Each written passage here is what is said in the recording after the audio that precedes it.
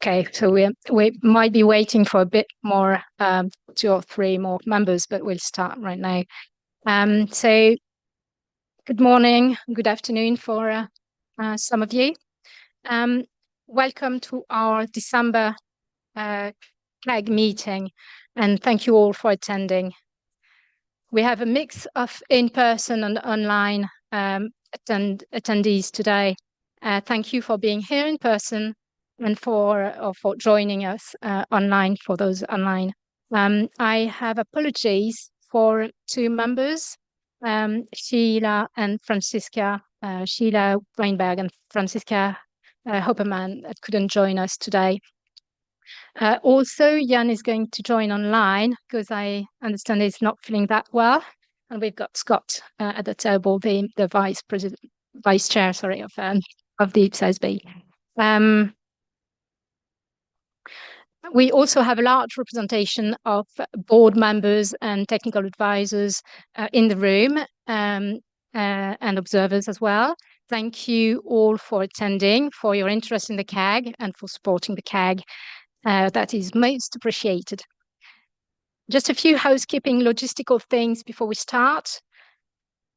First of all, this is my first time as chair, so please forgive any beginner's rookie mistake. And I'm surrounded by IPSASB staff, so all is under control.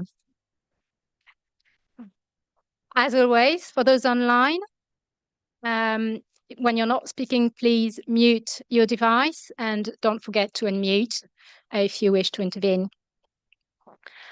Without further ado, let's start the meeting. First and foremost, we need to approve the June 2023 CAG minutes. Does anybody have any comments on the minutes? It's far away, either online or in the room. Okay. It seems all clear. Thank you to staff for the minutes. So the minutes are approved. Now, a quick overview of the agenda for today. To start with, for our implementation issues session, we'll have a presentation from Cameroon of their journey to accruals.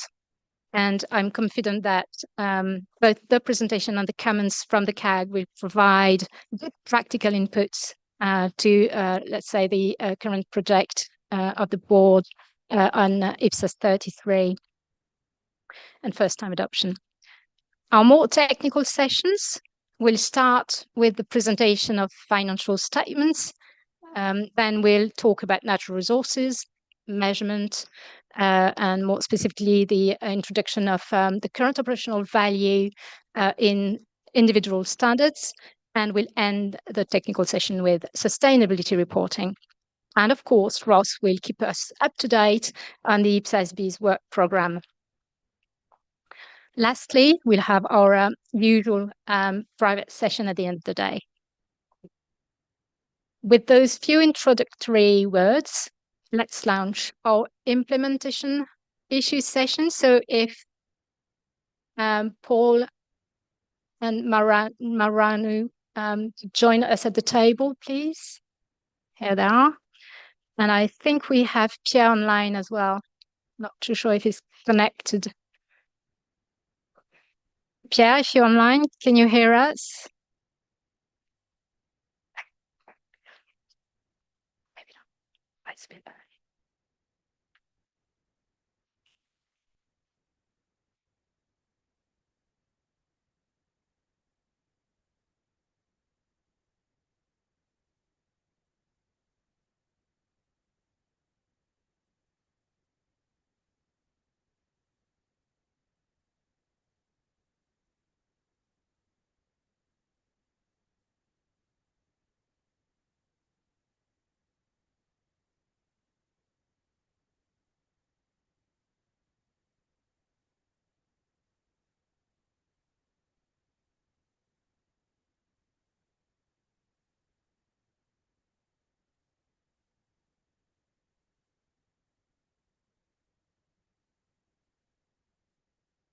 Okay, so we have the pleasure of welcoming today representatives from the Ministry of Finance from Cameroon, Paul and Maranu.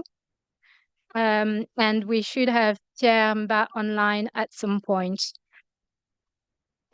So they are going to present how accrual accounting is being implemented in Cameroon with, as I said in my introductory notes, the focus on first-time adoption, but also on measurement, initial measurement, and challenges and benefits of adopting accrual accounting. So this is good timing as it echoes the work currently carried out by the IPSASB board on IPSAS 33 and the work led by Abdullah and David, which should provide us with a better support, to better support adopters in their transition efforts. So, Paul, over to you. Thank you, Chair, for giving me the floor. Good morning, members and observers. As actually said, I'm Paul Samasamji. I'm the sub-director in charge of regulation of state budgets and account. I am the coordinator of the accounting reform. We have a general secretary in charge of accounting reform. I'm the coordinator. I'm having here with me Mr. Mamadou Marwanu. He's a member of the technical secretariat to the Public Accounting Standardization Committee, which if we have to compare it with this instance, is just like our own IPSASB, because it's this institution that fixes the norms in our country. Okay. Now, the goal of our topic is to share our experience in implementing accrual IPSASB basis, what is the specific benefits and technical challenges that we are facing for future consideration. I can go faster. Okay, this slide permits us to have an overview of our country. I'm going to, concerning the political trend, Cameroon is a country in Central Africa that was placed respectively in the French and British mandate and trusteeship. These aspects, French and British trusteeship, because when we come to the accounting evolution, the accounting practices in my jurisdiction have been shaped since 1961, since when we gained independence, by this French system. As there's a law on 1961 on accounting procedures in colonies in Africa. So it shaped the practices. Now, in the course of the time, we changed from that practice because it was a single entry in auxiliary that we just had registers that we follow up revenue and expenses. In 97 up to 2001, we had a double entry accounting that we keep accounts in double entry, but with a little bit of specification, because in aspects of expenditure, that is expenses, our expenses were recognized when the expenditures were incurred, but our revenues were registered or recognized only during collection. Now in 2022, January 2022, there's a small light error there. We switched from double entry cash-based accounting to accrual accounting.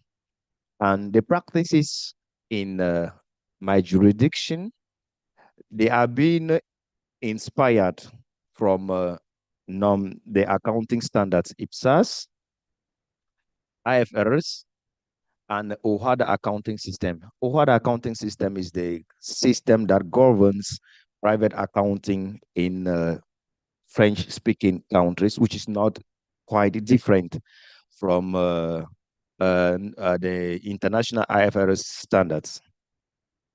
Now, what are the current state of accounting in Cameroon? I've said as from the 1st of January 2022, we have double entry accounting with recognitions of rights and obligations when the expenditures or revenues are incurred, irrespective of the date of collection or payment. How do we come up to this place? What are the backgrounds? The first thing, there is a political will, because in 2011, all the member states of the CEMAC sub-region, which is Cameroon, Gabon, Equatorial Guinea, Chad, Congo Democratic, and Central African Republic, they came up with 6 directives for the management of public finance in the sub-region. Because in the sub-region, we have 3 criteria of convergence, and in that 3 criteria of convergence, all the countries must prepare and report their financial operations following a standard that is harmonized across the 6 countries. And amongst these directives, there's a directives on public accounting that imposed on each of the countries to switch to accrual basis accounting as from 1st January 2022. So we effectively switch to this new accounting basis. The switch we did certain things. First of all, at the level of organization of our accounting network to permit the switch. Now, in our jurisdiction, we open different registers for different operations. Our computer system, we change it. Since 2021, we started inventory valuation and integration of existing assets and liabilities. We'll come to it.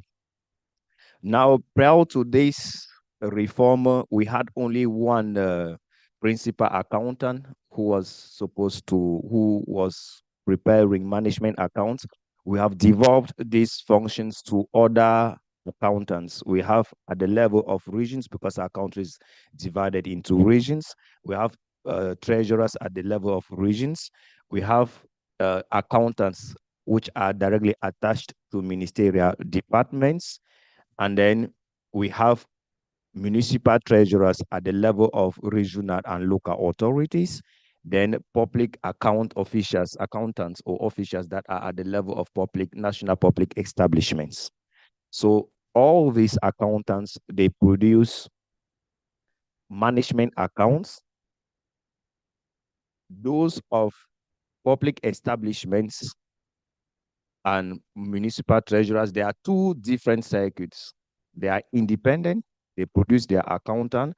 We'll see in the course how we are trying to consolidate the accounts of these different entities. And at the level of the Department of Public Accounting, all the accounts produced at the end of the year, they are being consolidated at this department that I am the sub-director. Slide Maron.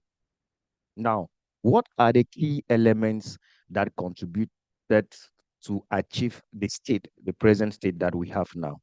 The first thing is the legal framework. We said at the level of CEMAC, we had 6 directives. Now we have 17 because 6 was in 2011. In 2019, a new directive came on store accounting. These 6 directives imposed, first of all, at the level of budgeting, a switch from budget of means cash budgeting to program budgeting. It imposed a new codification of operations, that is accounting chart. At first, our accounting chart was not aligned to the manual of public finance of IMF. This new accounting aligned all our procedures, the codification. We respect this thing, the manual of 2014, and they are more aligned to the accounting chart of private sectors, given that government business enterprises or establishment, they use that of the private sector. When we align them, like make them similar at the level of divisional accounts, in the background, we know that it will permit, if tomorrow we have to do consolidation, not to pass through other treatment of the data before consolidating. These directives as well, I've said it before, impose the switch. That is obligatory. That's the legal underpinning of the switch. And each country, we in my jurisdiction, it's a directive. It gives the grid lines what we are supposed to do. We internalize these directives. That is, we transpose them to our legal norms, taking into consideration the specificities of Cameroon. When those directives were already internalized, we passed to training. In training here, we had a sensitization at the strategic level, at the level of the government, at the level of the parliament, at the level of ministers that they take strategic decisions. We had before switching, like campaigns that we explained to them the new methods of budgeting, because in accounting, the new methods of recording operations in our books, the benefits of these new operations. Now we have specific training that concerns those who implement the procedures in the field, that is public accountants. What do we do? Prior to 2022, we changed the curricula of training, because to be a public accountant, like to work with the state or be a public accountant, maybe the central government, the public establishments or regional local authorities, there is a school that train accountants. Before 2016, we changed the training. The first thing was the condition to have access to this school. To have access to this school to be admitted, you are supposed to have a minimum of a bachelor in accounting. The next thing, we change the procedures, that is the curricular, that is the training program. Not only we extended it to 2 years, but we took into consideration that immediately those who graduate from this school, when they go into the field, they are going to meet a new method of recording, which is hinged on IPSAS. So now for those who are already in the field that were trained to record operations using touch base, we had to train them. To train them, we identified a group of people that, first of all, they had the capacity, they had a certain level of knowledge of IPSAS. These individuals had specific training. We have traveled in so many countries that, first of all, in France, because we have this in the French Development Agency. We have Expertise France that is helping us. We traveled to these countries to know or master on the field how they switch, the methods that they are applying, how those methods can be replicated, if possible, in our jurisdictions, and if not, to see the differences or to see other methods that we can apply that will permit us to have true and fair image of the data that we record. Apart from the training process, we equally have public higher institutions that trained public servants. We have the Higher Learning Institute for Public Finance. We have the Higher Learning Institute for Public Management. For those that are in the field, this school is open to them for continuous training. But the Higher Institute of Public Finance Management has an obligation that constantly it goes on the field to train people, inform them of the changes, given that we are in a progressive approach. We didn't take all at once. So when we start an approach, when we know that we master it, if we want to go to a new approach, like maybe apply a new IPSAS, we first of all have this school permits us, first of all, to train those that are in the field, so that we permit that in the field will have less errors in measurement and recording. The next thing is we reconfigure our accounting network, because we thought that for us to apply this new procedure, IPSAS, the first thing we have to reduce the volume of operations that are being recorded by one accounting station. This with the intention that when the volume is reduced, the accountant can master the operations, better master the operations that they are carrying. The second thing is specializations of operations. At first, we could have accountants that could record operations concerning plants, equipments, and financial operations. But now we said, okay, for financial operations, we have specific accountant that its operation it is only on investment, financial investments. We updated our accounting application, that's the information system. Our system first, it was not automated. You had to go through our accounting guide to record operations. But what we are doing now is to automate operations in such a way that a greater share of the base accountants, they don't even know, they record operations. They don't know how the operations are passed in the system. For we take a case, if we have to recognize an expense, the accountant identifies the nature of the expense and validates the system that automates it. This reduces the risk of manipulating accounts and errors. Apart from these changes that were directly linked to the implementation of or the switch to accrual basis accounting, we have other reforms that accompany this change.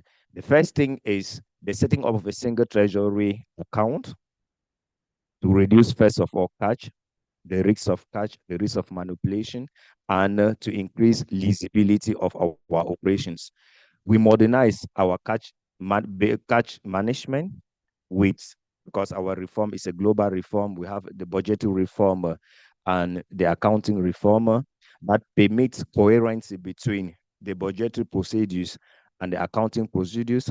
At each time, we have a specific problem that we have a longer period of payment, but with our cash management operation now, we are reducing them because we are aligning the rhythm of engagement to the rhythm of collection of revenue.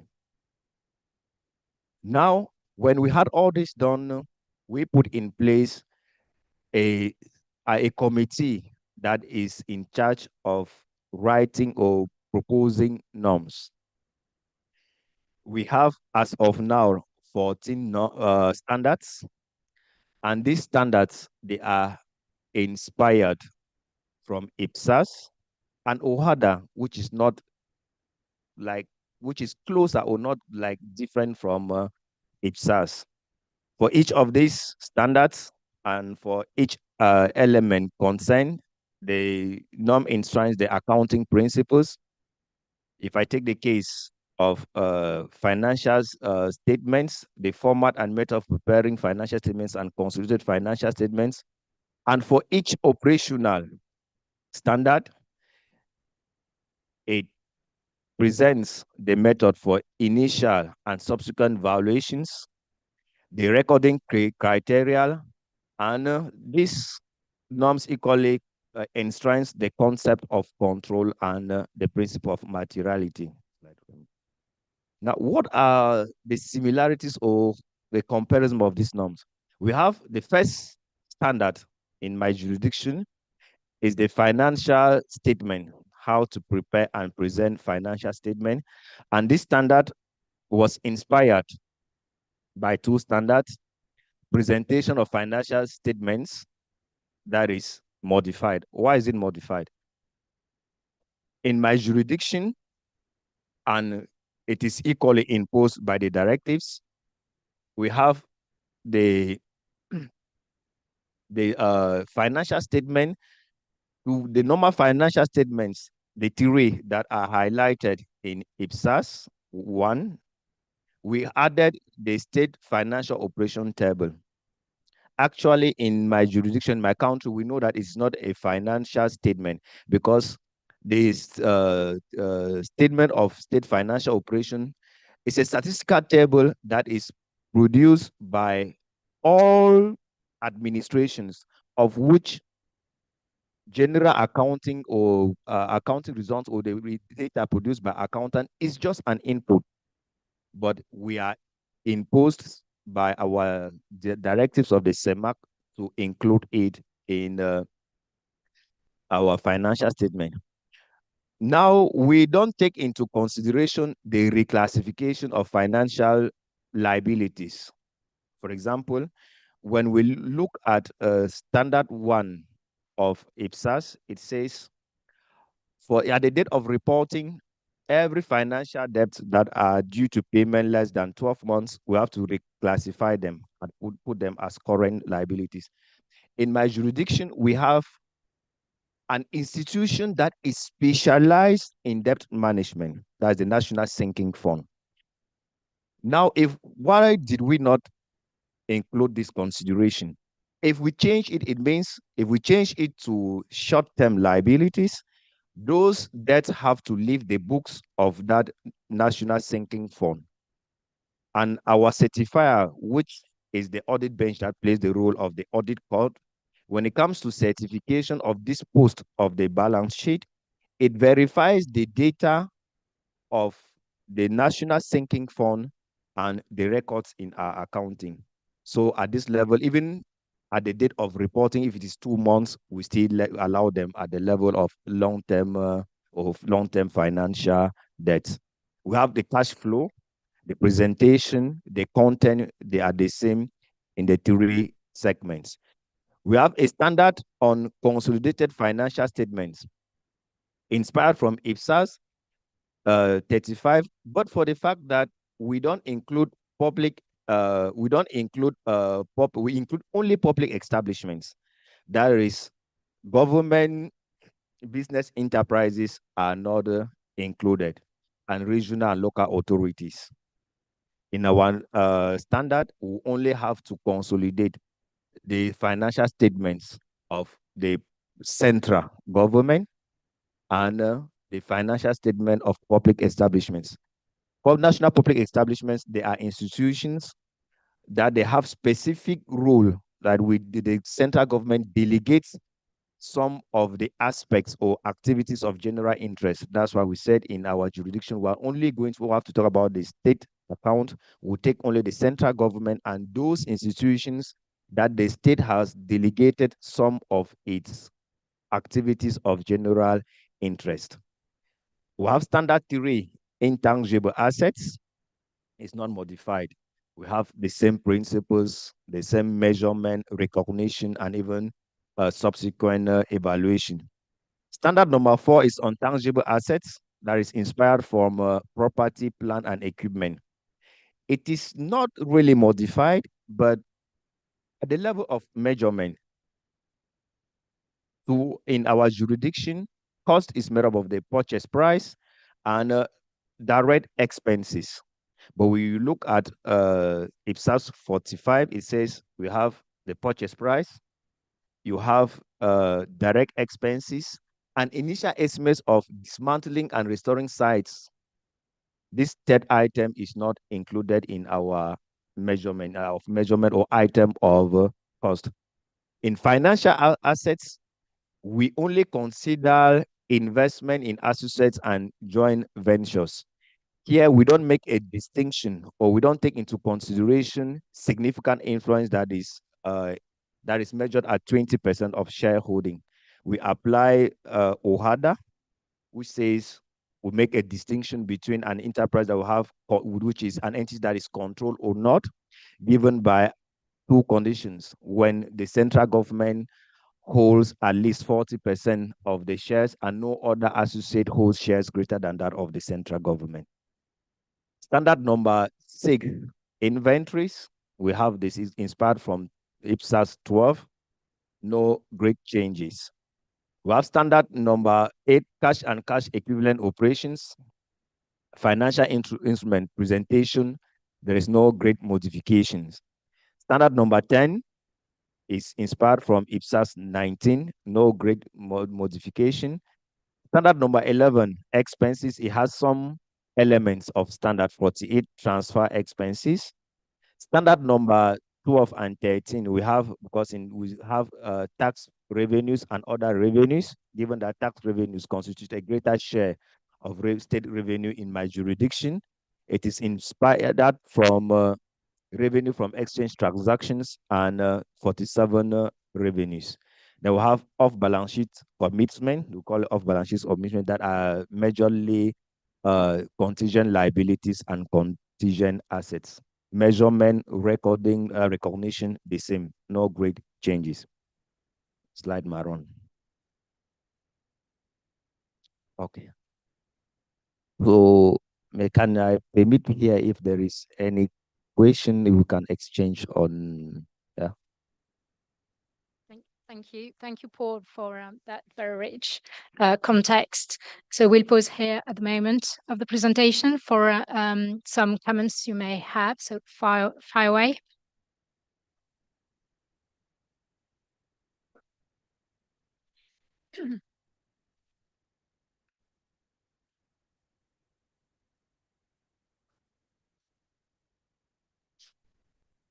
Right, Karen, fire away. Thank you very much, Chair. Thank you very much for the presentation. You've clearly done a huge amount of work to implement this in Cameroon, and very detailed explanations of what you've done. Could you just give us your assessment of where you are, having done all that preparation and training and development work? Sort of where do you think you are on the journey, and what are the challenges that have come up as part of your implementation planning?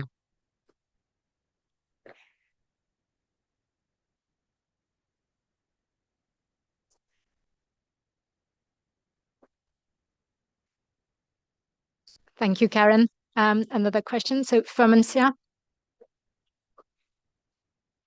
Thank you, Chair. I have a couple of questions. Is there any formal organization structure in accounting under the Ministry of Finance in Cameroon? Second is there any independent standard setter who released 14 standards that you mentioned? My next question is, who is doing audit in consolidated financial statement in your country? You mentioned about budgeting. Is there any relationship between budgeting and accounting system in your country? My last question is, do you use any consultant to develop your accounting systems? Thanks. Thank you, Fermencia. Paul, are you okay? You ready to? Okay. Sorry. Then we'll go to France. Okay. Thank you. Karen, concerning your preoccupation concerning where we are in the journey. The first thing is from 2022, that's 1st January 2022, we switch completely for subsequent operations. Like for new operations that started in the budget year 2022, we switch in terms of measurement with the specificities that I've indicated, we switch. Now, for existing operations like liabilities and assets existing before 2022, we have been, I said, we are gradually in a progressive manner. We have been identifying them, like make an inventory, valorizing them, and integrating them in a progressive manner. We have to admit here that our context there's a lot of specificities in our context. First of all is the environment. Second is the nature and the volume. Third, which will come to it, there are elements relating to financing the reform.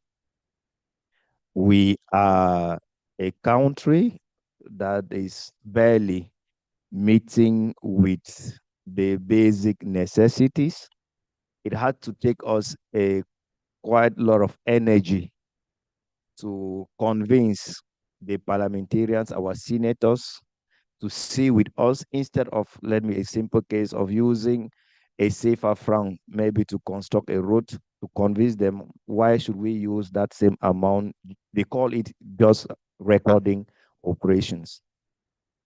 So as of now, we've started with uh,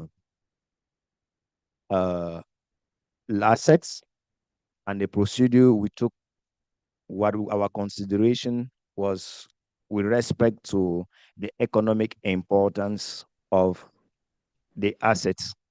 We started with uh, investment like joint ventures, because those are really, they have higher economic importance to our country compared to if we have to go around and evaluate our lands and buildings like plants. We started with them. Well, as of now, like the process of constitution of our opening financial position, we have identified all the enterprises in which the state is a shareholder. We've classified them into controlled and non-controlled. We integrated them in 2021 financial statement.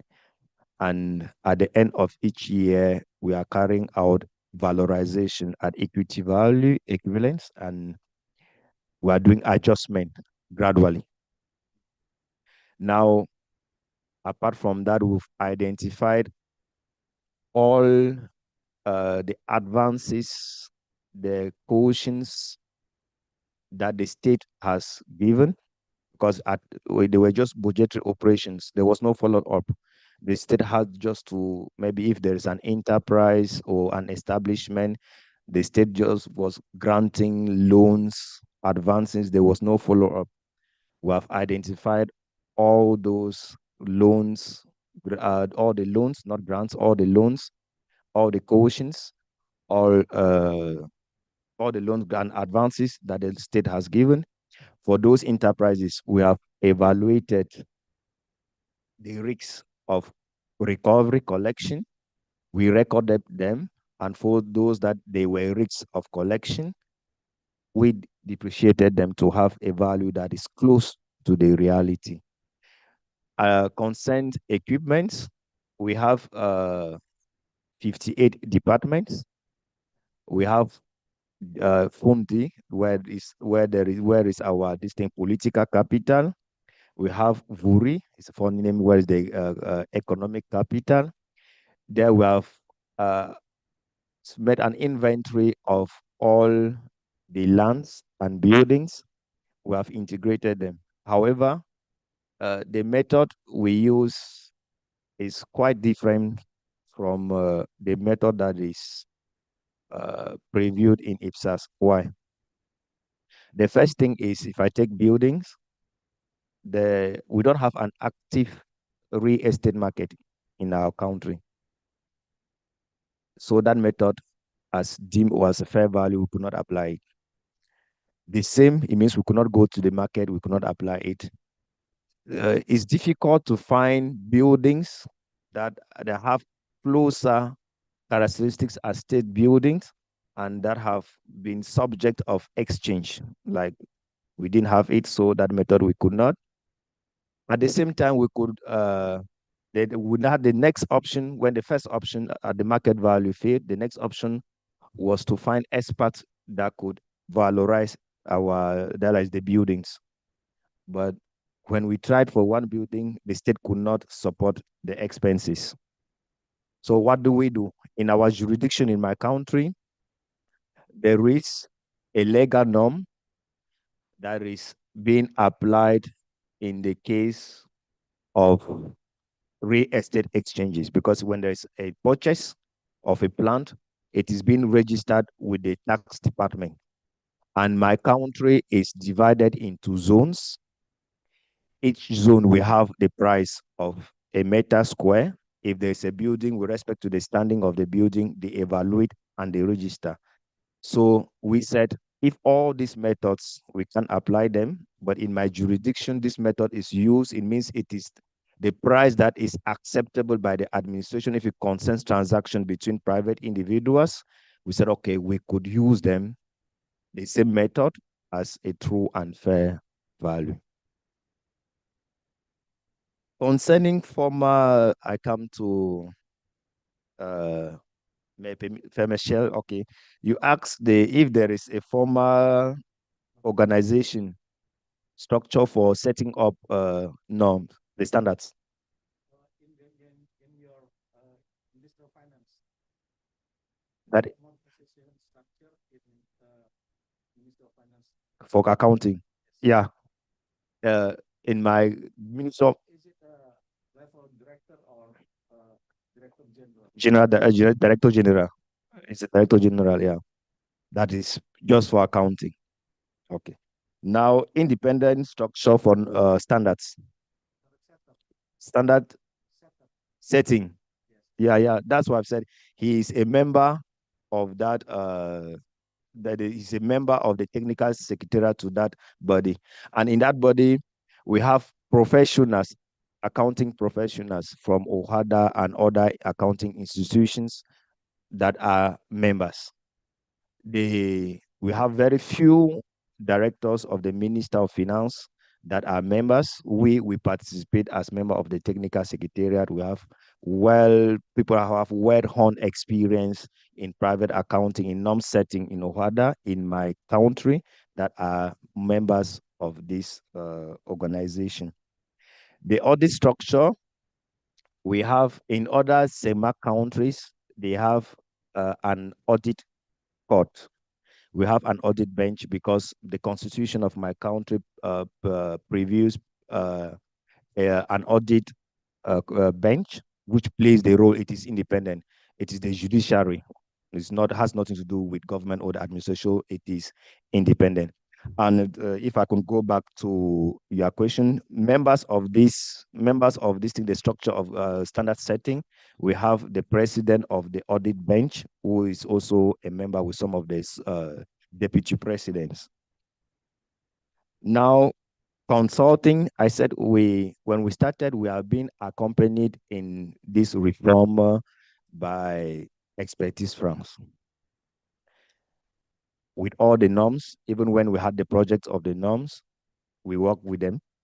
They come, they evaluate, they tell us the consequences. If we want to deviate, they will at least advise us, okay, if you deviate, if you apply this, you are here, you deviate for IPSAS, it is feasible, and the importance or the consequences are slightly not significant to deter the image or the true image of the standards or of the statements produced. So in terms of consulting, if a consultant, we work with experts in France. In everything that we do, even we have our accounting guide. There is one, we have worked with them. Okay. I believe I've get answers to all your preoccupations. Okay, thank you. Thank you very much, Paul, for those very detailed answers. In the interest of time, I'm going to take two more questions, and Frans and Anwar, please keep it succinct so that we can go through the rest of the presentation. Go ahead, Frans. Thank you, Sharon. Thank you for the interesting presentation. I was just wondering what the financial statements look like at this point in time. So I was looking at the Ministry of Finance website or at the auditor's website, but I couldn't find anything. Could you elaborate a little bit on where you stand now? Do you publish them or don't you publish them? And do you have a statement of financial position performance as we would expect?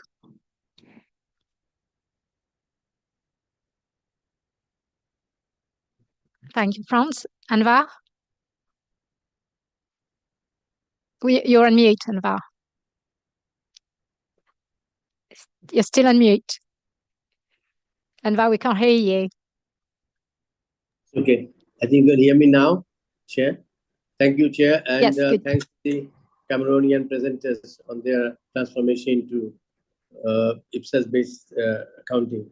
I've got a few queries on the standards which have been adopted, the 14 standards. What is the enforceability status, both for the standards which are intact from IPSAS and those which have been modified since the financial PFM reforms 2022. Secondly, are they mandatory or voluntary in terms of application? And what is the application spectrum? Is it the central government, the local government, the autonomous bodies, as well as public sector entities, or are they confined to certain agencies only, government agencies only? My next question is, what is the government budgeting? Is that cash or accruals based, as well as in the local government?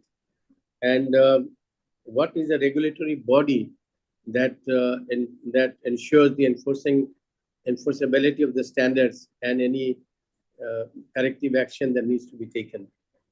With regard to the private sector, are the IAS and IFRS application on an equal footing, and are they enforceable on a mandatory basis?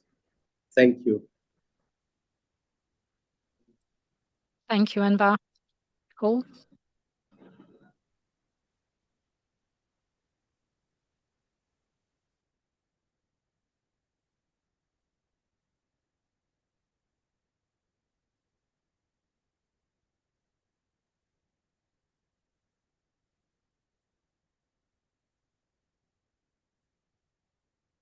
Anwar, back to you. Yeah, you can hear us. Back to you on your two first questions. I guess we didn't quite catch exactly the two first questions. Could you just go through them again, please? Thanks. Sure. What is the enforceability status of the adopted standards? And what is the regulatory agency or body that oversees the application of the standards in practice? Next, are these standards applicable only to the central government agencies, also to local government and public sector entities?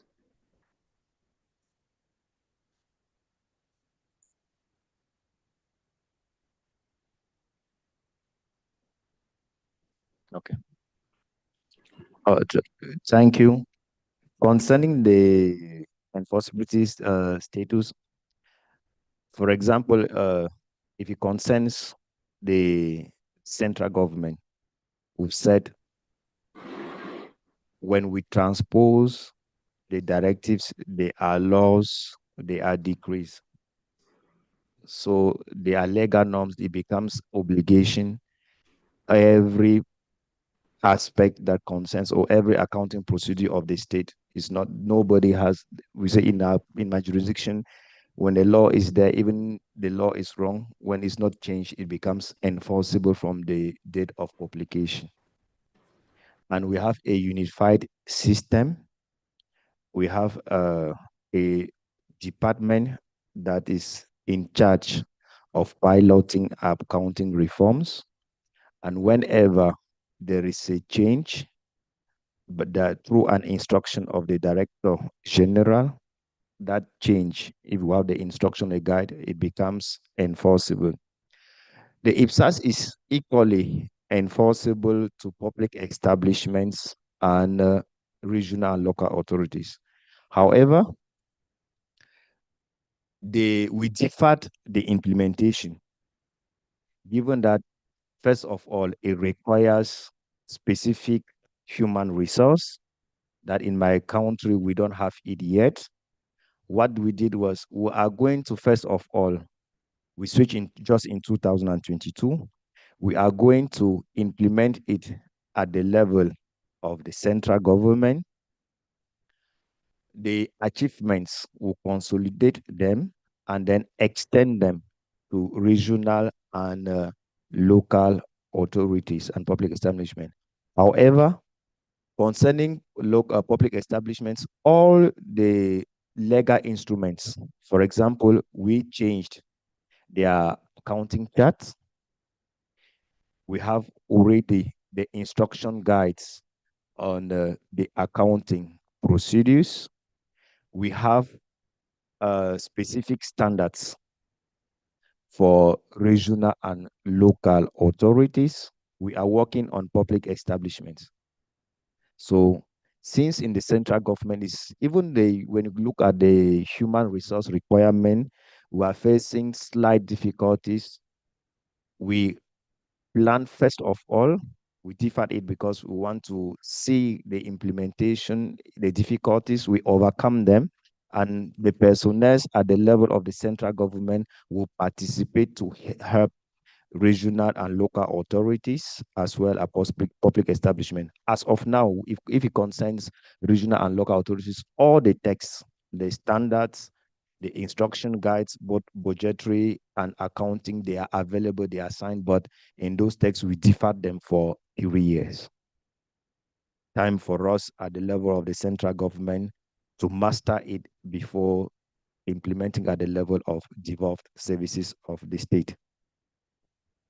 Concerning government budgeting, is it catch or accrual? We anticipated even before the CEMAC directives of 2011, we anticipated at the level of Cameroon the reform because we had a law of 2007 on fiscal regime. This law was just slightly, not slight, was the same as the law in France, 2001. So in 2013, we switched from catch-based budgeting to program budgeting. We have a new budgeting nomenclature, and in this nomenclature, we are applying all the segments in a progressive manner.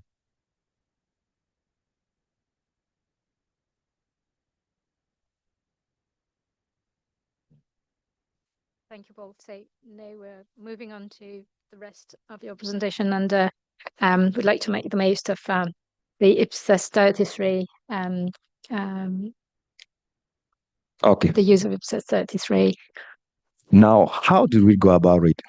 For a first country that is the country that is switching or that is first adopter of IPSAS, we use IPSAS 33. The first thing is that we prepared and presented a legal framework, accounting standards, we have seen them, accounting procedures, and we train our stakeholders, we set deadlines. At the adoption date, we prepared and presented assets and liabilities. That is our opening statement of financial position at adoption. But I said this statement was just a picture of the existing because it didn't take into consideration existing. Thank you. It didn't take into consideration existing assets and liabilities before the date of adoption, given that we are working on it, it's a gradual process. Now, in the absence of information on values of assets acquired prior to the adoption date, we use deemed cost. We say while respecting where possible the measurement criteria set out in the different IPSAS.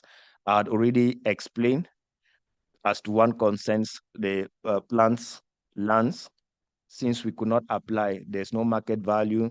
In the difficulties, we have an administrative method that is known and is used throughout our country in land transactions, real estate transactions, in valorization, in registration fees. Excuse me, that is what we used. In accounting procedures prior to 2022, they have not changed. I've said in 2022, our accounting produced prior to have not changed. The same measurement, now those are what we are using. When I said the same measurement, we were first of all using the same measurement, but the only aspect was that we were not following up. If we had to purchase a land or a building prior to 2021, we recorded that year. After that year, it doesn't exist again in our accounts, but at least we were recognizing them. The only thing that we were not following them up. So it seemed as if the state was just existing for that year. After we produce next year, apart from third-party accounts, we start everything afresh. Now, what are our major challenges concerning IPSAS 33? The first thing is the transition period. It's difficult even when we negotiated a 5-year transition period with the audit bench refused. The audit bench, no, we must respect the 3-year transition period. Even when at a particular time we convince, because we have a platform, a consultation platform, that there are members of our audit bench, the member of the Minister of Finance and other government bodies, they still denied. But the reality is that in that 3 period, we cannot. First of all, even if the resources are made available, we have to mobilize human resources, which we don't think that in 3 years, an individual that was trained to record such operations, in 3 years, the time frame is too small to tell him to change the methods and then, first of all, understand the method and apply them. So we have constraint in terms of resources, both financial. The minister said no, he was going to put resources available, and we were transparent with him that even if he puts all the resources, the state budget, the budget will remain idle because the human resources won't be available to switch in that 3 years. And when we look at the 3-year transition period, we start to ask so many questions. It seems as if, not the same, that's why the impression I have that the 3-year transition period is given by the standard, but we ask ourselves if there was any country, it is a question, if there's any country which succeeded to switch completely and apply all the IPSAS after the 3 years period. The next thing is, we have discussed about our difficulties. And at times, the question was a lot. We have young parliamentarians that were former accountants. They read the text, they tell, no, you can't hear and you tell us you want to apply IPSAS. And when I read the method of measurement that you've used, is clearly different from the different methods that are applied in IPSAS. Even when we have to produce note to explain, as I've presented here, why the different options, we have to switch, we present like note to the financial statement to indicate, to tell them why we have used it. There was a question which came up there. You've not find this, the financial statement. As of now, we have a problem. We produce the audit bench. Well, what is our audit bench, which is the auditor? We have a serious problem because every day we are going to sit to explain to them certain options. They are yet to give their opinion on the financial statements. So we said we are working to them. Even the opinions are not good, we want them to give that official opinion before we publish them. But they are ready. We present them with this thing, the settlement bill, to the parliament. So we have that difficulties. Another difficulties is to make, with respect to IPSAS 33, we find it difficult to make a clear cut between exemptions that affect the true and fair image of what we produce. If I like from 32 to, is it 62, 36 to 62, and those that do not affect. At times, when we want to say, no, we have a transition statement, at times say, no, what we've used has affected the true and fair image of our financial statement. So we are finding difficulties at times, because last week, when with the parliament, they asked us to be clear about what we have produced. The exemptions that we use, are they those that affect the true and fair image or not? So when we read through and what we've done, we are in difficulties to say clearly if we are between 36 and 62 or those that do not affect the true image. Apart from these difficulties, it has permitted us, first of all, to advance. In my sub-region, CEMAC, Cameroon, as of now, is one of the countries, not one of the country, the only country that has switched. all of us in the six members, if you realize the directives were signed in 2011, it's only in 2022, that is 10 years after, that we switch. We switch from the day that we decided or we started inspiring our methods from IPSAS 33. The measurements, the different exemptions, because the first thing is the culture. When first we discuss with our parliaments and the audit bench, they were expecting that from the first day, we are going to present financial statements that will reflect the reality. It's only when we show them the IPSAS that no, it's a gradual process. We are going through it in a gradual process.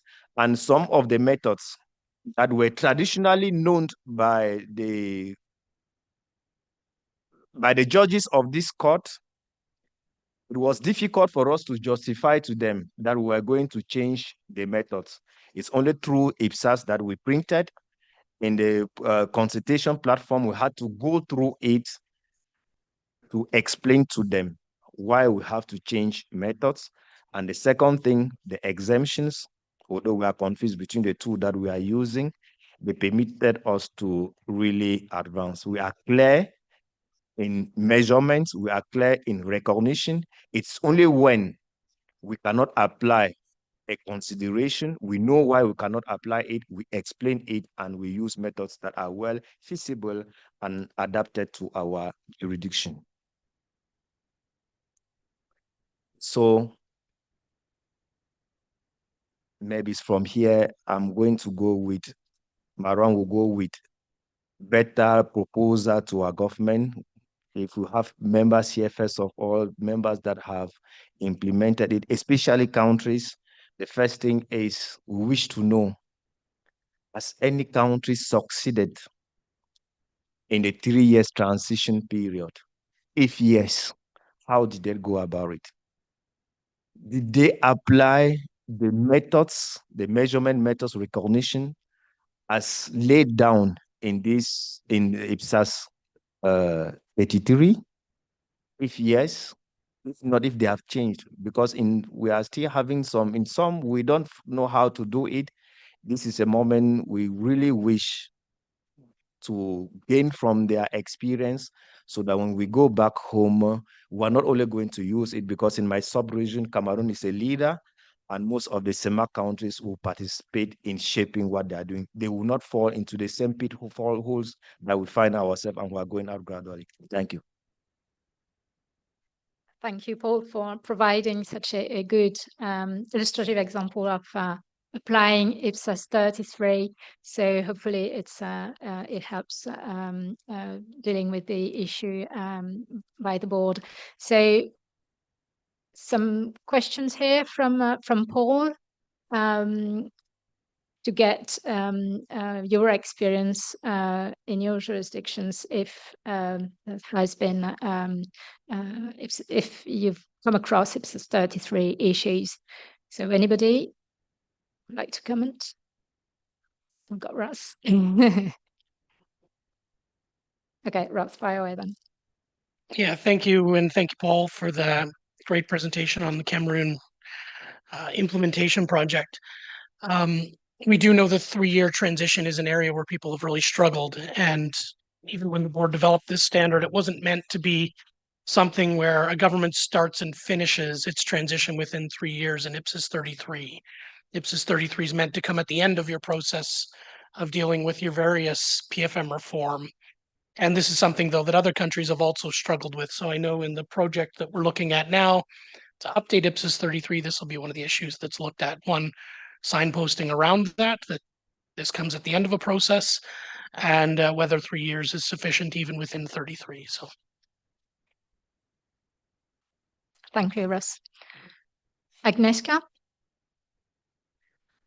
Thank you, Chair. Just a short observation that like IPSAS 33, as I understand it, it's written from the point of view that like country applying is a cash-based country, mostly, not necessarily, but maybe like what I wanted to underline is that countries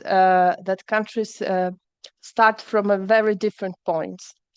And that's what we are struggling right now, having an IPSAS project, but being an accrual accounting country in the public sector. It just adds additional complexity. I mean, maybe less complex for the accountants themselves to implement, but for the people that actually set the requirements, it would give more complexity because of the starting points are being quite different. And sometimes it's very difficult to, let's say, find some assets that are not being recognized if the rule is there, but it's not, it's not abided by in practice. So sometimes it makes it also a difficult one. Thank you. Tim, and then Helen. Thank you. And thanks for the presentation. I mean, I think, in short, this is hard. And I think it sounds like you're doing the way you've been thinking about this and breaking this down. You've been doing fantastically well. And sort of when you've been making the presentation, you've been talking about we've been doing this, but I think there are multiple layers to what you've been doing. And I suppose a question, and I think Anwar mentioned a little bit, is how is implementation going in different types of entities, such as say central government ministries, such as local governments, such as agencies, government agencies, and how are individual entities going in terms of implementing the standards, and then how is it coming together in terms of consolidation? So that's a question. And then when I think about it, I mean the simple task of counting assets and liabilities, when you were saying that previously you just bought land and then it was gone kind of thing, and I think in a lot of the countries, so I work at the World Bank, and a lot of the countries we deal with, things like counting your assets is no mean task, and doing that in 3 years might be difficult in terms of especially sectors where you have lots of service delivery entities like health and education. So that's just one thing, is what are the different challenges at different levels? And then a simple question is in terms of implementation, what has been the biggest sort of changes in behavior that the different entities have had to make in terms of actual implementation? What have they had to do differently in doing that? And then just the final side, I'm happy to put you in touch with the teams at the bank that have been sort of trying to support countries like you in this transition. But there are not many who have got as far as you. So anyway, congratulations on how far you got. Thank you, Tim. Helen? Maybe just a small comment as a practitioner that did have to do it in 3 years, but maybe to support the fact that at the UN, we were entities, not nations. So we're not as asset intense. But I do see if we hadn't had historic systems, which were good 20-year-old systems with lots of information in it, we would have failed, even small entities. So it is tough.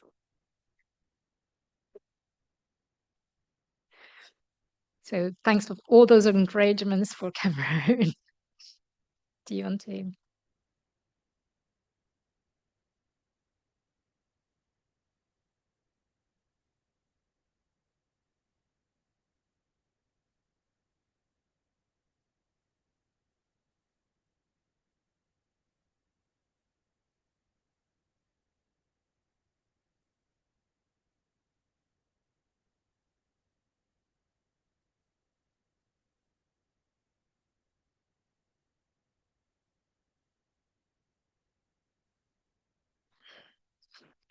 Okay, thank you.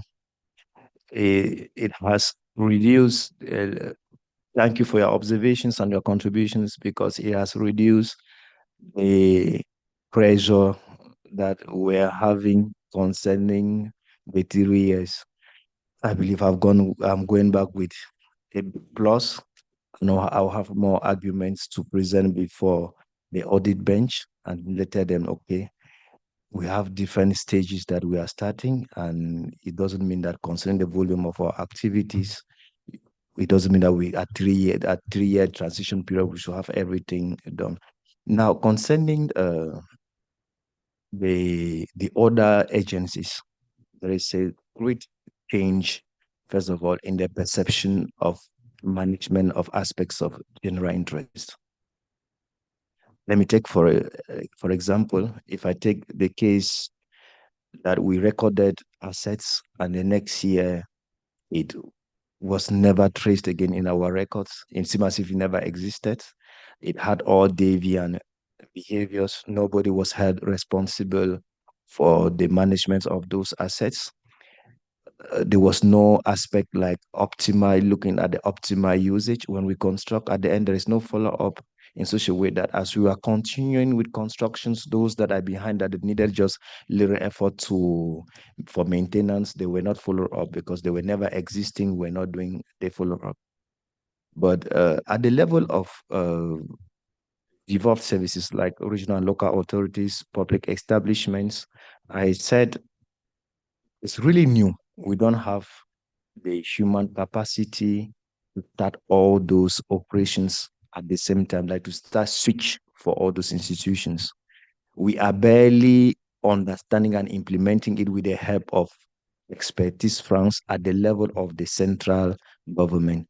What we have done, because to like those that manage public resources at public establishment and regional authorities, we opened a school. All of them, we have a project that in the course of 3 years, they have to do continuous training in such a way that how they will do continuous training. We have all the legal norms, like the text, the instruction guides, they are available. We've said, okay, we are going to make continuous training for 3 years. Within that 3 years, we must achieve at the level of the central government a significant advancement. If we now ask them to switch, given that they must have acquired the knowledge in these schools, it will be easier to implement them. So that's the strategy that we have developed. And in this one, the audit bench was okay with us that we could allow those institutions for now. It's a little bit strategic. Okay, if permit me, these are aspects that I've already discussed. Like on that day, how did we do? The recording creator, we started with plants, equipments, and infrastructure. There were no market values. We have already discussed about it. We just use our administrative method. Yeah, because that one, if the state accepts it for private as value, the administration as value for private exchanges transactions, then if the central government use it to value its own assets, we think it will give a fair value. Now, for assets acquired after the switch, we said the problem now at the level of measurement, we don't take into consideration the estimates of the costs of removing the assets, and maybe if it was a building and putting it back the land as it was, we don't take it into consideration. We have the useful life of our assets. We took a interministerial circular that was signed by the minister in charge of finance, the minister in charge of land tenure. We sign an instruction, a circular letter that for each type of assets, the zones that they are used, they give the useful life. And in my country, what the tax administration impose on enterprises is linear method of amortization, depreciation level of fixed assets. So we have said fixed, we're using the linear method. All the assets, we know their life cycle because there's a circular letter that fixes the life cycle. We recognize them when the expenses relating to their acquisition, their purchase are incurred at the end of the year. For those that are depreciable, there's amortization. The operations are recorded in an automated manner. Now we had a little bit of problem for assets that they depreciate and at the same time there is amortization. This maybe is another consideration. Some experts advise us now, if we have a fixed asset, if it is depreciated, we record the depreciation, that's amortization. If there is a probable loss in value, maybe in the market value, first of all, we don't have a market and active market value. It will be difficult, if not as of this moment, to revalue them. There's no market to do that. So in our guide, we don't take into consideration depreciations of land because there's no market to valorize them and compare with their carrying value or their net accounting value. Maron. Now, for participation as shareholdings in controlled and non-controlled entities, we said here we use a UHADA that has a straight line cut. If the state has 40% and there's no shareholder that has shares greater than that of the state, the central government, the entity is controlled, and we use the equity value. For those that are in entities that are not controlled, the best method was to use the depreciated market value. But most of those enterprises, we don't have a stock exchange market. We don't have markets that are listed. How do we do? When we had to, like from the initial, for those existing, we just went to this thing. We calculate the equity value for both in controlled and non-controlled, because for the non-controlled, we had no other means of segregating this thing, the true and fair value. For loans and advances, deposits and guarantees, we said we have identified the enterprises. For those that there are risks of non-recovery, non-collection, we estimate the risks using their financial statements, and then we record the initial value, and then we depreciate it to have the probable revalue. Now one slide. Production of financial statements. We said we've prepared the first financial statements. Unfortunately, it's not published yet because this is the budget session. When we are coming, we're presenting the settlement bill. The general state accounts goes with the settlement bill. We're waiting on the final report of the audit bench. When it is available, we are going to publish it. However, apart from the financial statements, we produce what is called the citizen's account. The citizen account is not technical as a financial statement, but it's an account that permits every lay Cameroonian to have a view of the financial position of the state. We are just from, if you go we have IFA, we have the World Bank Boost. We are just from publishing it.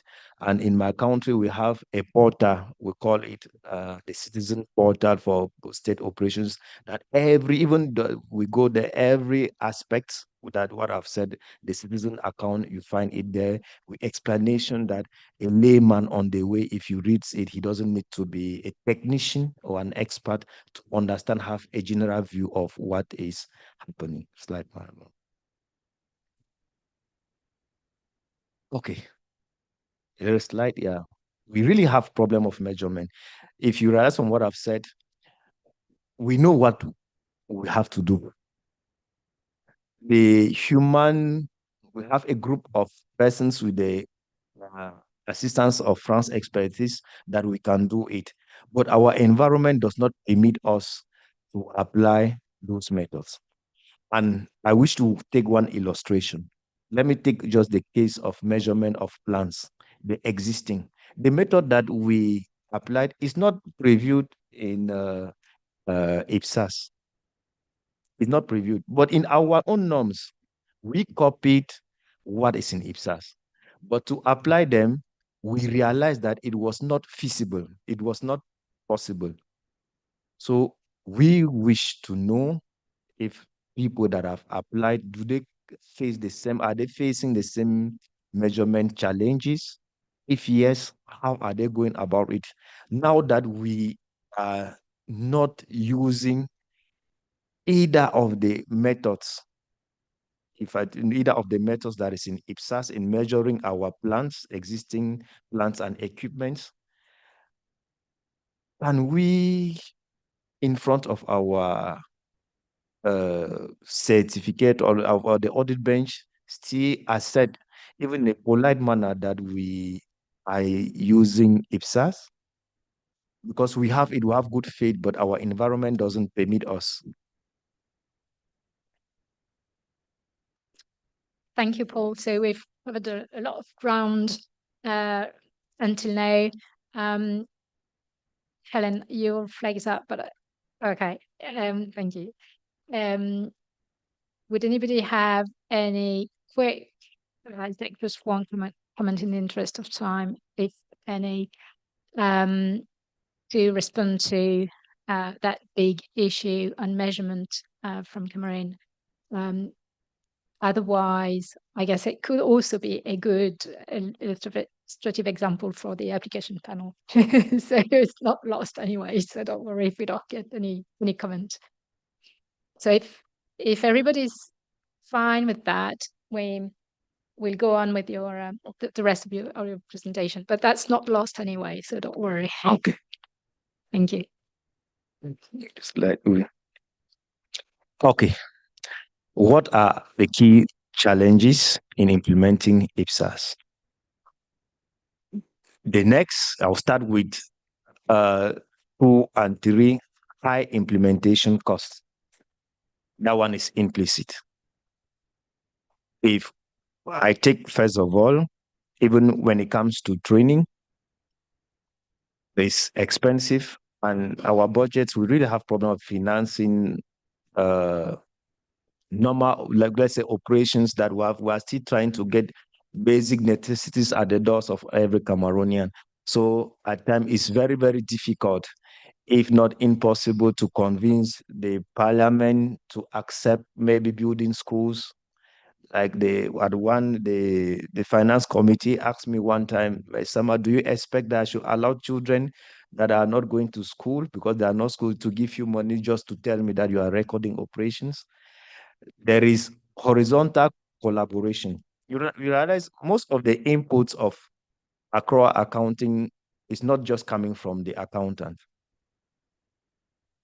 There's a cross-section of administrations that they have to give us data, give us information at the right time.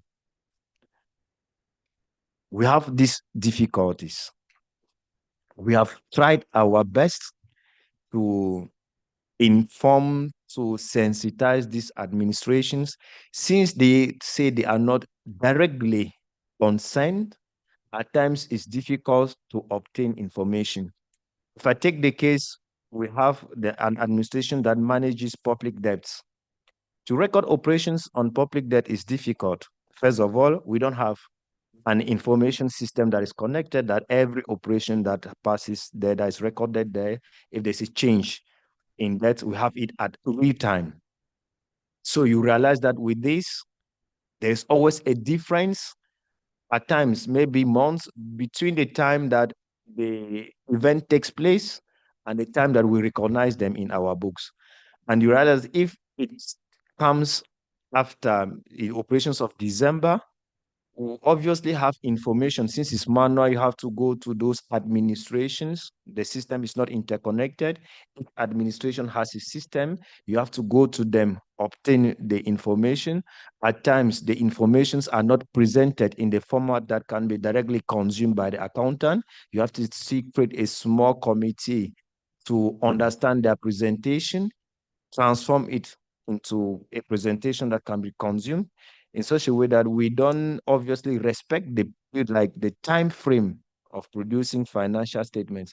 At time we are in August, we are still producing the financial statements of N-1. We have our information, we have policy support, which is at times we have apart from our minister that is a specialist, that he has to out of office or out of official, he has to go to see how to lobby to have like support from the hierarchy, which is the prime minister. Because for us, for the other the ministries, it needs a top hierarchy to tell them, okay, this is an obligation. Even if the laws are there, they apply it, but this person at his or her own time. Although they finish, like at the end, they will do it. When you have information, they know very well they have to do it, but to them, it's not the priority. We equally have cultural challenges. It's new. It may be a little bit disturbing. Transparency, accountability, responsibility is an aspect that is still new to our culture. We have still this level of a smart fandom that whatever you do is right, even if it has an impact on deteriorating other situations before you or after you. Now responsibility is a new thing. So we are still having this little bit of resistance. That's the right word, resistance, but we are doing with it. To me, after, because when you work, you have to do self-evaluation. If with all these challenges, the little that we have achieved, I believe we are on a good footing. Like Maron. Okay. These are the aspects that at each time when we go to the parliament, and this last year that we had out of 180, more than 160 were in support, and they were the one telling the prime minister, you have to do this. The first aspect is the advantages is the improved quality of services and confidence in the government. If you look in our government portals, we seldom publish information, but the disclosures requirements, they are imposed on. We've said we are boast. Before we have opened this thing, a website that even any Cameroonian can go into it and know what is happening. Gradually, some of those things that they could say on the street that they were not real, they have a clear image of actually what is happening, and it's gradually increasing confidence in the government. The next thing is the quality of services or respond, like how the government now responds to the requests of public users in quality. Crude accrual, because our accrual comes with a program budget. So every expenses we can attach it to specific sectors like education, health, agriculture, and the rest. So the information that are produced, it means now we have a public policy that is better informed compared to yesterday, that we were just spending and it was not easy to know in which sector, what priorities. We had a development plan, but we could not say we are spending with respect to the priorities that are identified in the development plan. So we have a policy that is well informed, better informed compared to when we were not using IPSAS. Now, because we have at each time in my country, we're always in conflicting priorities. Now, decision in investing in joint ventures are well informed. How is it well informed? The first thing is that whenever, if you look at our accounts for the past years, like dividends that were coming from our like joint ventures that in shares, we're not following up. But from the day that we identified all the enterprises in which the state has shares, control or not control, and immediately we have information about the general assemblies on the distribution of dividends or interest, we recognize them and we proceed to collection. We passed from less than 1 billion francs CFA to close to 6 billion in collection of dividends. The next thing is we have already identified through the inventory, we identified those enterprises that are at risk. Like we have enterprises that from their creation, they are only at loss, and we are prepared not to continue holding shares in those enterprises. So the state now masters well the risks in all those enterprises, and our decision concerning investment were equally well informed. Now, concerning our plants and equipments, I told you here, we used to record plants, we construct, and then we go. There was nothing in social order. Each day you see we are spending, we are constructing, but when you come, you don't see them. Now, since we started following up our plants and equipments, for the first time, we have come out with a model for maintenance and for maintenance. So we are sure now that for those equipment and plants that we have, we can optimize because we know they are existing. We adjust, we know their value. We know we have estimates on this thing, the recurrent as maintenance expenditure. And now we see in the gradual process, instead of continuing and destroying what is behind, we are maintaining them. So we are optimizing the management of plants and equipment. Improving the quality of accounts and financial statements. The first thing is, we said in this process, we have equally put into place internal accounting control.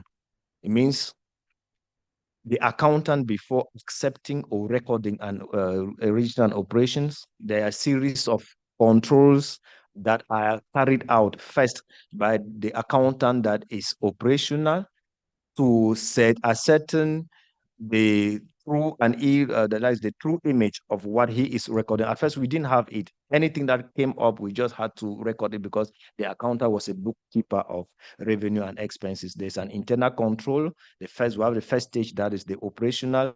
The second, we have maybe convey at the level of the chief of service in such a way that the person that centralizes the operation, even if it must the risks must have avoided the first, the second, at the level of corroboration, we are sure that the risks of errors are reduced and our accounts are well mastered. Here, because we have equally, because of IPSAS, we have equally reduced the volume of operations per accountants, and we have specialized accountant. An accountant that is dealing with financial instrument has nothing to do with plants and equipment. The work is only on financial instruments. We have a better mastery of future obligations, because now we are recording provisions, we are recording contingents, assets, and liabilities. Apart from this, it has increased significantly the notion of responsibility and accountability in my jurisdiction. At first, decisions were not well informed. People know now the responsibility, what they will face in forms of sanctions or in form of gratifications if they are performant. Thank you for your keen and kind attention. Thank you, Paul, for that very insightful presentation. And thank you, CAG members, for your comments. A lot of takeaway here for the board, especially on IPSAS 33. The break is coming after Ross's update on the IPSASB's work program, so you'll have plenty of time to pursue the conversation with Paul and Maronu over maybe specifically the measurement issue. So thank you, both of you. And with that, so I guess you can go back to that. Thank you.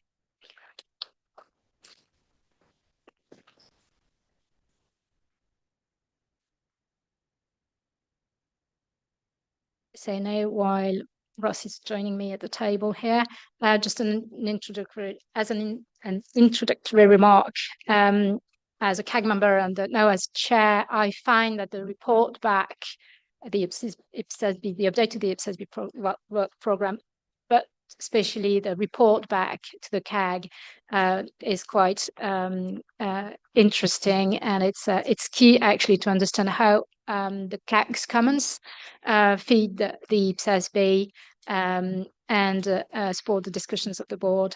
And it also shows that all our comments are actually being taken into account. So now, Ross, over to you. Great. Thank you, Fabienne, and welcome to your first morning as CAG chair. And, and staff haven't formally welcomed you yet, but off to a great start. So there's not much to update on that members haven't heard about, especially those members who came to the update session for the CAG in September. But I did in my report highlight the key approvals since the last CAG meeting in June. And I won't go through all of them, but I do want to highlight that the strategy and work program is still out for consultation until February 15th, 2024. So if this is of interest in your jurisdiction, please make sure to let constituents in your jurisdiction know. If you are looking to have any discussions with any groups or organizations in your jurisdiction, just know that staff does have support material we can make available, and happy to join discussions on a one-to-one basis virtually as well. So just that offer is there if you want to take it up. And also to highlight that ED 85 and improvements is still out for consultation. In terms of coming soon, we'll be publishing an updated conceptual framework by year end with all the new revised chapters so that constituents will be able to see the full revised 2023 conceptual framework going forward. And specific project updates in the essence of time, the updates are in the report. Most of the major items are on the agenda for the CAG today, so we'll have an in-depth discussion on those items as we move through the day. And just thanks to CAG members for the great input that we received on a number of projects, in particular, the presentation of financial statements project that we were approved a project brief on in September, and sustainability reporting, which we've been moving quickly on, that the CAG inputted on through the consultation process in 2022, and had several discussions on related to the project brief that was approved in June. So with that, that's it from my side for an update, Fabienne, but happy to take any comments, if any. Karen? Thank you, Chair. Not a comment, just a very quick question in terms of the on the work programme. You've got trying to find the right words, the other lease type arrangements that is coming towards the end. I wonder if you could just give us a quick update in terms of any key issues that are coming out of that. I find that quite interesting given previous input on leases in the past.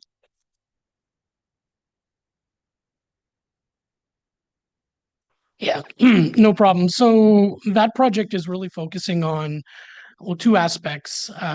Picking up the concessionary lease accounting guidance that was the main part of that consultation or exposure draft. And I would say the other elements that were highlighted coming from the RFI are about those types of items that aren't actually leases and don't meet the definition. So currently the task force has been working through all of the comments, is in the process of finalizing the guidance for that project that's expected to be finalized in March. I think it's fair to say there are no major issues that have come out of the consultation paper that weren't deliberated in development of the exposure draft, and they've been making good progress. There'll be an important discussion this week. The board's going to be discussing from the task force feedback.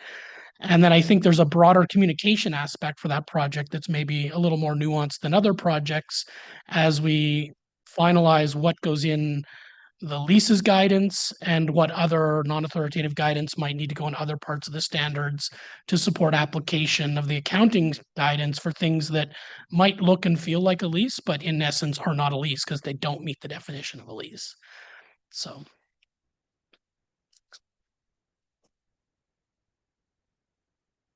I guess Anwar was second and then Tim. It's very important. So Anwar, you're on mute. We can't hear you. Thank you, Ross, for the updates. Now, on your chart on page 1 of 6, the IPSASB work program through 2025, with regard to advancing public sector sustainability reporting, the disclosures, and also natural resources, non-financial disclosures, we are having a discussion on it this evening, today, but thereafter it's all blank.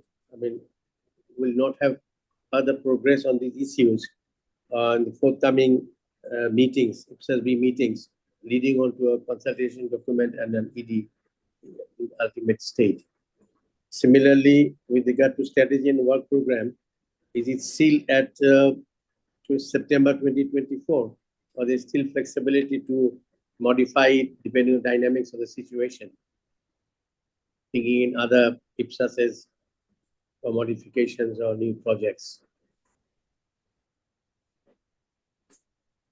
Thanks, Anwar. I take Lana.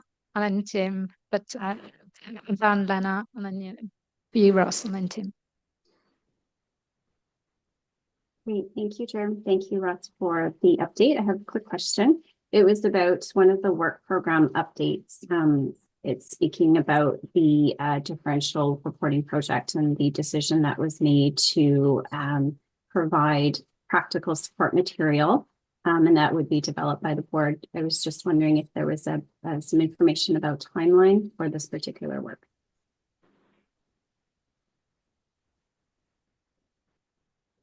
Okay, Tim then. Great. So this is more of a forward-looking question and relating to the work program consultation, and I know we will be providing our input on that. And I think one of the big picture issues that I think the Cameroon presentation sort of was an illustration of is the need to focus on the how going forward and I think a lot of countries are struggling with that how to move in the transition, and especially where countries have relatively low resources and maybe challenges in capacity. So I think that's one thing that maybe, you know, a sort of a prioritization going forward is trying to provide, and then that enables institutions like us to sort of support countries better in terms of the transition. So I think that's one thing we just wanted to emphasize alongside the maintenance of the framework and advocacy. And then in this advocacy, I did mention in the session we had on the work program, this issue of articulating the value of accrual and making and the move to IPSAS being making that argument in terms of the impact that can have on public policy outcomes and, in our context, development outcomes. And I think articulating that better, and we are more generally undergoing an exercise or an initiative to try and articulate that better for PFM as a whole, in terms of what we're calling it reimagining public finance, but making public finance work for development outcomes. And I think that would be great to have a discussion with you more on that as well. Yeah, go ahead, Russ. Great. So I'll try and answer all of those relatively succinctly to not get in people's coffee breaks. So Anwar, to your question on what's happening with the S1 project and the biodiversity, natural resources sustainability project, at the moment, not much. We only have one staff resource available for sustainability. They're fully taken up on the climate reporting standard. We're working on a number of aspects and agreements with other organizations to get more funding and to get support in kind that should allow us in 2024 to continue to move those projects along, but they're in research and scoping. We haven't approved a project brief, so we're not in a position to put those formally on the work program, and we won't be moving those forward till we have the resources to do so. On Lana's point on differential reporting, so the board will be discussing its feedback statement that it's looking to approve that captures the board's thinking on taking that project forward as a non-standard setting project and developing application material. Staff's working to finalize what we call a supplier brief that'll allow us to take further discussions with potential partners to take that forward. We don't have timelines yet.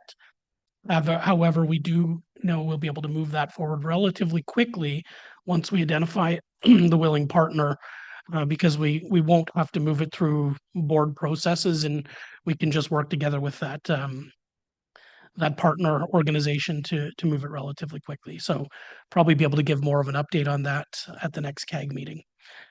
And to the final question on the points from Timothy, I have maybe observations more than questions. I don't disagree with either of your points.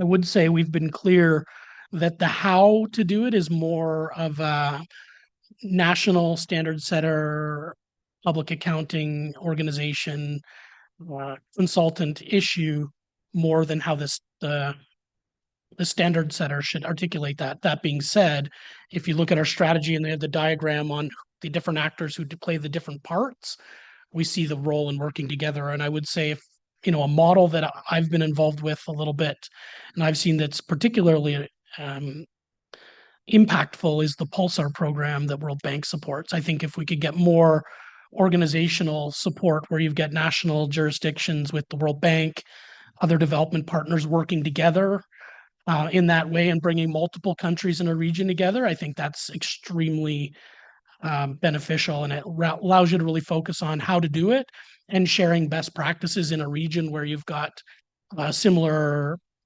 jurisdictional challenges in terms of how the legislative frameworks are adopted, cultural norms, things like that. I think that's one that I would say is a good model to look if you're looking for best practices, best ideas. Thank you. Thank you, Ross. So we'll stop for now. We have a break coming on, and we'll extend for 5 minutes. So I will ask you to be back at 11:05, please, back in the room. Thank you very much. Thank you, Ross, and see you soon.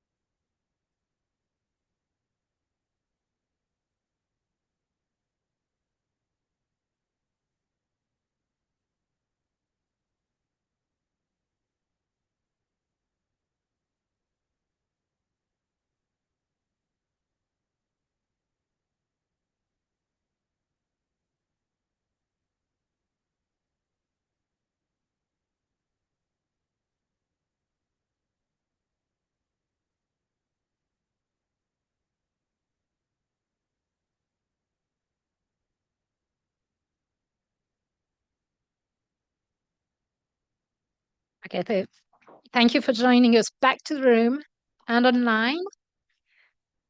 We are now moving to the presentation of financial statements project, and I'm turning to Anthony, the latest addition to the IPSASB staff, coming from New Zealand. Amongst other roles in New Zealand, Anthony was previously technical advisor for Todd Batsworth. With that, Anthony, over to you. Thank you, Fabian. And good morning, everyone. It's brilliant to have so many CAG members and observers in person. So that's fantastic, and a very warm welcome to everyone joining us virtually.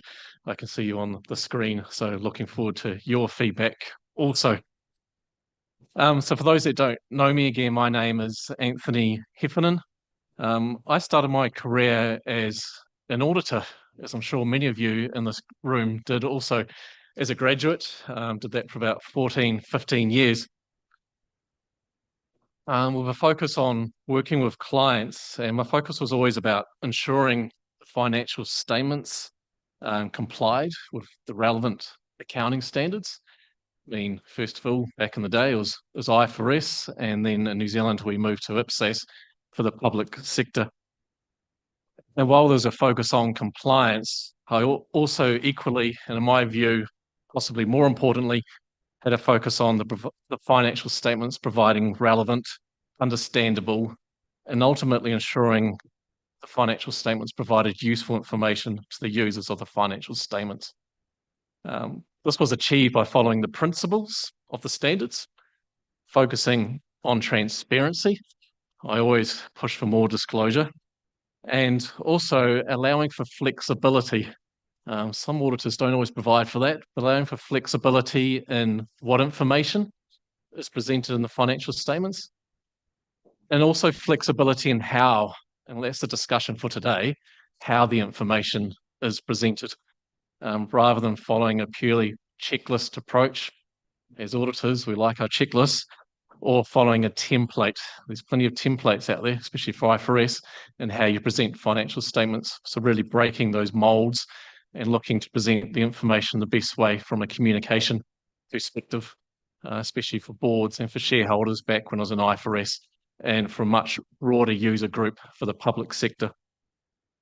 So with this background and recent experience as a standard setter in New Zealand, I'm incredibly excited to be leading this project, quite a challenging project, on the presentation of financial statements. I have recently gone back and listened to, over the last month, the CAG discussions on this topic, and I've got no doubt of the passion in this room for this topic, and the passion in this room for improving the communication effectiveness of financial statements and looking for opportunities to improve what we've already got. So with those opening remarks, I'm going to provide an opening update of the project to give you a bit of an update to set the scene, and then as quickly as possible get to the questions and get your feedback on this new concept of flexible presentation approaches, which we're at the early stages. So I sort of underline that, the early stages of exploring. So your feedback at this time is incredibly valuable. So just for orientation purposes, where are we currently at with this project? In September, we approved the IPSASB, formally approved the project brief. That was after quite an extended period of research and scoping, and also incredibly influential feedback from the CAG in terms of the development of that project brief. The CAG met in June and provided feedback on the project objectives and also the project scope and what we were seeking to achieve and what problems we were trying to solve. So your feedback back in June was incredibly useful and influential in improving the project brief in September. So now we're into the consultation paper development phase. The consultation paper provides an opportunity to explore new ideas and get feedback on that. So expect to develop the CP over the next 12 months or so, and we envisage that we'll continue to get CAG feedback during that time. Again, really important. The CP, as approved in the project brief, will also include an illustrative exposure draft. to give Peter a better idea of what the proposed concepts in this discussion paper, consultation paper, will look like. And then after that, once we get feedback on the consultation paper and the illustrative ED, then we'll develop a formal exposure draft. So it is a bit of a two-stage process, but we appreciate the amount of interest in this project and the amount of feedback that we're expected to get. And the CP really allows us to explore different opportunities and to discuss different options. That's not always possible if you go straight to ED stage.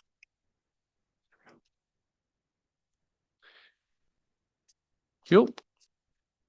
It's just a bit of a project update, and really the highlights is that the reasons for commencing the project and the project objectives are consistent with previous discussions. They have not fundamentally changed.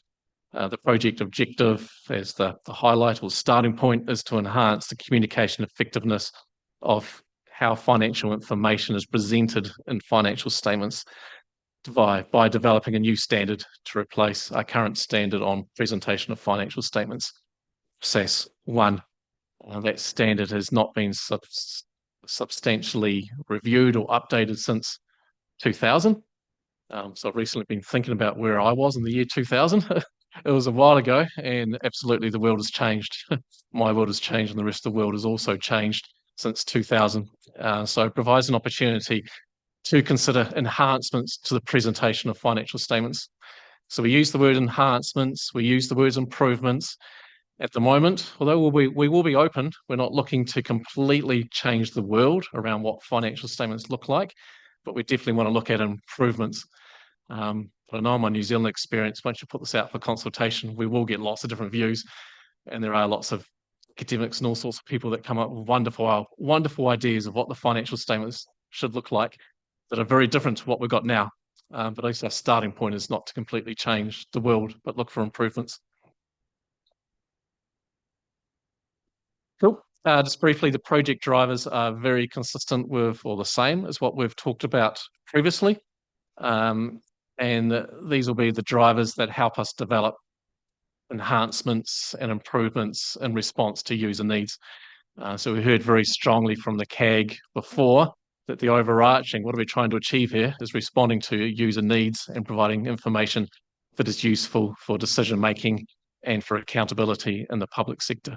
So of course we never forget about user needs. That covers everything, but we need some drivers to at least give us some direction.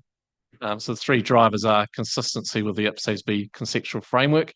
That's really important and brings us back to the public sector context, which of course is different from for-profit. IFRS alignment, and we do highlight very quickly, to the extent appropriate for the public sector. So we're not just purely following IFRS, but we will look to them and see what's useful coming out of their work on their primary financial statements project and other projects they've done over the last 3 to 4 years on their disclosure initiative.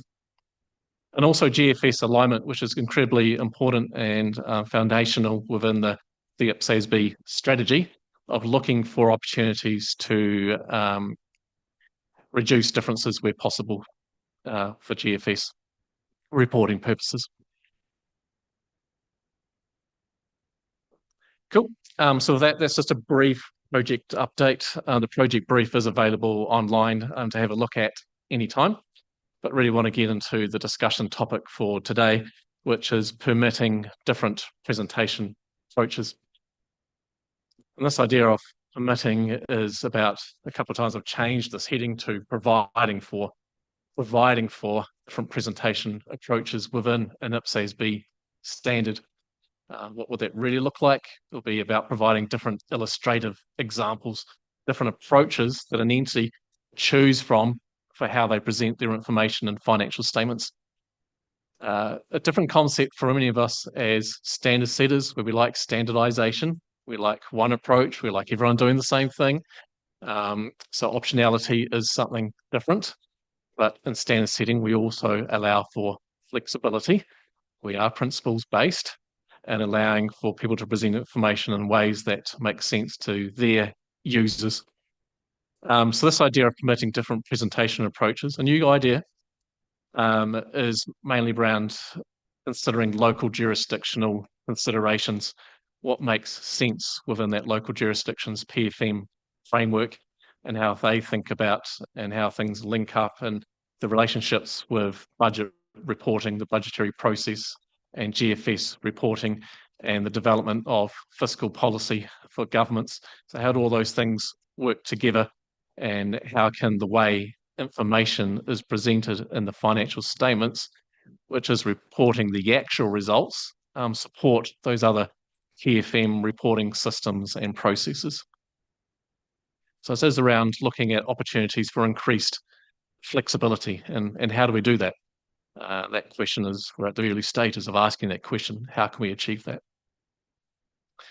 I think it is really important when we think about this, and I've thought about this more than a few times, is what do we actually mean by presentation? And the focus is on the presentation, what the financial statements look like. So presentation, when you go to our conceptual framework, does talk about the structure of the financial statements. How many financial statements do we actually have? Do we have two sets of statements of financial performance? What goes through equity? How do things link up? Where the information is located? Does it go in the primary financial statements? Does it go in the notes? Does it somehow get separated out from what some people might call core government activities, or the primary activities, when somehow you're splitting things out into different locations to isolate information for different reasons? That also links to categorization of information and the use of subtotals, and the board's got a discussion on that this week also. All these things link up: aggregation and disaggregation. How much information do you actually provide on the face versus the notes? And to what extent do you require key performance measures to be required as a minimum requirement in the accounting standards? And then, of course, I wouldn't say least, you can just about put at the top, from an understandability perspective, terminology. What do we actually call things? And I've been looking at many sets of central government financial statements over the last couple of weeks, and there's a significant variety of terminology used. Even for those applying IPSAS, they're all calling things differently. And that's because they've got preferences in terms of lining their terminology with budget or GFS, just a bit of the focus of today. Cool. We've found, as we've been talking about it internally, this diagram quite useful for PFM, strong PFM, which comes from the IPSASB strategy document. And just recognising these different types of reporting and processes that exist within a GFS, within PFM, sorry, and the amount of linkage between the three and the amount of overlap between the three, with accrual in the middle.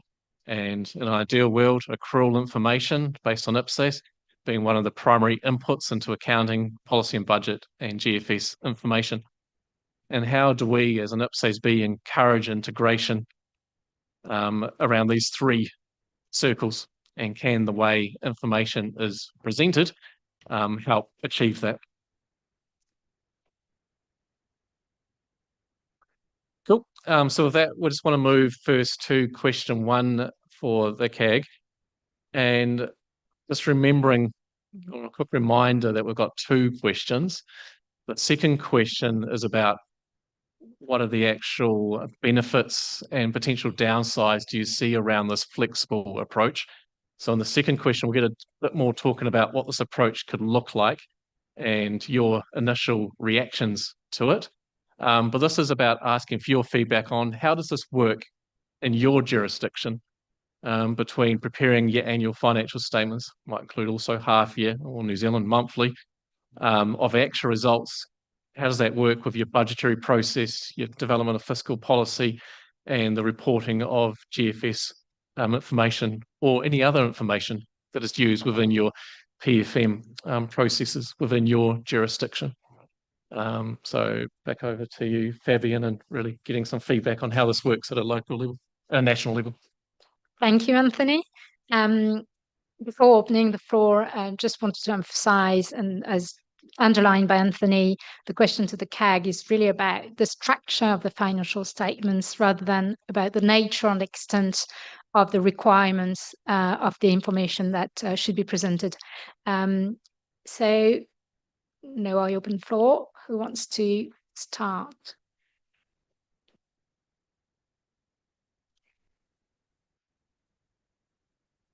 Okay, Anwar, and then Adnan.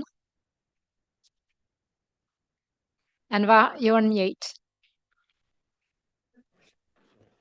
Thank There you, you Chair. go. With regard to the format, I would tend to believe that it depends on the jurisdiction concerned, and say in places where the private sector is predominant, then possibly they'll go on an IFRS aligned option 1. You know, and for local bodies, they may go for GFS aligned, and budget strictly for the government entities, central government, provincial governments, and also divisions, subordinate offices. But with regard to the increased flexibility, I've got a question here whether that may in turn bring about variations in the standardized practice. And I think the flexibility should be minimized to an extent whereby once adopted, that should be applied consistently by that particular jurisdiction over a period of time.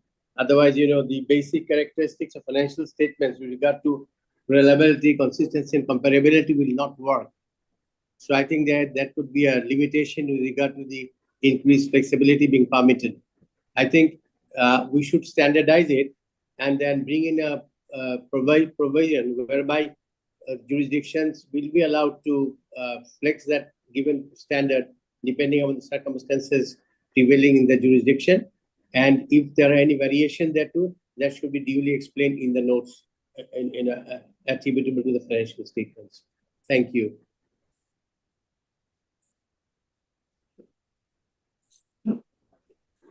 Thank you, Anwar. Maybe I'll take Adnan next. Thank you, Chair. And thank you to Anthony for presenting the paper. I've discussed this very quickly with my colleagues within the UN system, and we see an advantage of moving this way. I think we also have reservations, as Anwar said, about deciding to move between the two of them. So we like the idea of a budget-based approach because most of the organizations have a budget. Our member states, when they come to vote on budgets, understand budgets. We also like the GFS approach because that starts to align with the UN Social Development Goals as well. So we would see whether or not there would be a convergence at that level at some point.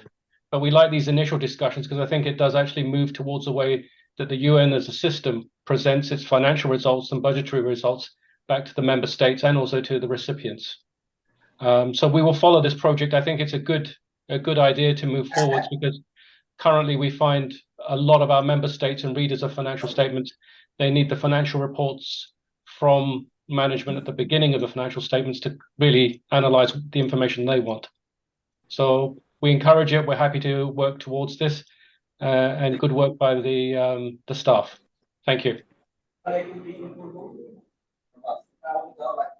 Thank you, Adnan. Is it okay to let them know, or are you okay to take more? Oh, okay. Okay, so we'll go around at the table, and I've seen Paul and Lena. So after the comments in the room, so Francia next.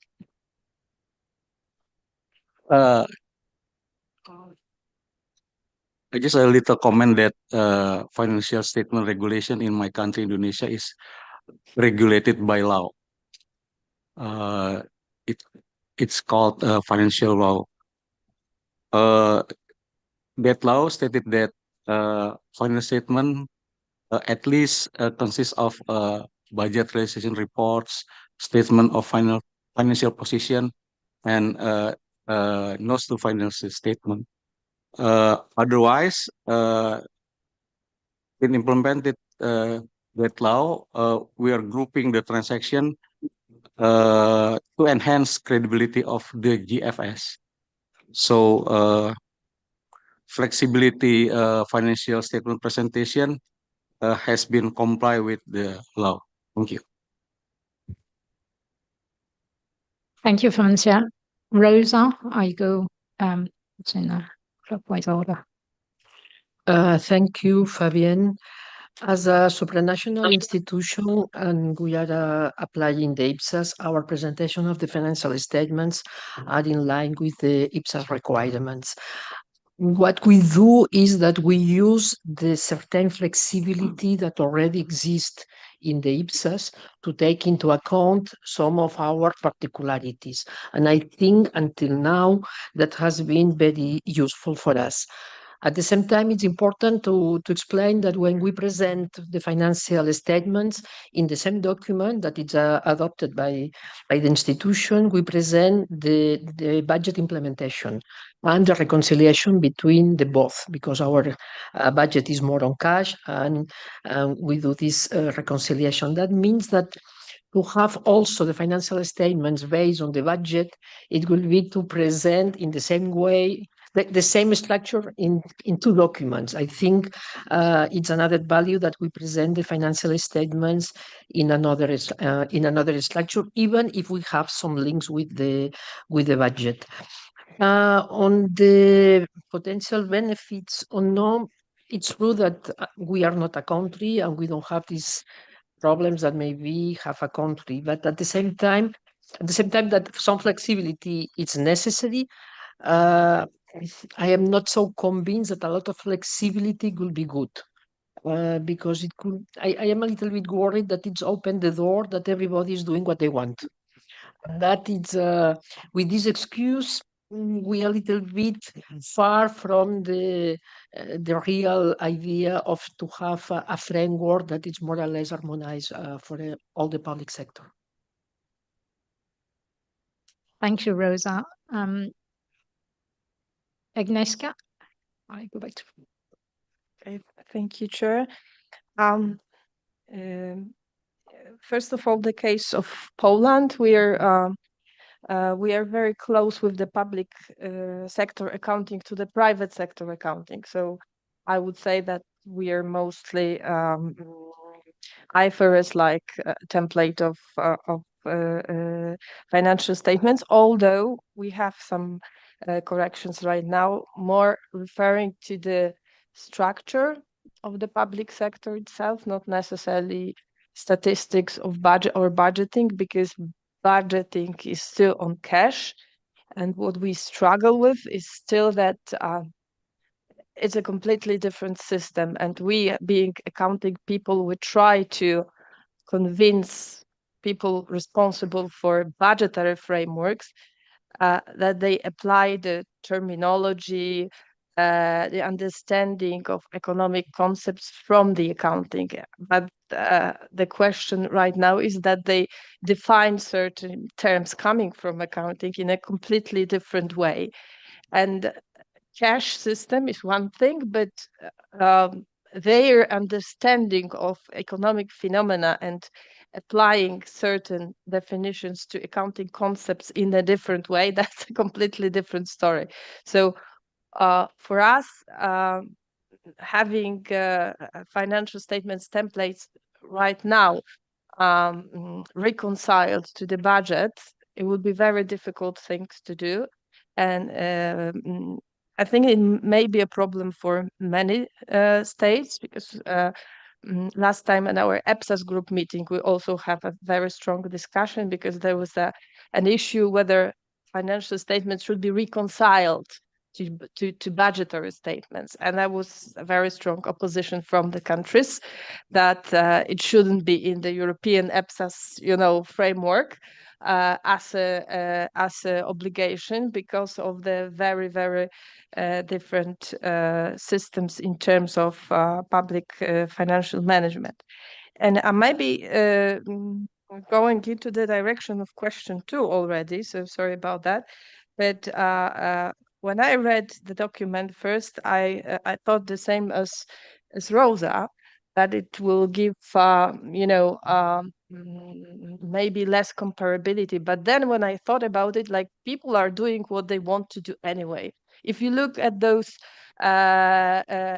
examples of financial statements, we are looking at the whole of government or central government financial statements of different countries.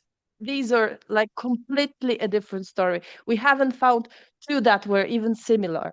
So people do that anyway. So then my second thought was, if you put it in a kind of a structure, and if you say you have 3 routes to take, maybe they will declare that they're taking this or this or this route. And that paradoxically, it could give more comparability in terms of comparability between countries. But comparability between entities, I think the same as Anwar said, that this I would see that as an option for the jurisdiction, not for the reporting entity. It wouldn't make sense anyway. And just a comment on the side, as I would say, that there are some options in the IPSAS literature that these are actually do not differentiate it, whether that's an option for the entity or a jurisdiction. They're just options, yes, but if your primary purpose is consolidated financial statements, some of those options you have to consider on the jurisdiction level, because otherwise it wouldn't make sense. And there are plenty of them like that. So to some extent, jurisdictions, if they aim to whole of government financial statements, they're reporting entities themselves. So some of those options should be considered from that point of view. So to sum up, I'm positive and looking forward to further work. Thank you. Yeah, just coming back briefly on those very useful comments, and we're jumping ahead a little bit, but based on our internal discussions, we absolutely see this approach being that it'll be a jurisdictional decision, and that a jurisdiction would likely apply the same approach for all entities within that jurisdiction. The other interesting discussion, which we haven't started yet, is just something we're thinking about, is maybe different approaches could be useful for different levels of government. But these are all ideas that are bouncing around. But definitely we see this as made at a jurisdictional level, maybe made by a Department of Finance would say everyone's reporting under this approach. Makes sense for us. Thank you. Thanks, Anthony. Ross, you want to step in? Yeah, just to add on that as well. So I think there's some good points about the trade-offs with this approach. And just to note, this is a consultation paper, so we'll talk about the positives and negatives of what we're proposing. This is not an exposure draft now, even though we'll have an illustrative ED. So we're well aware that there's more of a detailed discussion and a kind of a trade-off on going down this route. But I think the purpose is that if we don't have this discussion now and we get to the exposure draft stage, then we might get criticized of not thinking enough about the public sector and public sector needs. So I think there's some richness that'll be in that discussion in the CP that'll help a little bit with the issues you're flagging. And the whole point of it is to hear what various jurisdictions think based on that rich discussion. Thank you, Ross. So I go on with Karen. If you can just focus on the first question now, and then keep your comments for the second question later, because Anthony's not finished with his presentation. Thanks. Thank you, Chair. I'll try and keep focused on question 1, but I'm going to try and give you two different perspectives, one about the UK and then one about state level on Australia, because there's slightly different approaches. Both based on IFRS in terms of presentation. In the UK, there was a lot of work done through a project called Clear Line of Sight to try and harmonise the presentation of information across budgets, national accounts, and financial reporting. It got us so far. It didn't quite resolve all of the issues that are there, but it tried where possible to have the same definition and the same treatment in all places. So that was the approach that was followed. It is very much IFRS based, though, in terms of whole of government accounts, in terms of how it's published. But in the whole of government accounts, there is a reconciliation in there to national accounts. So if you want to see, why they're different, that's publicly available information. In the UK, there is no at whole of government accounts level. There is no comparison to budget. But at an individual department level, there are some comparisons in there. And interestingly, if you look at it, you will see that the format of whole of government accounts looks quite different to an individual department. And that's largely reflective of the fact that most departments spend money, but all of the revenue, or most of the revenue, comes into one government department, being HMRC, with all the tax revenue. So if you like, there's already been some adaptation to reporting to kind of reflect what might be the most useful information coming from different parts of government in the UK. So very much IFRS driven, but there was work to try and get consistent treatment of the same things in there.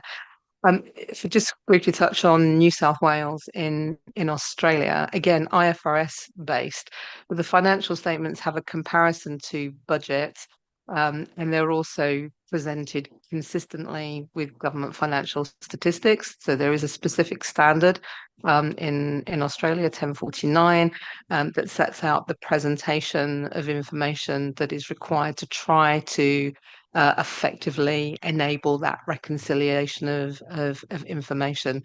That isn't without its difficulties. As someone who's tried to look at how does that been implemented in different states in Australia, I think it's probably fair to say that not all quite the same in terms of approach. Something that was the observation that I had.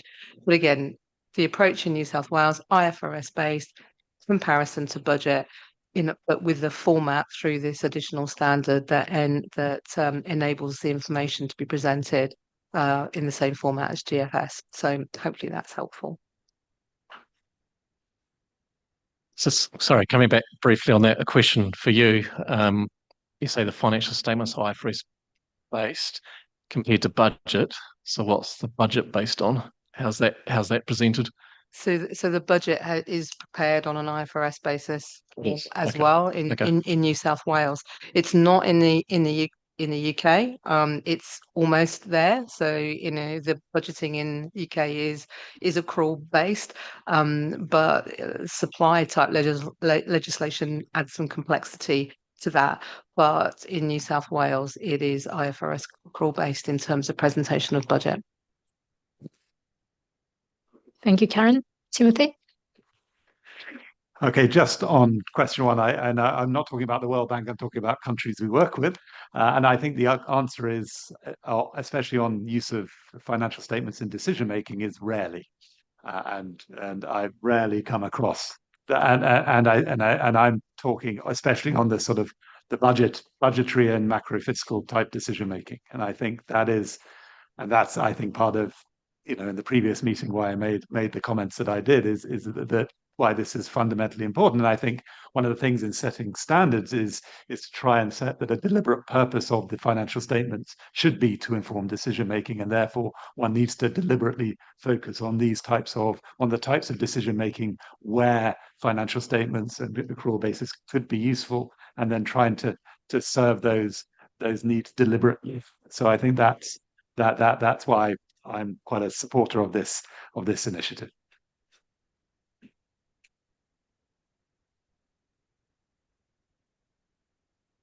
So I go to Lana next. Paul first, and then Lana. Sorry. Thank you, Chair, and thank you, Anthony, for the presentation. Just sticking to question one again.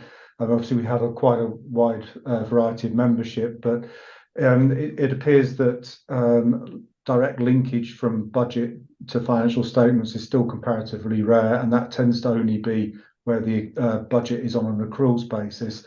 But one of our members did point out a situation where they have this linkage with the cash-based budget, and this actually leads to financial to notes being suppressed or otherwise changed in order to reconcile to a cash budget. So if there's no liabilities recorded, for instance, this actually feeds back into the financial statements, which I don't think we thought was a very good idea. And also issues were raised where okay, you may have entity level and whole of government accounts prepared on, say, IFRS, but the overall framework would be GFS, and there were inconsistencies then that usually prevented the auditors from signing off a complete an unqualified report. So I think some of the issues we did have, and I'll go on to this a bit later on the second question, was it might be okay to put this in, or to change the presentation, put this information into the financial statements, but this could present auditability problems. Thank you. Thank you, Paul. Lena? Thank you. So within the Canadian public sector financial statements reporting, it's not heavily influenced by presentation approaches of other reports used for PFM purposes. Canadian public sector entities apply a choice of 4 different frameworks. IFRS is one of them. IPSASB, government not-for-profit organizations follow a series that's within the Public Sector Accounting Standards Handbook. And then there's Part 4 for pension plans.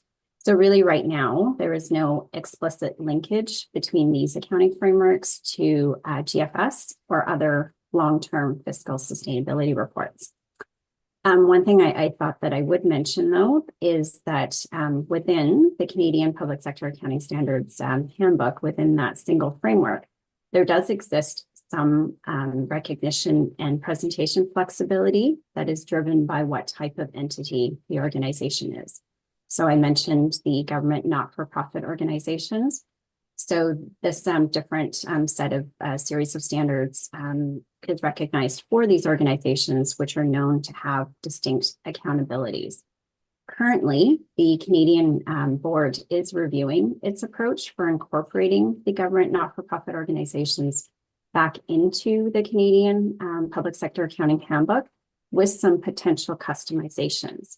So it's expected that the customization options will be mainly presentation options, but it remains to be seen because work continues on this project. And interestingly, the reasons for this change are cited as greater comparability and understandability of financial statements. So that's the present situation.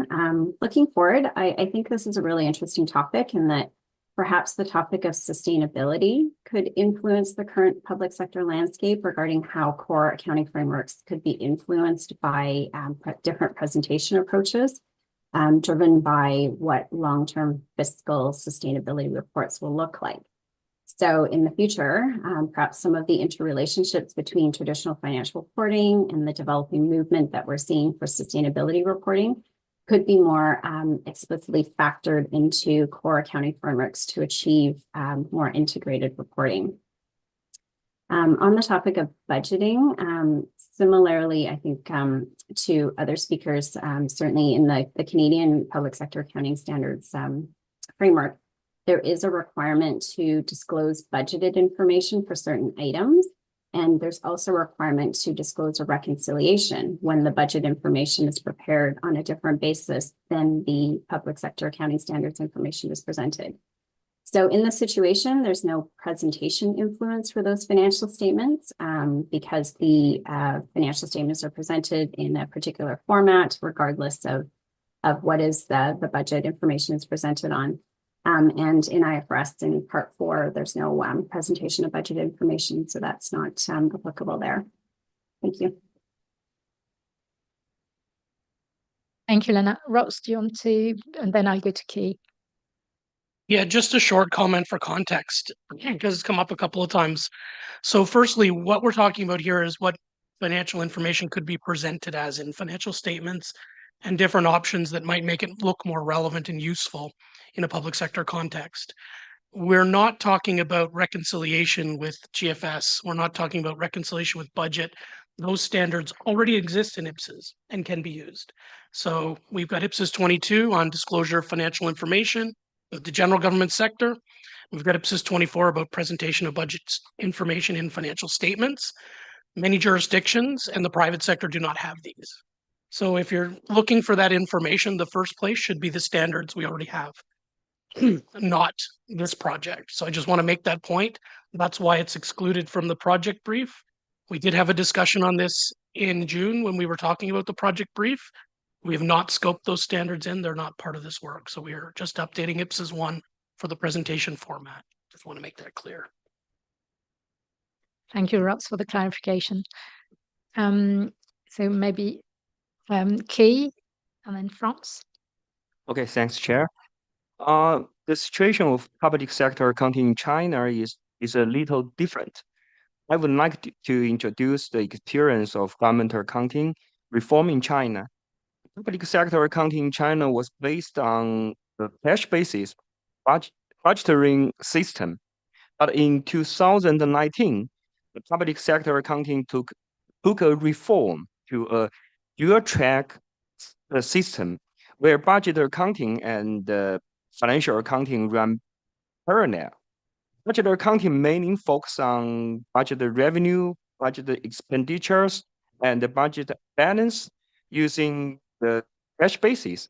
And the financial accounting, on the other hand, provides a comprehensive view of the government's assets, liabilities, net assets, revenue, and expenses using the accrual basis. Public sector accounting entity should prepare both budget accounting statement and the financial accounting statements. So in this reform, the budget accounting should consider the requirement and the regulations of budget reporting to support preparing of budget report. So actually, I think the budget accounting in China is influenced by budget reporting system.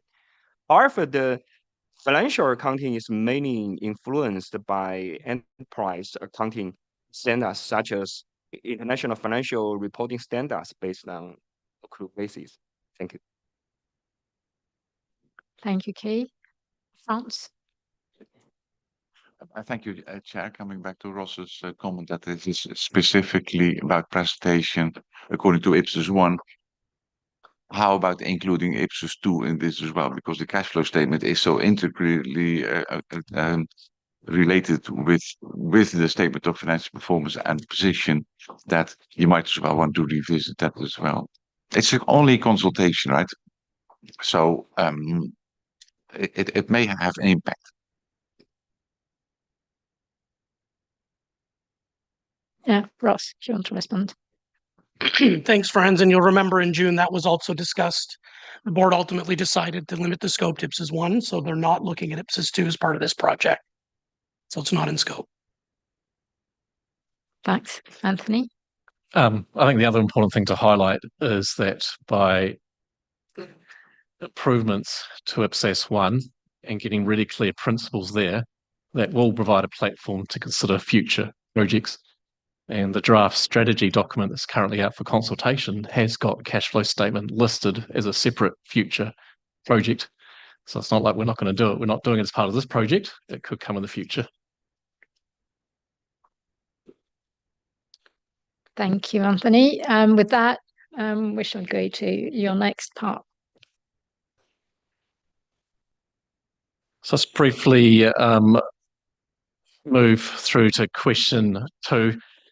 Which is getting already touched on it, getting a bit more of your feedback on the potential benefits of this flexible approach and also some of the potential drawbacks.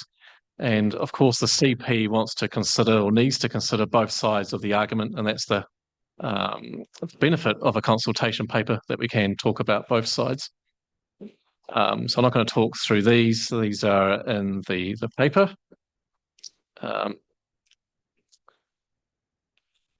And sorry, once. Oh, maybe. I was just going to briefly talk about the different presentation approaches, and yeah, probably is this one. And repeating some of the things I've already said, and that is that this will likely include in IPSAS different illustrative financial statements that an entity can choose from. We envisage that that would likely be made at a national level to get consistency there. So I've mentioned that. Also really important to highlight, these are our preliminary views, that under either approach, we're talking about presentation, that under either approach you choose, the recognition, the measurement, the minimum disclosure requirements will all be the same. That's really important. So if you choose a different presentation approach, you can still assert compliance with IPSAS or compliance with your national based standards.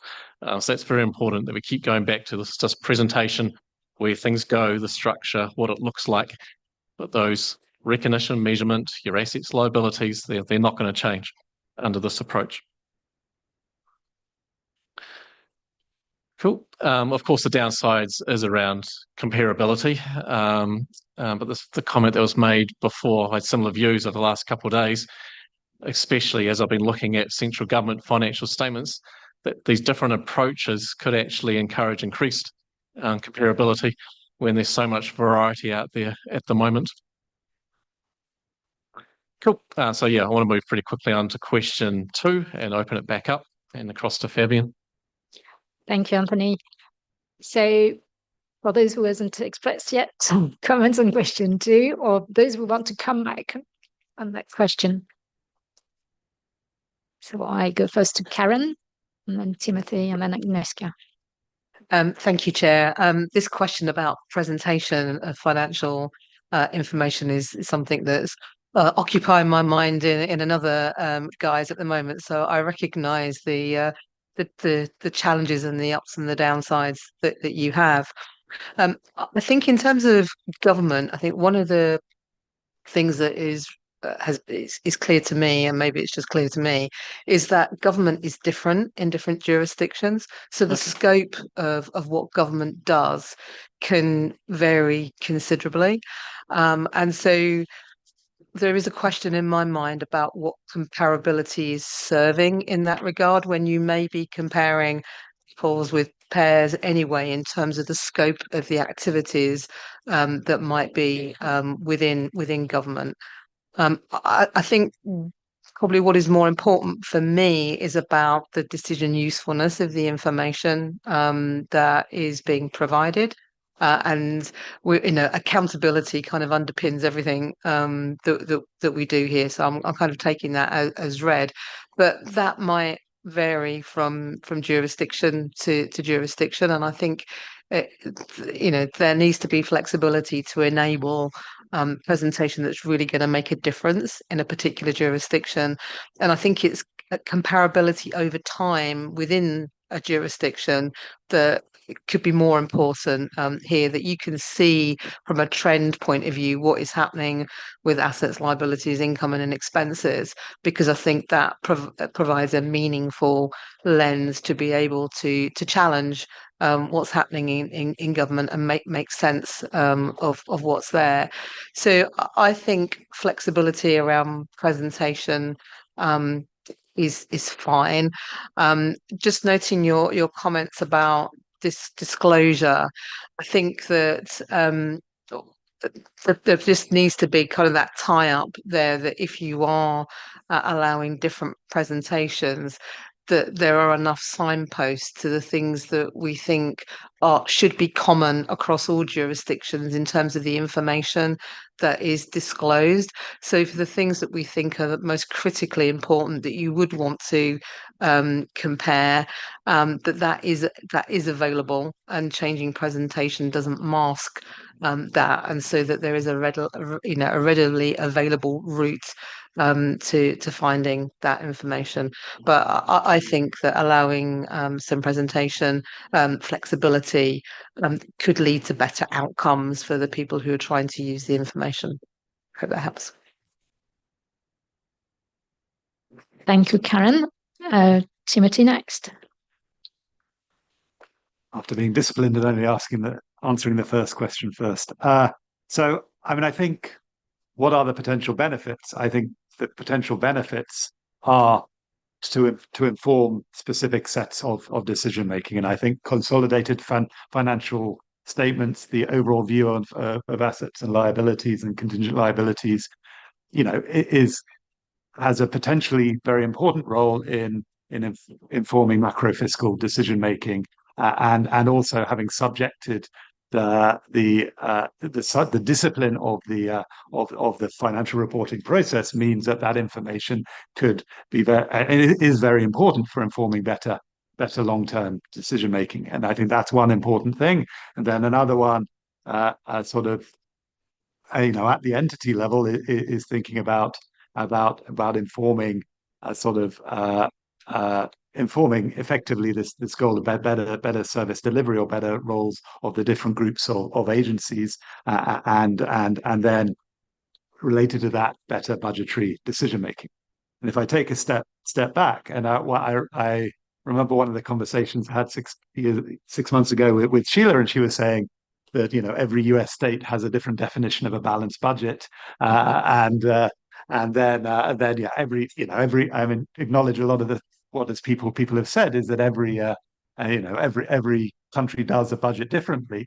If one actually has some deliberate standards about or not standards, about sort of a standard which is looking about, let's say, how one presents financial statements in a way that can inform budgetary decision making, almost perhaps necessarily through the back door, one can actually start thinking about what are some standards around effective budget presentation.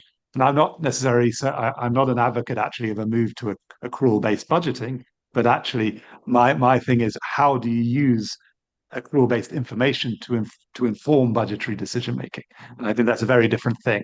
And I think if one is actually talking about that, one has a very different type of conversation. Let me stop there. But I think I'm a great support of what you're doing, and I think this issue of standardization plus flexibility is an important one. Thank you, Timothy. Agnieszka? Thank you. I've already supported the direction, but right now I would like to make some comments maybe on more detailed nature of your preliminary thinking. So one would be, I was struggling with the budget aligned approach. So what kind of budget would be your starting point? Because for GFS and IFRS, that's clear. These are international initiatives, and the point of reference is clear. But for the budget, I assume it's accrual budgeting based on your slide. But still, which one? I mean, I'm not sure if that's fair, because I didn't do dedicated research, but if the countries apply accrual budgeting, they usually base the accrual budgeting either or financial reporting or GFS. So would that be, a benefit of having the separate budgets aligned if it's probably mostly based on GFS? I would assume that's the case. So that's one of the issues. And the other one is, I acknowledge what you've said, Ross, about IPSAS 22 and 24 and IPSAS 2 not being a part of the project. And I know it's also a project scoping ideas and so on, but what came to my mind from the public policy perspective, it would be good. I'm sure you're thinking about that, but I would like to voice that, to make it completely clear in the discussion paper itself, because those have linkages. Because right now you have, let's say, IFRS derived template of financial statements, and you reconcile to statistics and to budgeting. If you introduce the system of GFS and budgetary systems into the presentation itself, that actually changes your perspective to the other two. So I know it's scope out, but I think it should be very clearly actually explained in the discussion paper itself. Thank you. Yeah, just coming back on those useful points. It is very early stages in our thinking. The budget approach, some of our preliminary discussions would likely be I don't really want to call it this, but a mixed approach. It'll be a mixture of GFS and IFRS. Somehow the budget's kind of a middle of the road approach, maybe, but I'll stop there because we haven't done the deep thinking yet. On the CP and discussing the linkages with other standards, especially the reconciliation of budget information and the other standard on reconciling to, what do you call it? The GFS. General government sector. Yeah. That has been more than touched on in the draft at this stage. So we're explaining our position in the CP on how this works with the other standards and where we're at with that. But yeah, I take on all your comments. Very valuable. Thank you, Anthony. I go online with Paul first, Geoffrey. Then I'll probably go back to the table because Kay and Franz have been patient enough, and then back to Lena and Anthony. So Paul. Thank you very much, Chair. Yeah, initially our members were very happy with the idea of flexibility, increased flexibility in the presentation. When they started a bit thinking about the comparability side, the picture changed slightly, particularly as that time we thought it would be at an entity level. And thanks very much, Anthony, for clearing up that it's actually a jurisdictional level as well. I think the main issue that we did have was the budget approach, as other people have mentioned, and the obvious question: what if it's a cash budget, or one of the many variations of between cash or full accruals budgets that you see in so many governments. So yes, I think that definitely would need to be kind of a lot more defined. And so there was this fear that somehow the budget presentation, especially if it's a non-accruals budget, could drive the presentation in the financial statements, which again I understand isn't the idea. And also the matter of stratification of maybe this could apply to certain levels of government more than others was something that some of our respondents suggested as well. As Anthony mentioned, you were considering, and I think the main issue for a lot of people, especially with the budget, the inclusion of budget-related information, and where that information or source of that information may not have been audited or subjected to particular scrutiny, was the fear that this would have on presenting an adverse view of the financial statements for the reason of including this information. Thank you. Thank you, Paul. Geoffrey?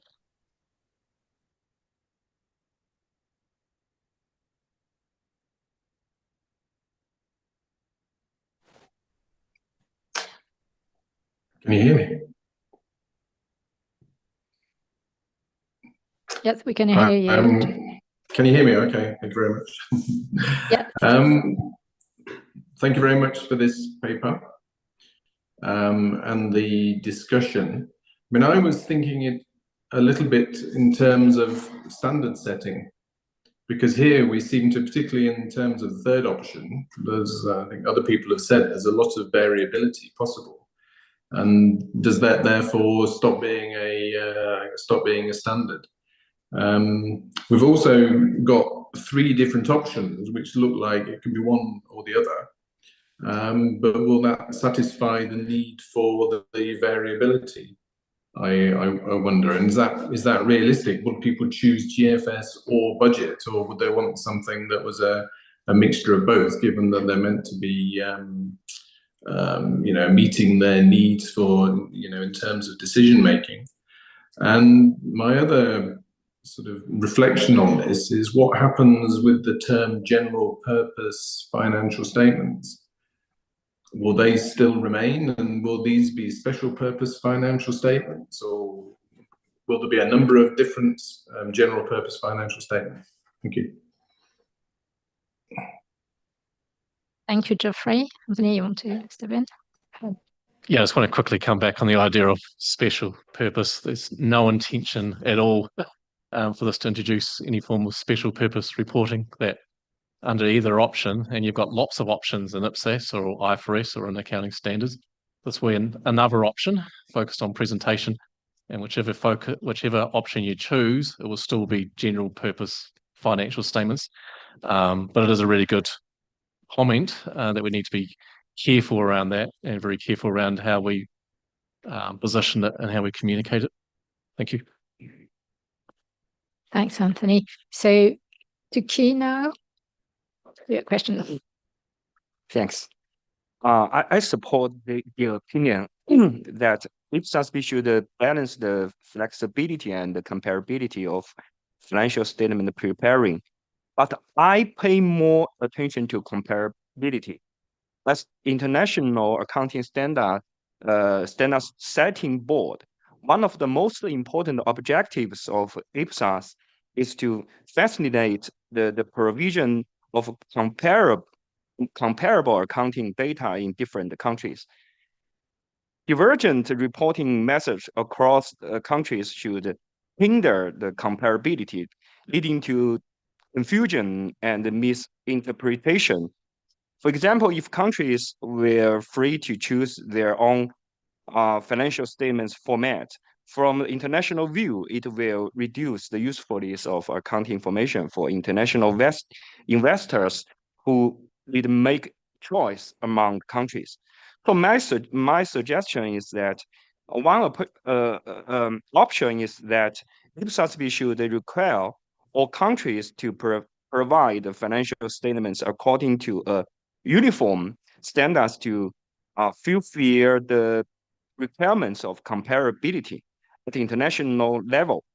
Besides the uniform financial statements, countries with special needs could provide an additional set of financial reports by selecting one of the three options just now mentioned and provided by IPSASB, such as GFS, IFRS, or users list.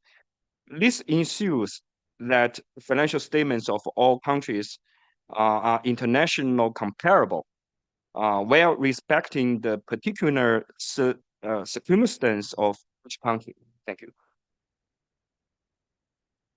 Thank you, Kay. Franz, your turn.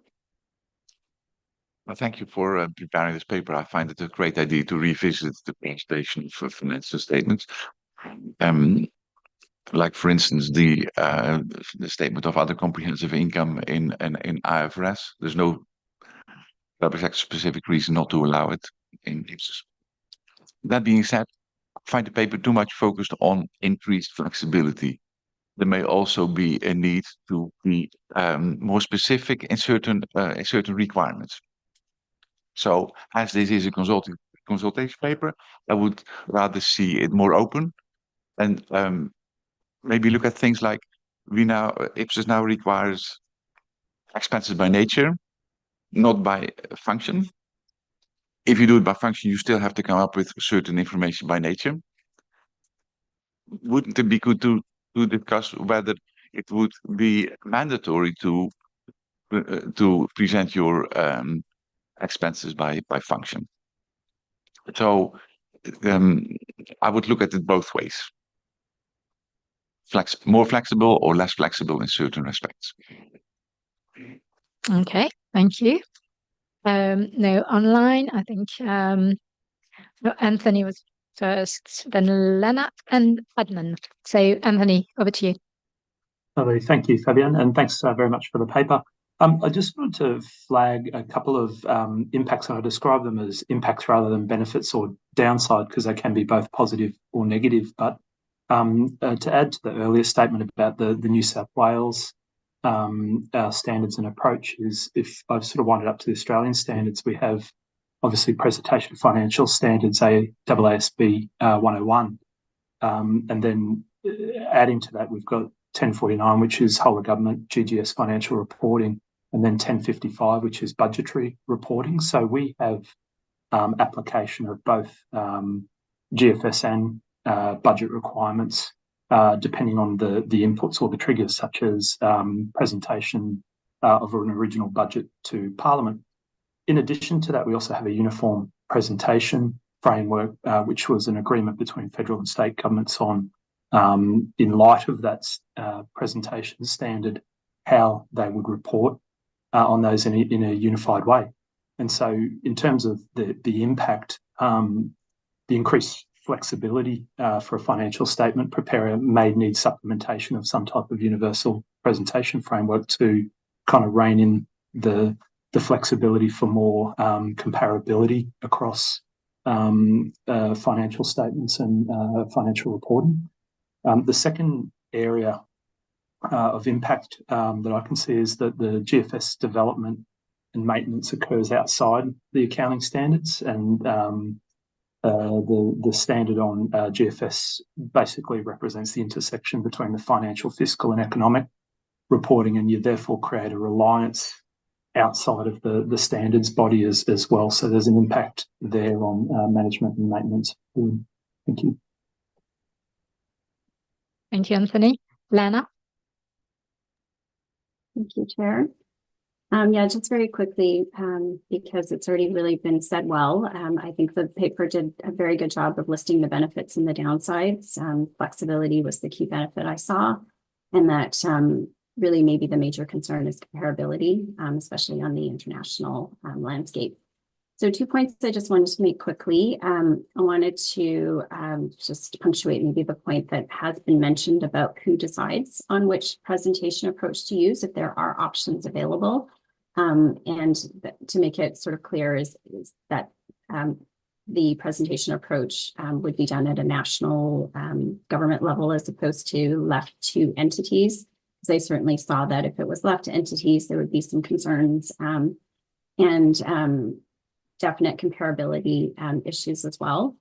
And I guess maybe just to emphasize that, is it certain that national or central governments are able to mandate compliance with whatever the chosen presentation approach is? That's one remaining question. And then if there is not a central decision that's made, the other point I wanted to just raise was some potential consolidation challenges if within a particular government, certain sectors are preparing their information for consolidation under one or all three of the options. There could be additional costs and timing considerations for the consolidating government. Perhaps that's not as big of a concern, again, if the decision is made centrally or given accounting treatments should be defined, and that it's only presentation that's differing, but I would just raise that as well. Thank you. Thank you, Lana. Adnan? Yeah, thank you, Chair. Let me come back in again. On this second question, I think for us, the ability to have the flexibility of reporting makes a huge amount of sense.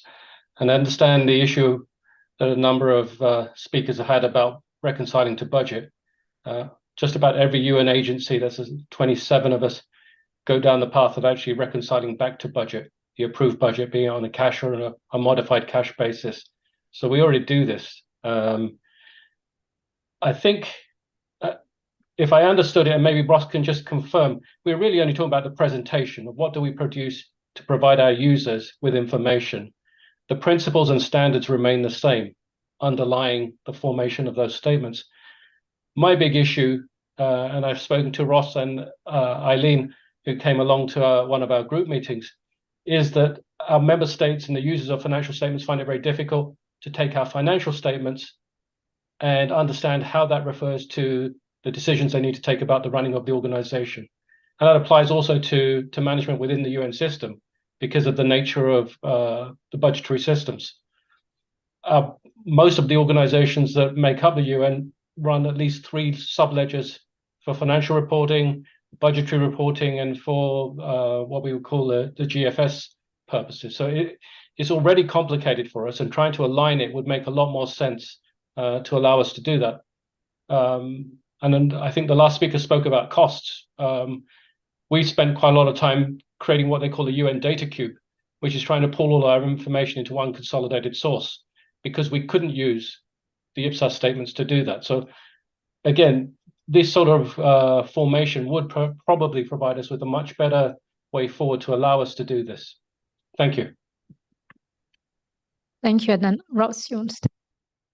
Yeah, just to confirm Adnan's point, 100% this is about presentation of the financial information. It's not about the underlying recognition and measurement that follows in the various standards. So it's about presenting it in a way that I think gets to what you're talking about, Adnan, that will make the information as presented more useful for the entity in making decisions, in communicating the actual performance of the public sector entity. So that's why we're exploring the optionality. Note all the downsides that have been noted that we'll need to capture in the report or the CP, but it is very much along the lines as you explained it, Adnan. Thank you, Ross. I can see Agnieszka and Karen and Tim. Okay, so go ahead. Agnieszka. So just a quick question, actually building on that presentation, yes, but would that be possible to have conceptually consistent, let's say, GFS aligned presentation approach? Just based on that, because there will be, I assume, some differences in, let's say, how revaluation is done for statistical purposes, or some measurements. No, so I was just, I don't know, but I was just wondering whether that is possible to have conceptually consistent with other literature presentation approach without like having to add on that and explaining that what we mean here is meant by something else, because the terminology is also different. So would that be some kind of a map of how you move from accounting concepts to GFS concepts in IPSAS 1? Thank you, Agnieszka. Ross, you want to step in? So I would say two responses to that. The first one is that's one of the things we need to explore in the CP and we need to articulate. So that thinking hasn't happened yet. But from a pure presentation perspective, we're not saying present exactly the same as GFS. We're talking about exploring a presentation model that would help link better with GFS. So if you look at GFS, they also have a presentation model on how they present stocks and flows in various GFS models that looks and feels in a particular way that's slightly different than how we present things now. So it's about exploring if that's even possible. So again, we think it's possible, but that's an assertion right now. We haven't tested that portion of the CP is not fully developed. We think that would be useful if that is an option that we could bring in the standards. But until we fully explored that, we won't be able to assert, yes, 100% that the points you point out aren't matters that are insurmountable. So, and I would say that's why it's, I would say, a fairly long tail between us starting this project and having a CP, because there's quite a bit to dig into here, especially if we're also going to have illustrative exposure drafts embedded within this document. So there's a long way to go. Thank you, Ross. Anthony? Yeah, that's a really useful response. And the only other thing I was going to come back on is that this won't change the revaluation requirements when you choose to revalue, where those options are available. But this idea of flexible presentation approach could, underline the word could, because the IPSASB, the board needs to discuss this. It could change where revaluation movements are presented in the financial statements. That could be an option, but we don't know yet. We need to debate all this. But that's the difference. The way you conduct revaluations won't change, but where those movements are presented could be allow for different options, possibly. Thank you for the clarification, Anthony. Karen? Thank you very much, Chair. I guess this is kind of a bit of an observation on the discussion that's taken place with, I think, a number of members have talked about comparability and the role that plays. I think, as I said at the beginning, perhaps I'm a bit more of a skeptic, if I can put myself on that scale. But I think if there's an opportunity to do so, it would be worth testing as part of the consultation paper is who is using comparisons and for what purpose. Because if we are putting, the bar at a particular level, and that level is never going to be attained. And I think there is a difference between what people are doing now and perhaps what they could or should be doing. So we just need to be careful that we don't put it at too low a level. But actually, if we are suggesting that, comparability is a goal, and actually it's for something that nobody would ever want or use, then perhaps we should then think about that in context. So if there's an opportunity to test that in the consultation paper, I think that could be quite useful then in thinking about what are the options available to the board. Thank you, Karen. Timothy, and then Rosa. I think this comparability thing yes, I mean, I think there are different levels of comparability, and I think that's important. So you have the international comparison, and then or be able to compare similar types of entity within a country. But yes, it's all, what is the purpose of doing that? Because I think if you don't think through the purpose of comparability on the decisions you're trying to inform, then you won't necessarily get any demand for it. And I think that's the important thing is that. I just wanted to, actually, my comment was a very small sort of technical one about the use of the term GFS. So what do you mean by GFS? Because there are different elements of it. And what I hear and saw in the paper was about what I call the economic classification of expenditure assets and liabilities, as opposed to another element of which is the classification of functions of government, and the conversation has been silent on that, and often the focus is on the former rather than the latter. I don't have any opinion on that. It's just more of sometimes the GFS is used for the former and not for the latter. Thank you, Timothy. Rosa, and then Anthony. Reflecting on what Agnieszka said in the last point and what was the answer of Rose, I think this analysis that Rose explained, I think it's very important, because as you explained, we are not changing or giving flexibility to the measurement. That means that even if we align on the statistics or on the budget, the results will be always different. And it will be also an increase of complexity to explain things that are similar, have different results. And I think this analysis, to understand well all the consequence of each option, it's necessary. Thank you. Thank you, Rosa. Anthony, sorry. Thank you, Chair. Question to Anthony.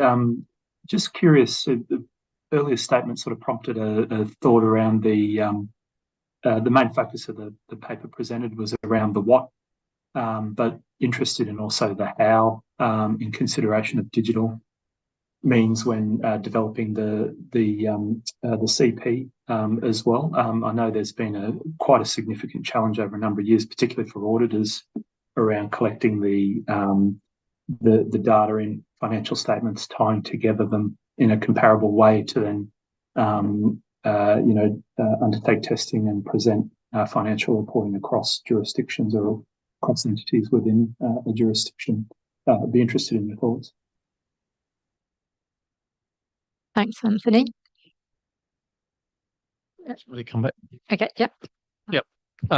So I think if I understand your question, Anthony, it's more around how is thinking about how is information accessed by users, and of course digital reporting is a solution around making data within financial statements more accessible.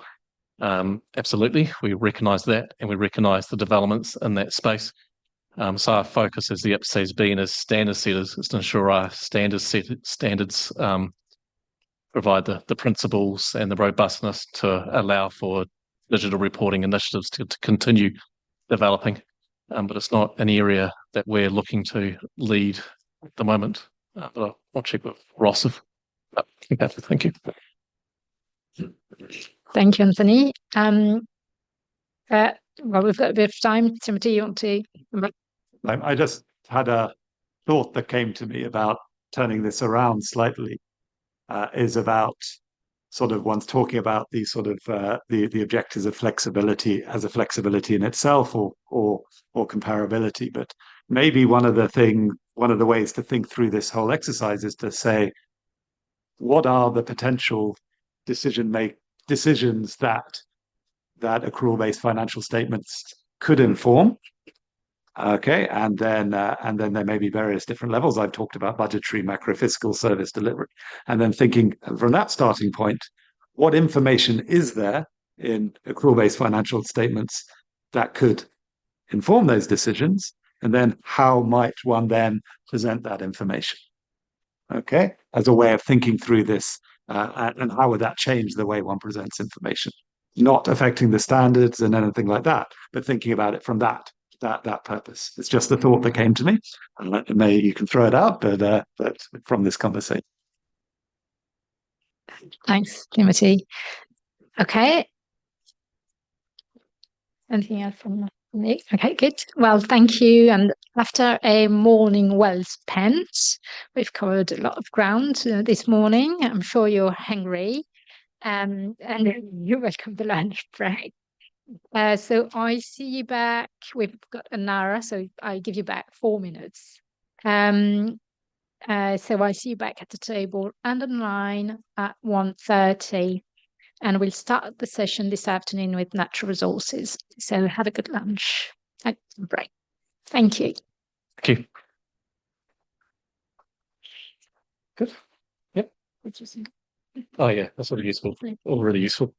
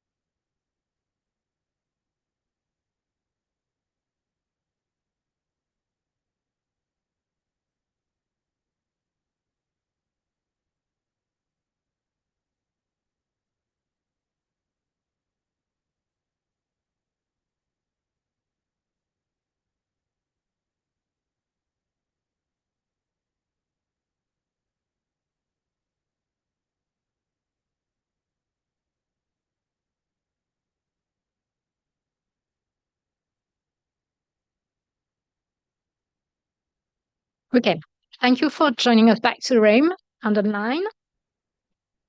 I'm opening the afternoon session of the CAG meeting. We're going to discuss natural resources before the break and then move on to the last topics today, measurement and sustainability reporting. For natural resources, I'm handing over to Edwin. Thanks, Thank you, Fabienne. So we're going to have one paper on natural resources today about location of guidance. And before I actually jump into the issue, I would like to give the CAG a very brief overview of the project and where we are. So this project started way back in 2020 when we approved the project brief in March. And since then, we have spent 2 years working on the consultation paper. And the point of the consultation paper was really looking at measurement and recognition in the conceptual framework and how that applies to natural resources. So from that consultation paper, the IPSASB came up with a few preliminary views. And the first was, in general, the natural resources need to meet the recognition criteria in the IPSASB conceptual framework, and they need to be reliably measurable in order to be recognized as assets. And we acknowledge that this may be difficult in a lot of instances, but in some narrow circumstances, we foresee that there could be natural resources that are recognized in the general purpose financial statements. So most constituents who responded to the CP agreed with our preliminary views. And based on that, we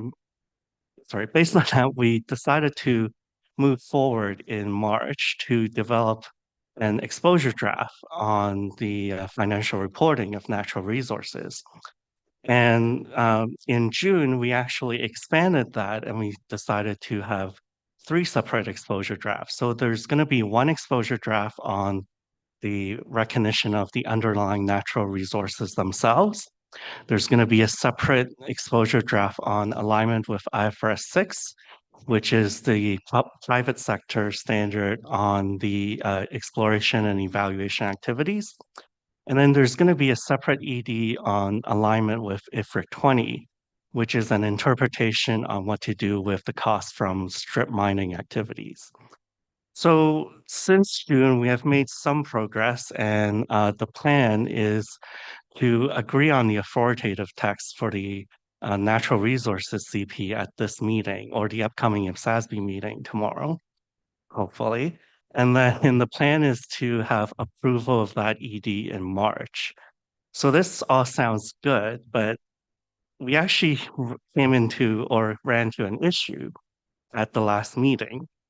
And what this issue was in September, the draft of the exposure draft back then proposed that natural resources could actually fall into the scope of existing IPSAS if they meet all the recognition criteria. So meaning we would account for these recognized natural resources based on their use using existing IPSAS. So for example, if you have a recognized natural resource that is being used as inventory, you would actually apply IPSAS 12. And if you have something that's being used as PP&E, you would apply either IPSAS 17 or IPSAS 45. Now, the issue is some board members raise, well, if all we're doing is really signposting to existing standards, do we even need a separate standalone standard on natural resources? So that's what this paper is about. It's really looking at the reasons why we should or should not have a separate standalone IPSAS when the guidance is finalized. Okay. And before I get into that, so one of the things that the members who suggested having no standalone standard is that they said, well, if you really are applying existing IPSAS, we think that even things like natural resources held for conservation would fall into IPSAS 45, and therefore you wouldn't need anything else. But also at the September meeting, other board members raised, well, they weren't really 100% comfortable that natural resources held for conservation were PP&E. And we'll get into the reasons for that in a bit. So to look at this issue, we had a meeting with the Natural Resources Task Force specifically about placement of this guidance. And we actually looked at, we split the analysis into two aspects. So we looked at the public interest considerations, and then we also look at the technical considerations. And I'll first go through the public interest considerations with the CAG first. So what the task force discussed was, well, back when we were coming up with the project brief and also all throughout the CP development stage, we've heard from our constituents that this is, it's kind of in vogue with the current zeitgeist to focus on natural resources and focus on sustainable development.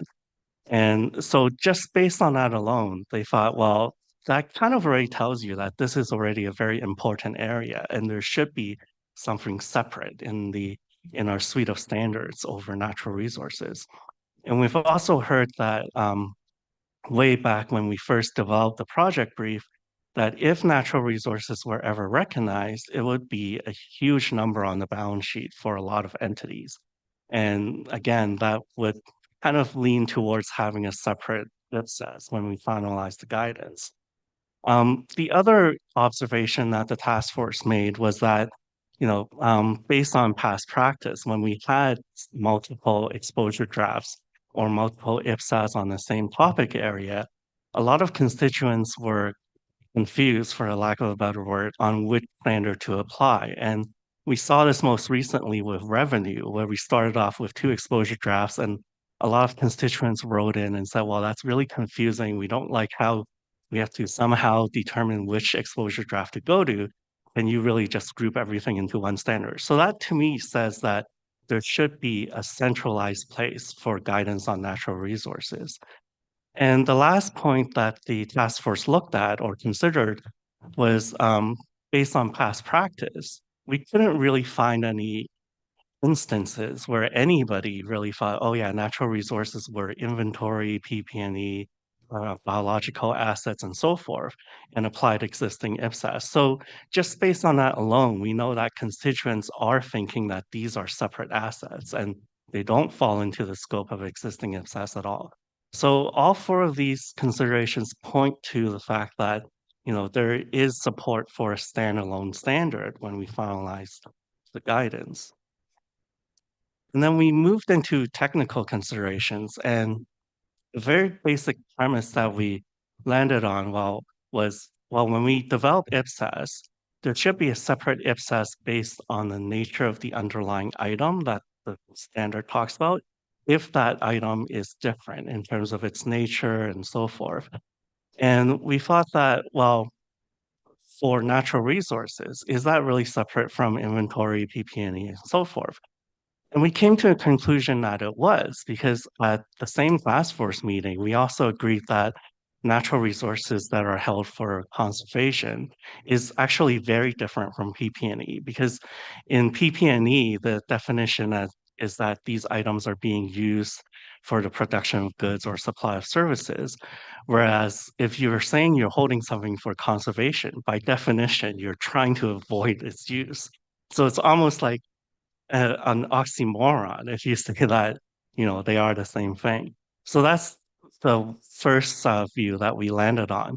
The alternative view, which is what some of the board members raised in September, was that if you read the definition of PP&E, you can kind of stretch it and say, well, conservation services can fit into the supply of services. So when you say something is being used for a supply of services, you can broadly say it could be used for the supply of conservation services.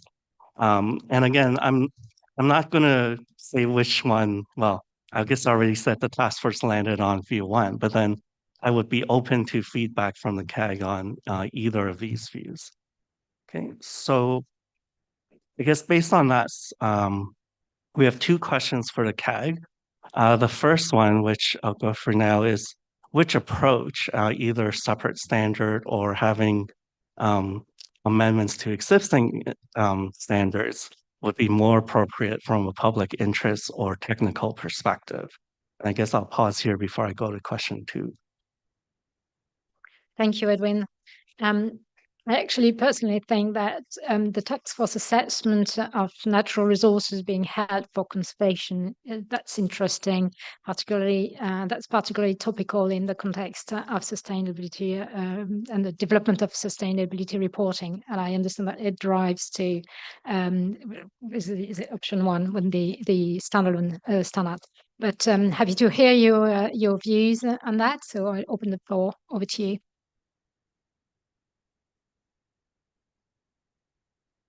Rosa, and then next one, Timothy. Oh, okay.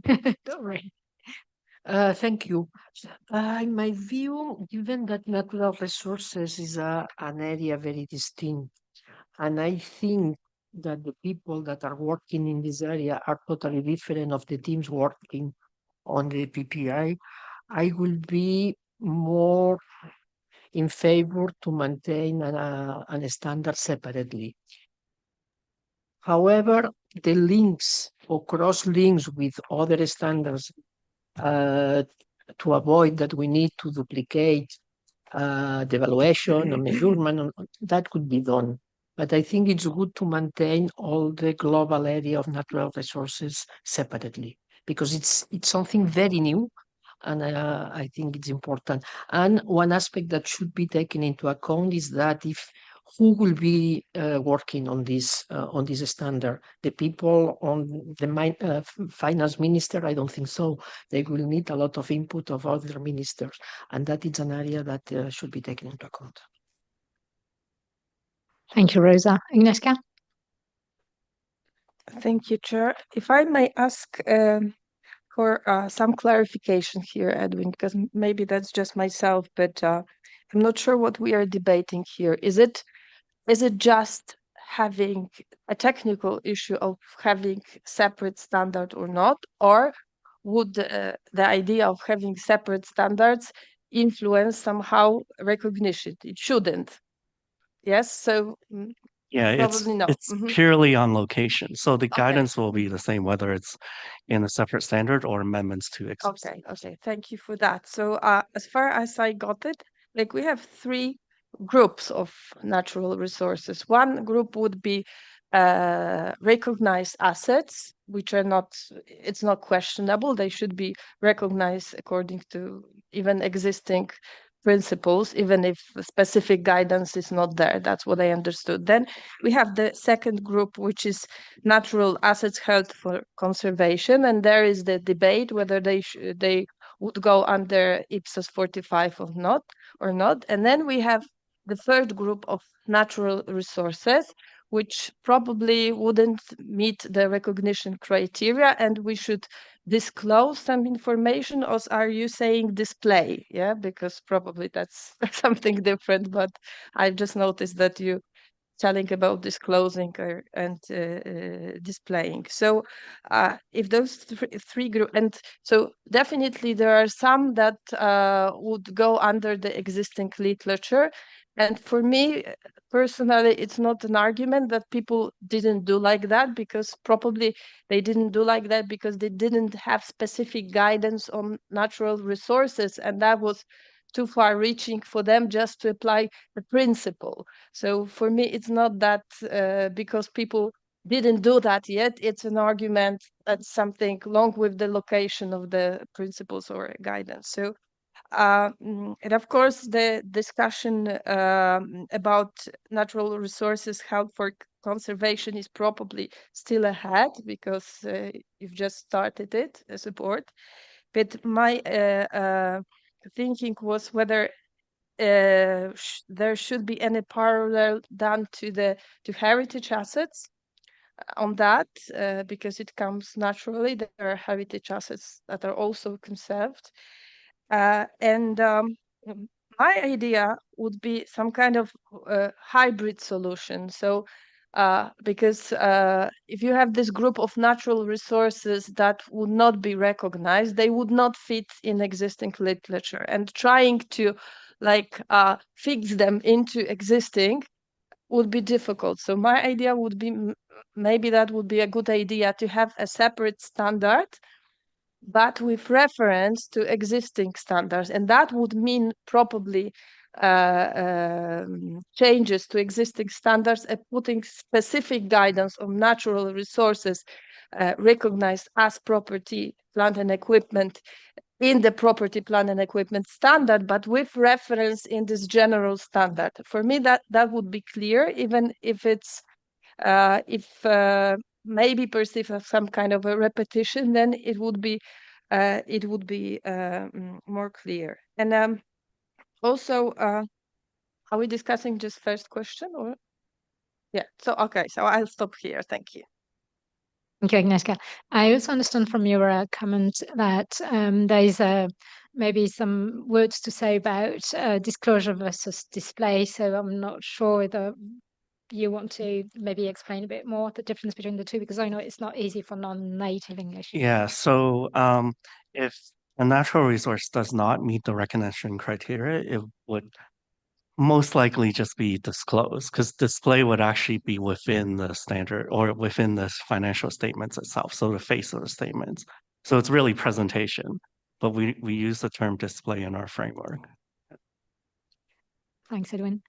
So I see hands raised online, so I guess it's the right order, never mind. So Paul first. Thank you, Fabienne. On balance, we think it should be a separate standard for several reasons. I think natural resources, assets held for conservation are sufficiently different from property, plant and equipment in particular, but obviously from agriculture and the other possible assets, that they require a separate standard with separate characteristics. There could be almost an expansion of what you consider as service potential in respect of conservation assets.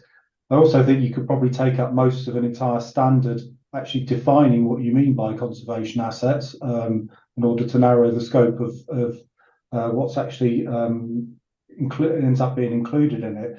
But also, I'm going to make this comment at an earlier CAG that it's quite difficult to work your way through from a starting point of an asset to work through the various IPSAS to decide if it is PPSE, if it should be treated as a biological asset, and we think that this kind of overarching natural resources standard could be a good place to have like a flow chart or a work through and a description of the process of deciding whether an asset, which could be quite similar to others depending on the intention of its use, which IPSAS it fundamentally ends up in at the end of the day.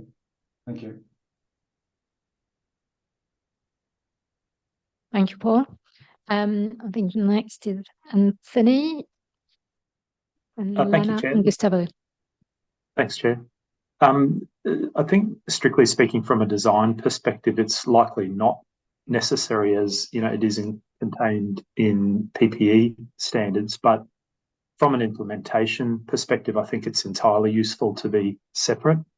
It represents a significant change, and a specific standard will be useful in putting a spotlight into this area and seek the change that I think the board's looking for.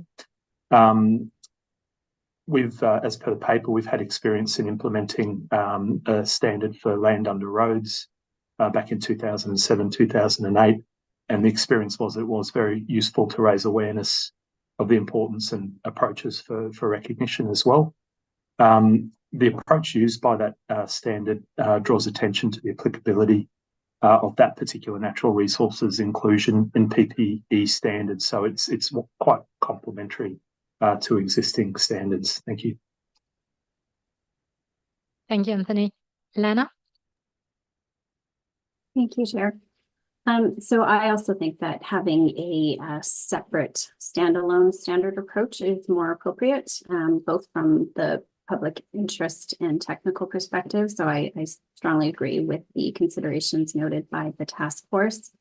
From the public interest perspective, I think the main reason is that it's probably likely going to be easier for users to reference one IPSAS rather than risk confusion going to multiple guidance throughout various IPSASs.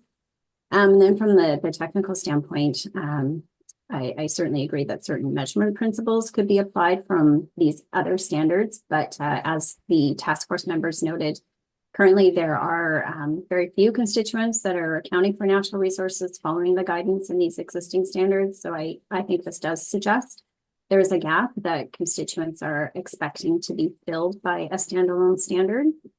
And then just echoing some of the other comments that have been made in terms of this is a huge change, and it really, by having a separate standard, it would ensure that natural resources are given prominence and considered in their right as a standalone asset. The numbers will likely be quantitatively material.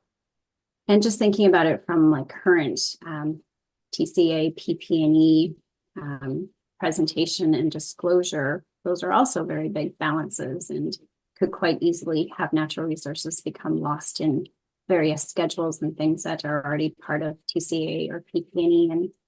And just to repeat that, having it as a standalone item, FSLI, and a standalone separate standard makes sense to me. Thank you. Thank you, Lena. And Gustavo. Thank you. I agree that a separate standard approach would facilitate the implementation process because it's easier to explain the necessity to apply one new standard than a number of changes in several standards. And also, a single standard gives more relevance to a topic and is a project easiest to sell to the stakeholders. Thank you. Thank you, Gustavo.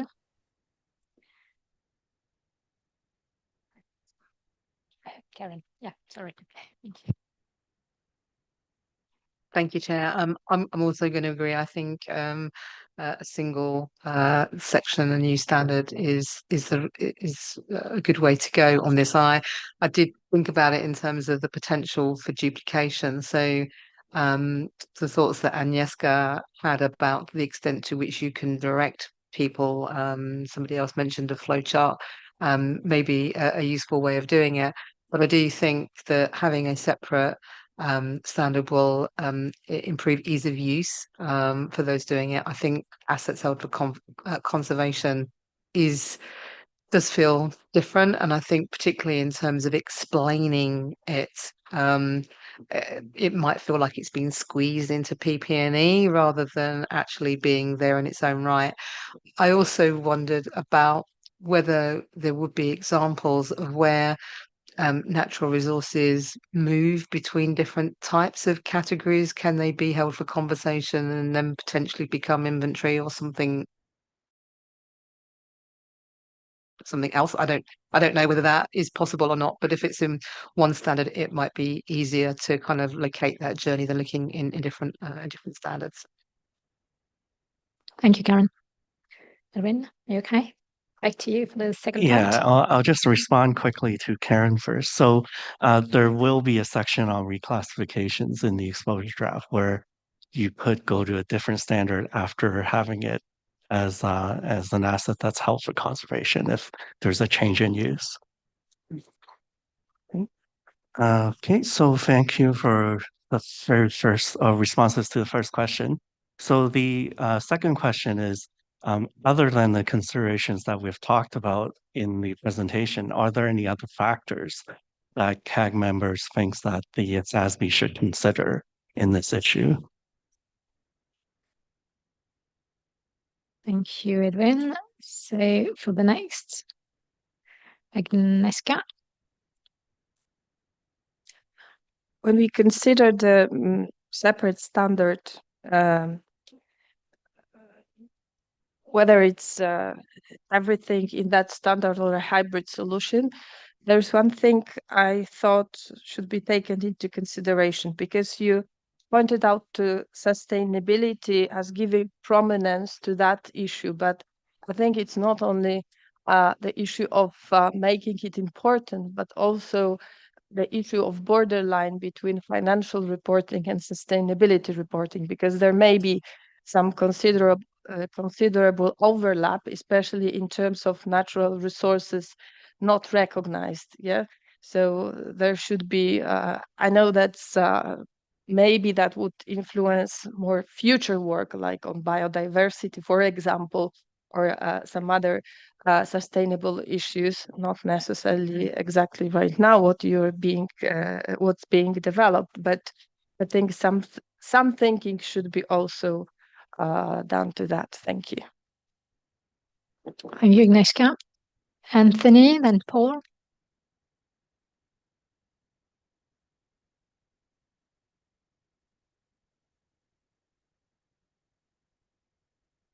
Anthony, you were, yeah. Sorry about that.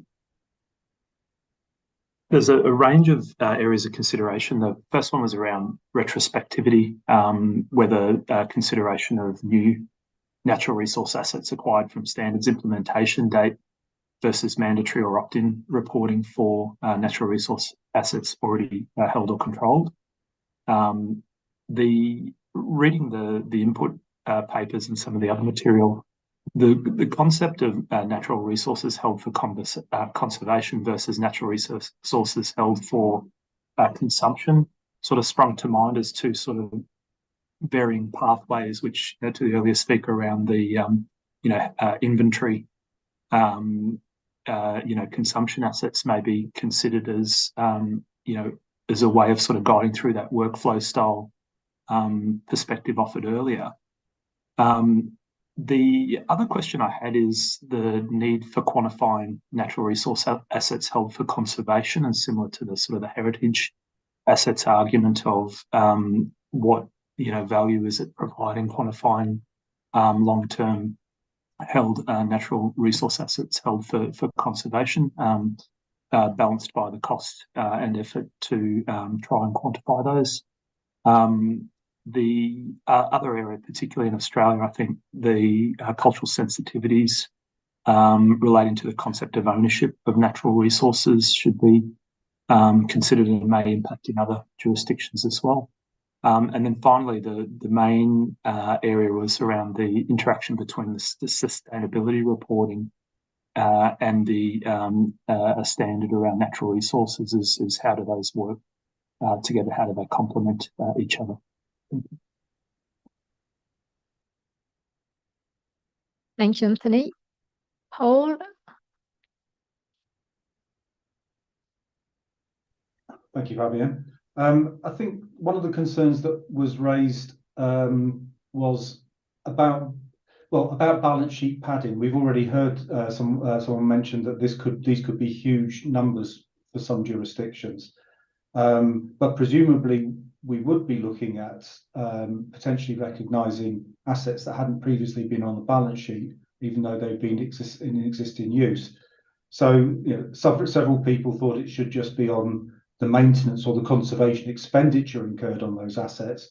But obviously, if it's going to be a broader kind of realisation of, say, current operational value of the conservation assets, there could be big considerations in how you define service potential. I mean, for instance, a forest or river, are you starting to build in their carbon capture, for instance? So I think there are very strong interlinkages with particular sort of climate and pollution sustainability standards on this. So I think, again, it needs to be taken as part of the broader picture.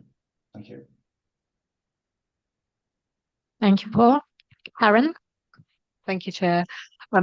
I guess the couple of words that popped into my mind were sort of cost benefit considerations attached to this, and I guess the ability to reliably measure what's there.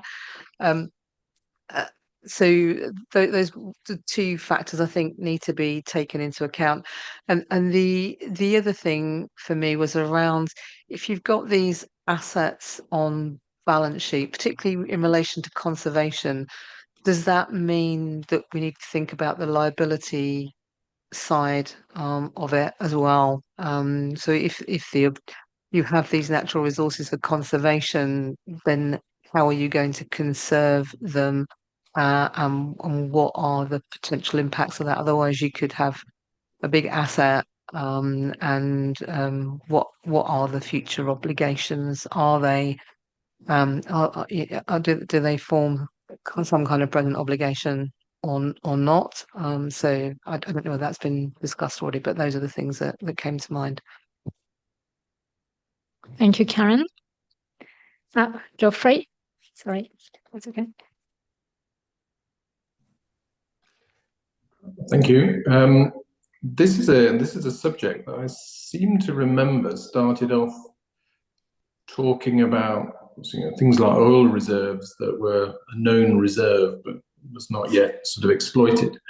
And now it's grown into quite a major thing, taking into account sort of all natural resources, it seems. Because if you have natural resources for exploitation and natural resources for conservation, is there actually anything in the middle?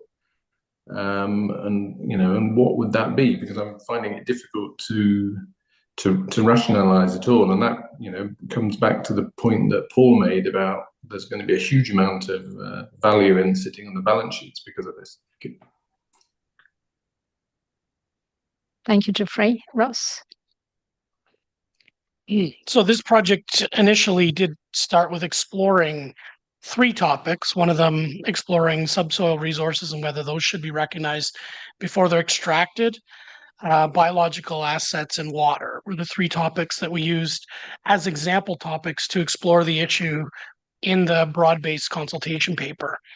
And really the reason we're pivoting to this is what we heard in response to the consultation paper, which I believe we discussed previously with the CAG, and why we were going in this direction. So I think it is a bit of a change from where we were in the broad-based consultation paper, but probably only because we've got a strong push to go in this direction.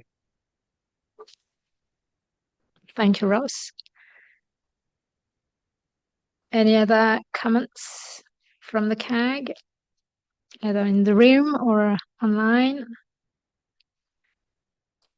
So, Edwin, I guess you've had a lot of Yeah, I don't have So- any other okay, and a lot of support for a standalone standard anyway, with a lot of other considerations to take into account. So I'd like to just thank the CAG members for their input. This has been very helpful.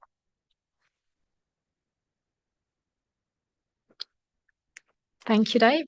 And we'll now move on to measurement. Sorry.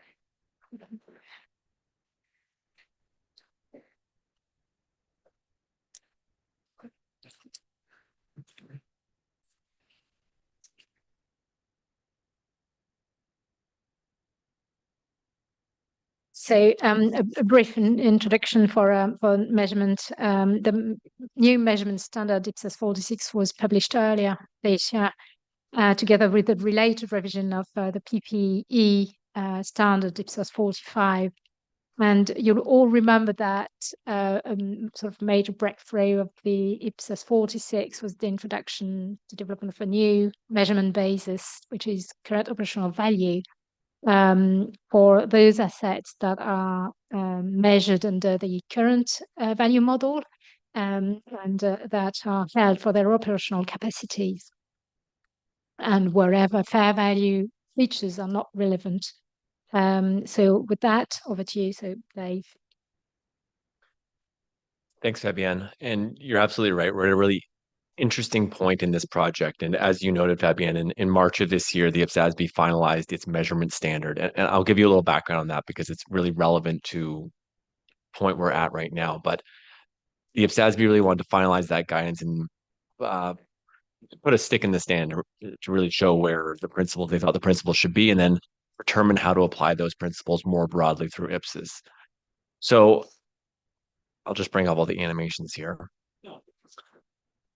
Back in 2014, when the IPSASB finalized its conceptual framework, the IPSASB realized very quickly that there were some inconsistencies between its conceptual framework and all of its IPSAS. So in 2015, the IPSASB approved a project brief to begin this measurement project to bridge those gaps or just enhance consistency between the conceptual framework and across IPSAS. So when I really step back and I look at IPSAS 46 measurement, what it's supposed to be, and the way I describe it all the time, is a one-stop shop for measurement. So it's somewhere that all our stakeholders can go to, open up a measurement standard, and all your measurement guidance is in there. Now, the way it works is IPSAS 46 tells you how to apply your measurement bases. So what your assumptions are and how to apply them in practice. So there's application guidance. There's a whole appendix on fair value and how to measure fair value in practice. But you still go to your other IPSAS to tell you which measurement basis to apply. So you'll still go to your property, plant, and equipment standard. It'll tell you can measure your property, plant, and equipment at historical cost, fair value, or current operational value. But like I said, then if you have any questions on how to do that, you'll look to IPSAS 46. They'll give you detailed guidance. So that's broadly the broad strokes of what IPSAS 46 was designed to do.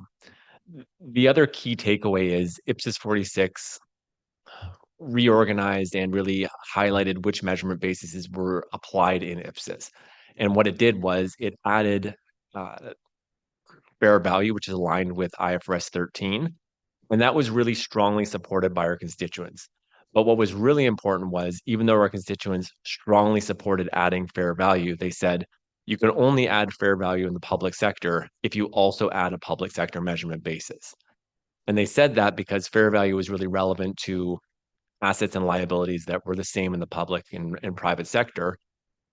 But in some cases, assets aren't the same in the public and private sector. And where they said fair value worked really well was where assets were held for their financial capacity. So where there was cash flows being earned from those assets. But I'd say a large majority of assets held in the public sector are held for their service capacity, so not held to generate cash flows in any way. So an example the board talked about a lot were schools in metropolitan areas. And what we heard from our constituents was they didn't think it was appropriate to measure a school at its fair value, so how much you could sell the building for, because you'd see lots of volatility, and it wasn't necessarily a fair reflection of the value of the school to the public sector. So what the IPSASB spent, honestly, the majority of this project was coming up with a brand new public sector measurement basis, and that's what current operational value is.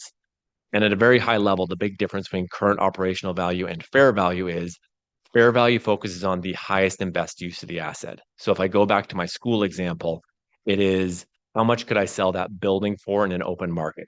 So it doesn't matter that it's used as a school or a hospital or as a commercial space, what could it be sold for? Whereas current operational value says, what's the value of that building in its current use? So it's being used as a school right now. What's the value of that building? And that really was to address, as I said, the concern raised by constituents as to that inappropriate value and volatility to be created by using fair value in the public sector. So that wraps up in March of 2023, where the IPSASB approved IPSAS 46. And like I said, the IPSASB really finalized its principles around measurement and really wanted to finalize that standard and then enter into phase 2, where phase 2 really focuses on how do we apply and where is it appropriate to apply current operational value in practice. So what we've been doing since March is really looking at each of the IPSAS where there are assets that are measured at current value and asking whether current operational value applies to those standards. And it's going well, but where we stop at least, and I think the board is starting to run into challenges, is we've done the easier standards and now we're entering the more challenging evaluations. We thought it'd be a good point to come to the CAG and reset a little and make sure that we're considering the right criteria and determining what to consider in adding COV. And the reason why it's gotten a little more difficult is when we started doing our analysis, we really focused on the conceptual reasons current operational value should be applied in a specific standard. And we really focused on where assets were held for their service capacity or operational capacity. So is the asset held as a school? So it's held to generate service rather than generate a profit in any way.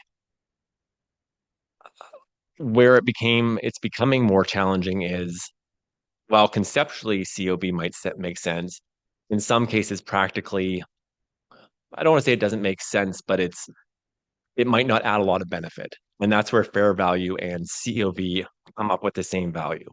So an example of this, we didn't go into a lot of detail on this, but one that resonates with me is we have our agricultural standard.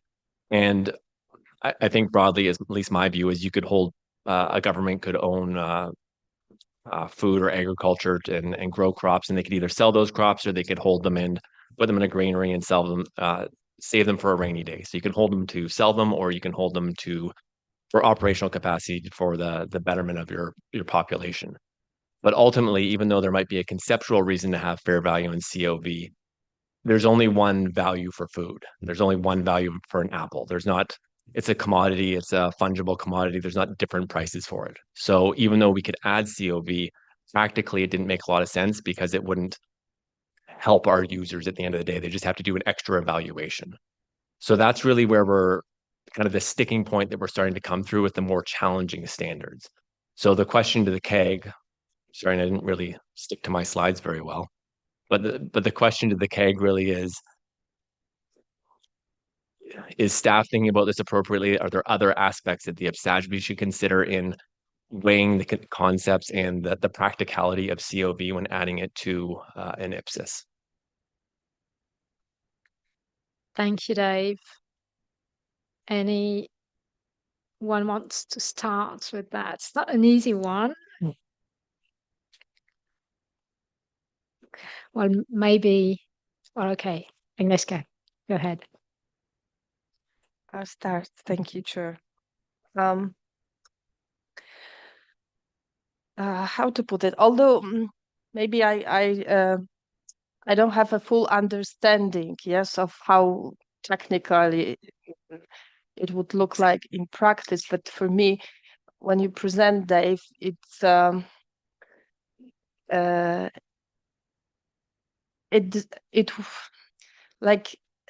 it's not convincing that once you introduced current operational value from the conceptual point of view, because the measurement standard is a conceptual standard, then it's not convincing for me on the general level. What you're saying that, yes, we haven't introduced current operational value, but sometimes it will be easier to use fair value, even if conceptually this is current operational value. I'm not sure whether I get it correctly, but for me, that's the message that I see from the papers, just not looking into the technicalities or how do you do that and so on. So it seems from the conceptual level that you shouldn't somehow trade off COV into fair value just because of practical reasons. That's what my, let's say, initial thinking. Thank you, Agnieszka. I was actually on the same page as Agnieszka. Geoffrey, then I go back to Key. Thank you. I might be actually making the same point as Agnieszka, but slightly differently. Because I'm coming back to this thing where you say, it's in the paper that, it's maybe no use when the value is using COV is the same as fair value. But presumably that's not the point. The point is, how do you get to that value? Because if you just stick to fair value, people might not know what the value would be as COV. So somehow I don't think the purpose is really come to a value, but it's how you get there. So I'm not personally so convinced by that explanation. Thank you. Thank you, Geoffrey. Key, please. Yes, thanks. Thanks, Chair. I have some suggestion for applicability of code. When determining the basis of asset measurement, I suggest IPSASB maybe first consider the purpose of these assets, namely whether they must be classified as assets held for operating capability, and whether such classification is reasonable. For example, assets like University of Toronto in downtown Toronto and the Central Park in downtown New York, due to their ability to bring broad benefits to the public, should rightfully be classified as assets held for operating capability. In this case of these assets, using POV or fair value for measuring their current value results in notable difference. Consequently, using POV as measurement basis for such assets is reasonable. However, for some assets that may no longer provide service in the future. I recommend to consider the substantive use of assets, and if necessary, use fair value for measurement. For example, the government owned the building in the city center could have different uses. It could provide educational or health care service to public, or it could generate some economic returns for the government.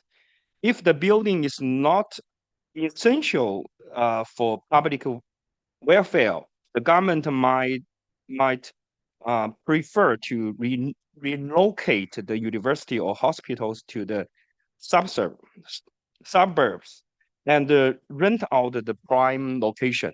In such case, we could use fair value as the measurement basis, which reduce the complexity of applying code.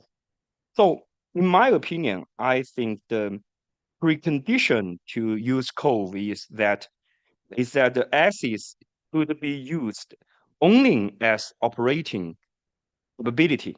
If not, I suggest the fair value should be firstly used for public sector to make optimal decision about how to use assets based on fair value.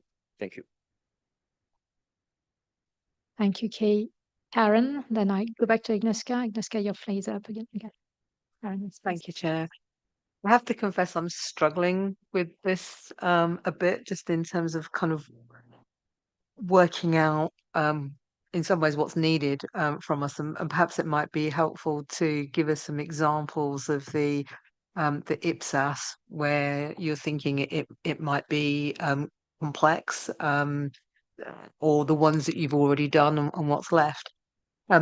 Because I think I might, based on your explanations, I might be kind of oversimplifying things because I think the way that you've described COV is the public sector equivalent of fair value. If that is true, then you could say, well, you apply either fair value or COV, and which one you apply is based on what kind of asset it is, whether it's specialized or not. And I'm not sure whether that then creates an extra assessment point, because it's really driven by the nature of the asset as to which one you apply. You just permit the use, and it's then for the entity to determine whether it's a specialized asset of some description, and therefore which path you take. But that might be an oversimplification based on what you've described. But I confess I'm having difficulty framing this in terms of kind of the specific standards that might be giving you some challenges.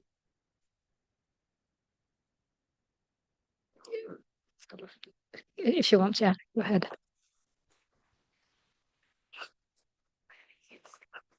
So Karen, maybe where we're going, because that's kind of what you're asking. I think where we're going to struggle is, I think the standard that's going to be difficult to assess is intangible assets. And it's because you can't touch and feel intangible assets, really. And I think this is all my view because it's not in papers yet, but I think that there's an argument to be made that some intangible assets are held for financial capacity and some intangible assets are held for operational capacity. And sorry, I don't have examples off the top of my head, but if those intangible assets always come up with the same value under COV or fair value, is there benefit to adding the option to measure at operational value? Because it adds another step to the standard. It adds another step to our constituents in applying the standard, if there might not be any benefit to the actual outcome of measurement. So I can go back to an example where I can go back to some examples we have actually applied. So we looked at inventory, and some inventory is held by the government and they hold it to sell it. And there's some inventory that's held for internal purposes. So they might have a hospital, for example, where they have a lot of supplies that are they're not sold, obviously, they're used to treat patients. And the IPSASB, I think rightly so, agreed that there's different values between those inventories that are going to be sold and those inventories that are going to be held for services. So there is a benefit from a presentation of financial statements point of view to showing different measurements. But where those values are the same, again, looking forward to standards like intangibles, is there a benefit to having both those measurement bases there? Thanks, Dave. Ross? Yeah, maybe just a point of clarification, because people seem to be mixing where we're going with this standard versus what we've already done.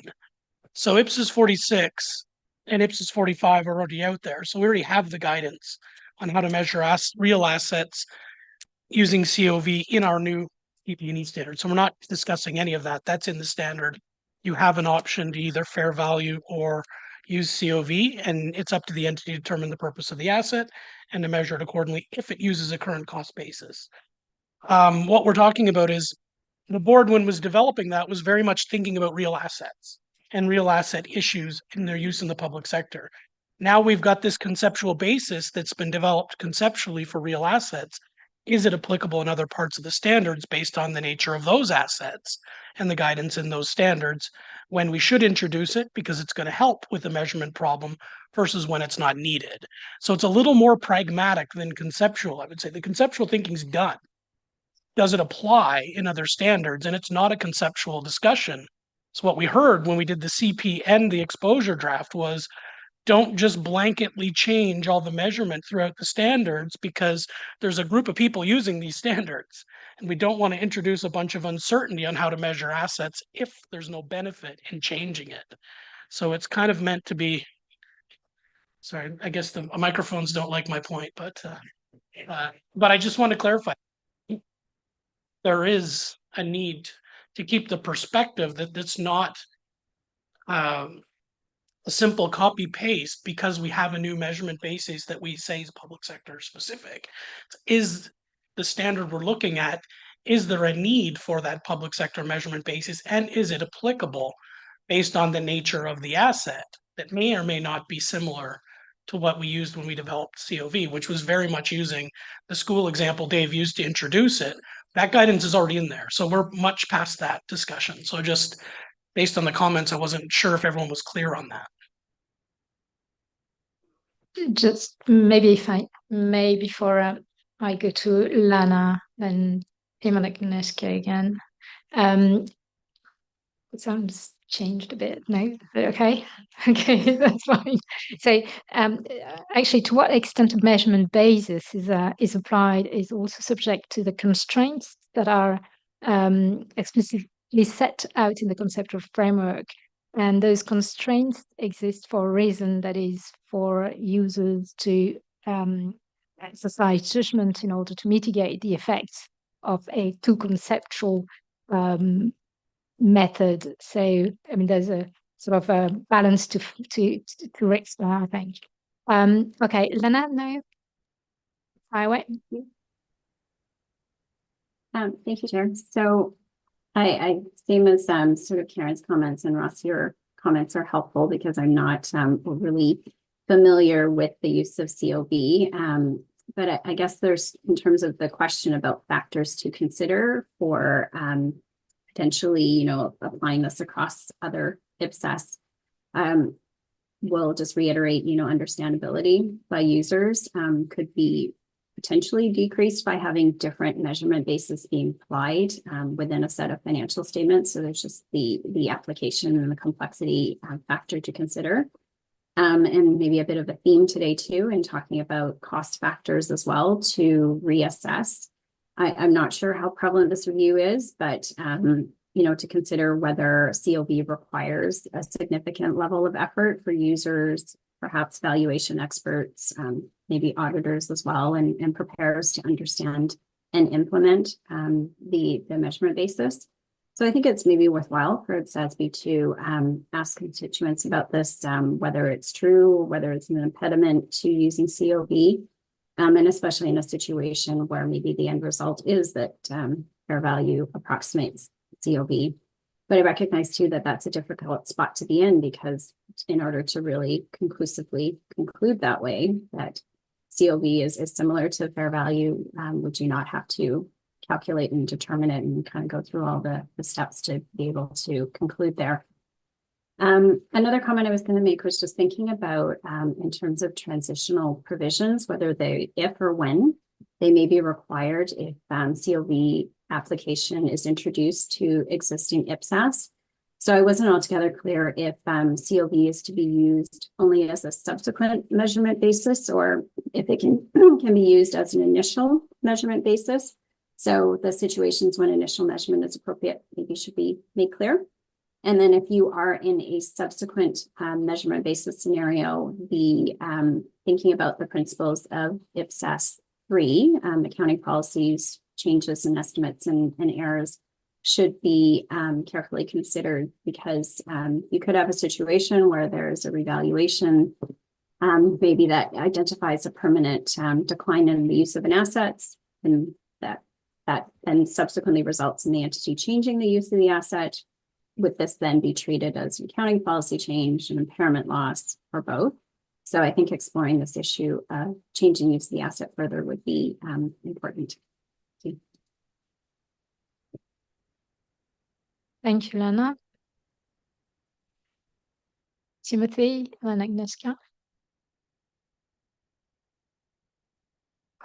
Thanks. I mean, maybe there's just a potentially simple solution, is that if there are classes or types of asset where you know ex ante that the values are going to be the same, then you can choose to use fair value for that reason. But then basically there is some disclosure that that's why, and it may just be a common sense type thing to save the time and effort to do both. But then that got me thinking about the other way around, is when one chooses to use COV, there's an implicit decision in that an almost policy decision, especially when there's a big difference between fair value and COV, and where fair value, typically that would mean fair value is a lot higher. That in certain circumstances that may be a way of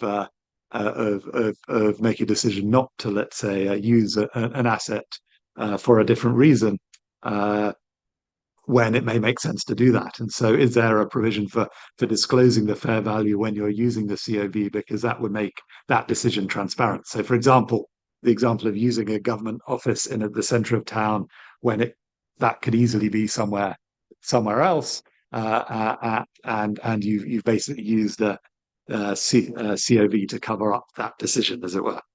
So is there something about disclosing fair value alongside COV? Thank you, Timothy. Agnieszka? Just a short thought. It may be not valid. I apologize for that if it's not, but what came to my mind, I just say it. Maybe it would be good also to think about some transitory arrangements, because in this practical problem, as far as I understood, there is also this notion that people so far have applied fair value, but they should do some additional work to come to the same, let's say, effect. So if that's the case, it's not a conceptual issue, but it's just the case. There may be some transitory arrangement that if they assume they are going to end up with the same result, they don't have to change it as a transitory, provision, something like that.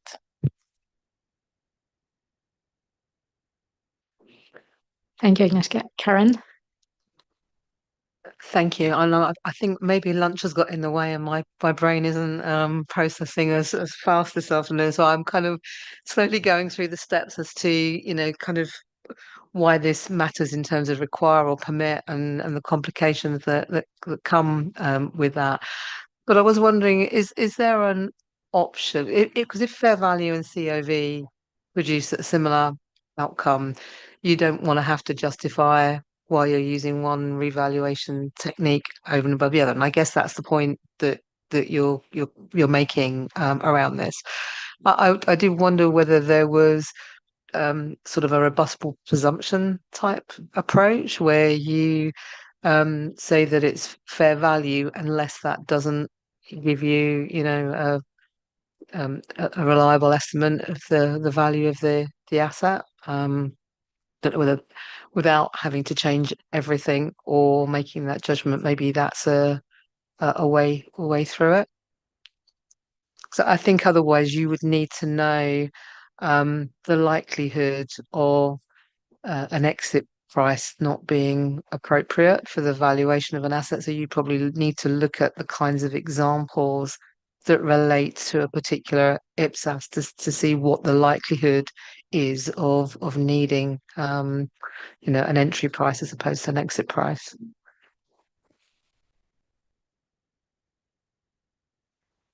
Thank you, Karen. Franz? Yeah, when evaluating the applicability of COV and IPSASs, I would also recommend to keep in mind the DFS valuation of those assets and avoiding any unnecessary differences with that valuation, which is also supposed to be a public sector evaluation method in GFS. So maybe you can look into the concept of the valuation in GFS versus the COV application. Thank you, Franz. Any other comments in the room, online? I think that's about it. Okay. Thank you. Well, thank you, Dave. And anything to add? No? Okay. So we'll move on to the about 10 minutes for the break. So we'll do the break first. I think it's best. Yeah. Okay. So we'll go for the break now. Back in 20 minutes. So 2:50 should be okay. Back in the room. And then we'll go to sustainability reporting. See you all back at 2:50.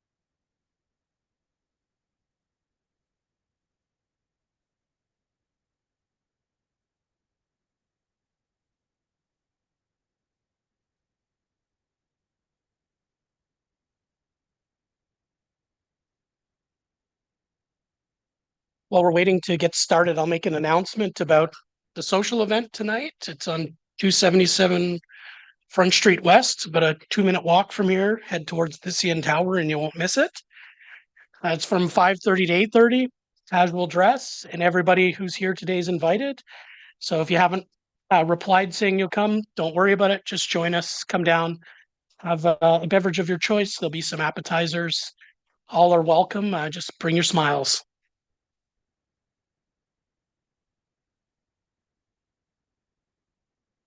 Thank you, Ross.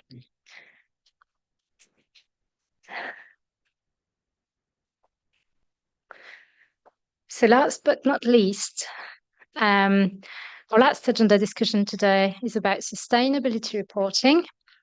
And you'll note that it was placed at the end of the day to give everybody focused throughout the day. So Celine, thank you for your patience today. And the floor is now yours. You have the full attention of the CAG. Thanks, Fabienne. So today we just wanted to share some updates. We met last in June and we talked about the climate-related disclosures project brief and some and sought your feedback and advice. And we had also saw your input through a survey in May, and we didn't have a chance to go through that in June, so we will share the results of that today. We'll walk through the feedback that we heard from across the CAG, board members, TAs, and others who responded, and then we'll provide a general update of our progress since June, and then what to look forward to in the new year. So thank you to everyone who's responded. We received 28 responses across 18 jurisdictions. You'll see there the majority from CAG members, so thank you very much.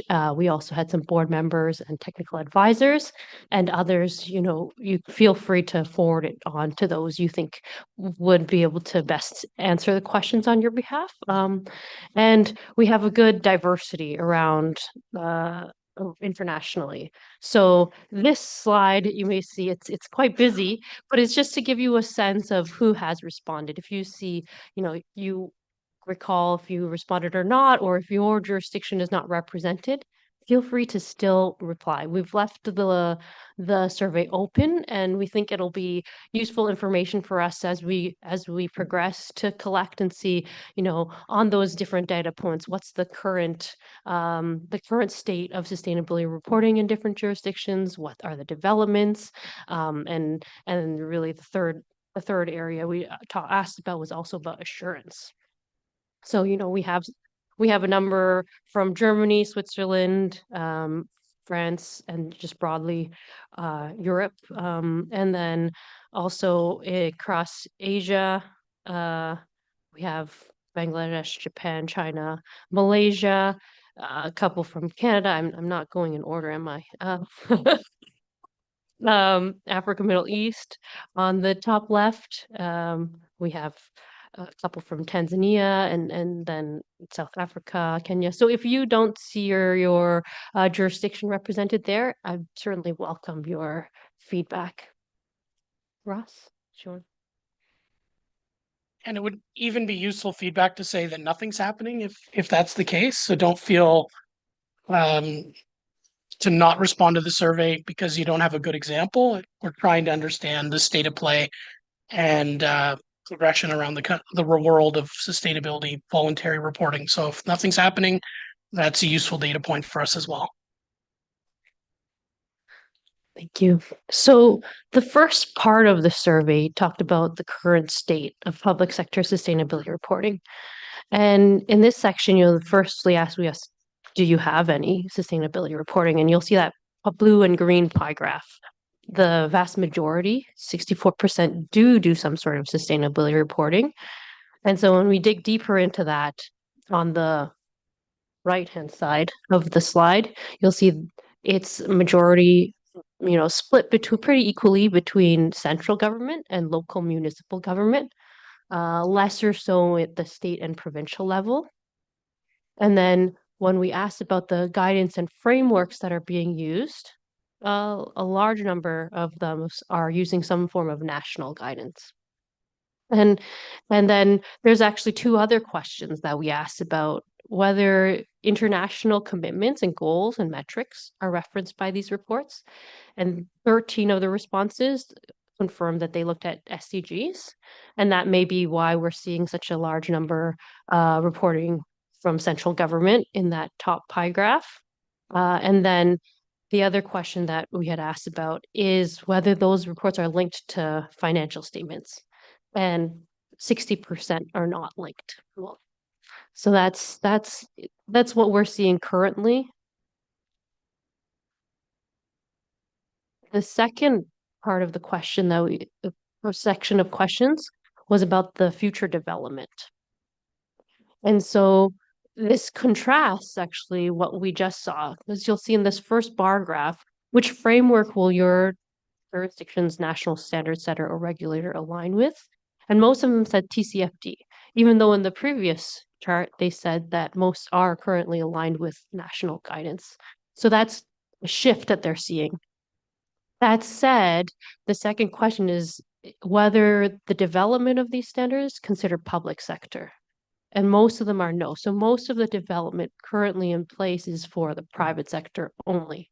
And that's where we see certainly the alignment with TCFD, but it is generally a shift from the current reporting.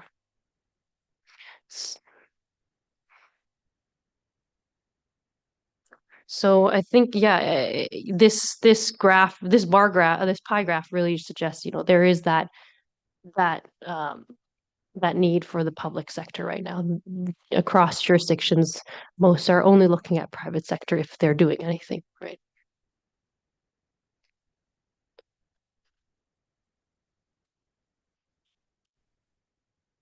And the third area of the survey that we asked about was about assurance. So 86% of respondents confirmed that there's no assurance currently provided. I think as expected, and of those who said yes, so it's quite a small number, what type of assurance is provided? There was only a couple who could advise, who could confirm that it was reasonable or limited, but mostly it's not clear. And then we did ask what type of firm provides the assurance. Really, if it's audit firm or an other service provider, but again, the whole area of assurance is unclear. So I think these three areas, very interesting insights drawn from these, and again, as I said, we certainly welcome further inputs. I know a number of respondents also shared additional written responses and shared that with me, but it'd be great to have some discussion as well if CAG members have any other developments that they'd like to share from their jurisdictions, or if there's any implications to the survey that you feel the IPSASB should explicitly consider. Okay. Thank you, Celine. So I guess it's two questions at the same time. Okay, so for you to know what you can comment on. So who would like to go? Okay, I've got Paul in line. Paul, go ahead.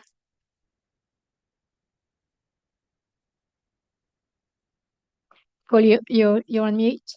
Sorry, that's happened at least once today. Yeah, the question as to whether anything's changed across Europe broadly, no, not really.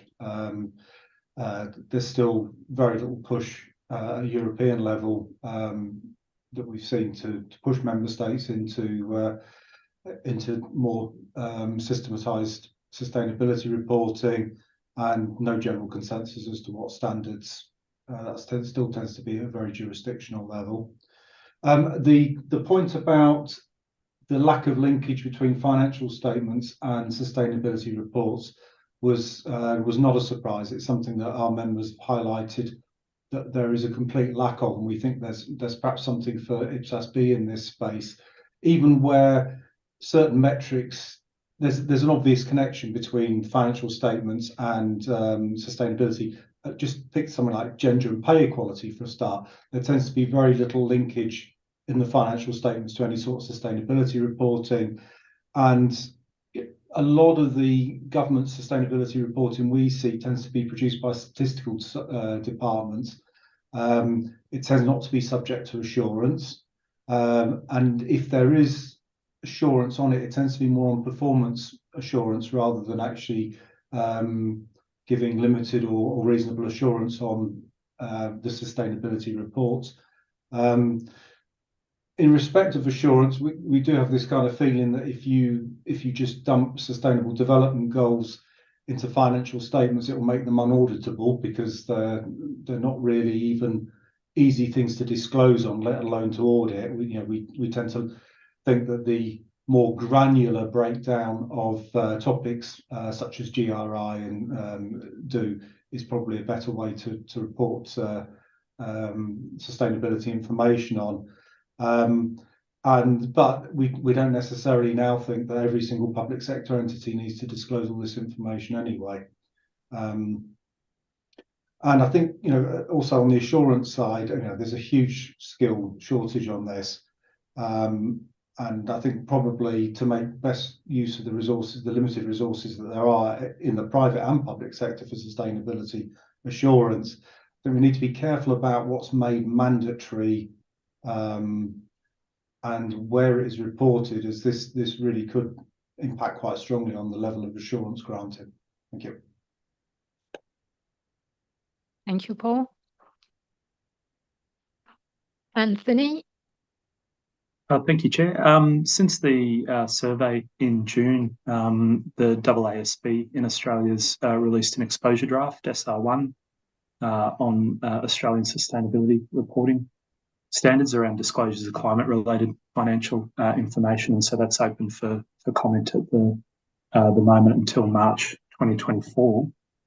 Implications from the survey results that you've provided are quite significant for me, particularly around the assurance requirements and the preparation of auditors around getting ready for that, and also the spread of standards being adopted and the importance of the IPSASB and Australian Accounting Standards Boards to bring those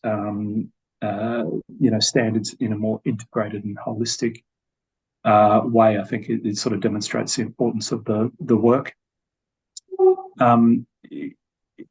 From discussions, I think the key issue for me still remains that the awareness of the impending requirements for sustainability reporting is still not well understood, and when Australia particularly is at the exposure draft stage, I think that's going to translate to an interesting implementation. If good practice in this space to me is starting to identify the data sources, integrate the sustainability reporting into the financial reporting early, and then fine-tune as standards are finalised. And I think that may not be occurring to the extent that it could. Thank you. Thank you, Anthony. I can see Adnan. Go ahead. Thank you, Chair. We've discussed this very briefly at our task force level. I'll talk more from my own agency, which is the International Labour Organization in Geneva. We've been doing things like gender markers in our financial statements and providing information back to the UN Women, which collects that data on a system-wide manner. But when we start looking at sustainable development goals, it becomes much more difficult to track dollars for dollars to where these goals go. And I think looking at the results of your survey, I can see the same sort of issues that we have in how do you actually do it. It actually becomes much more difficult where you have development cooperation or humanitarian projects, because different donors in different countries ask for different types of reporting. And I think the gentleman who spoke earlier on about there's not one wide definition makes this very, very difficult, because for the European Commission, we may do a certain type of sustainability reporting, but for certain governments, even within Europe, we do different ones. So we find it very, very difficult to adapt systems to actually produce this sort of information. And I would echo the fact that I think for us, one of the big issues would be about how would this be audited in the future if it was to be put into financial statements. I think that for us would cause a lot of issue around how to actually track this down and confirm that it was done. Thank you. Thank you, Adnan. So, Karen. Thank you, Chair. Just to unpack a little bit about what's happening in the UK. So I think we're still on a bit of a journey with this. So in central government, there are steps to implement TCFD framework. So there's been greenhouse gas reporting for many years, but I should say the focus is on climate in terms of sustainability, not on other topics. I should have said that at the very beginning. So central government is looking at rolling out TCFD. So they're doing it progressively over years in terms of the different pillars that are part of TCFD. So part of those came into play this year.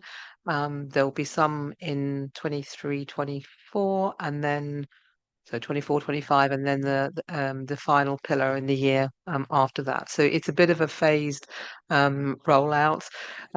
That isn't yet being applied to the health sector or to local authorities in the UK. So it is very much a journey that's being followed. But TCFD was chosen as the framework because that seemed to be what's underpinning what the Sustainability Standards Board are doing, and it felt like in the absence of public sector specific guidance, something that was likely not to be nugatory, we could start to develop, and grow people's knowledge and experience, because that is by far and away the biggest issue, is that there are not knowledgeable people around who have done this and know how to do it. So we're in the, if you like, in the process of growing that. So this sort of steady implementation means that we do actually start, but we can start to grow experience over time. Just one thing I did want to pick up on your slides, which interested me, which was the respondents who said that they were following GRI, because my understanding was that there were no public sector specific impact measurement out of GRI yet. It's on their agenda, but they haven't progressed it. That seems to suggest that people are using other impact measures as part of its reporting. So good to understand what people are actually doing in that space. Yeah, that would be interesting. Thank you, Karen. And I guess I had the same type of lesson I learned from the from the survey about CFD being sort of more widely used than GRI. Maybe Celine, you can shed some light on that. Yeah, I think in our discussions, with GRI as well, our understanding is there are public sector entities who are looking to GRI, whether they're picking up GRI as is, or many that we have seen are sort of building their own guidance almost, looking across the different frameworks and seeing, okay, what applies to me. And that's most of the examples that I've seen. And even with GRI, they don't require them to report back, and they don't necessarily they may not use a statement of compliance that they are GRI, but I've seen a mix of different examples. And so to this question, I can't say exactly what all the respondents were what their situation was, if they took it purely as GRI, or because I think this question is kind of ambiguous, like, but they did look to GRI. Ross, do you want to add? Yeah, not adding a whole lot. It's similar. I've been looking at the same things Celine's been looking at, but I think it is interesting that some do use GRI, but I'm not sure any are using GRI alone. They're building off TCFD or other reporting guidance and trying to make it work because they're working on a voluntary basis and they're just trying to start to come to grips with reporting on these, different areas. So I know from discussions we've had with GRI is GRI not looking at it from a perspective that their standards are developed just for the commercial sector. They do believe they're applicable to the public sector as well, but from a terminology perspective, it's clear that the GRI guidance is more focused on commercial entities. Right, and I understand also that TCFD is purely climate change, whether GRI is much larger. Yeah, sorry. Helen? Yeah, maybe if I just add, so we've been using GRI for about, I think, 18 years or for as long as it's been going. We only use 60% of it. So you don't claim to be fully compliant. But just one comment I wanted to make is the IPSASB, I would think well, maybe you haven't felt it individually, but in the last 8 weeks have been quite aggressive in trying to get future entities to sign up. So the World Bank and ourselves have been chased down. We've chosen yet not to make that statement a COP, but they are aggressively looking for a few entities that might drive their standard to be the standard.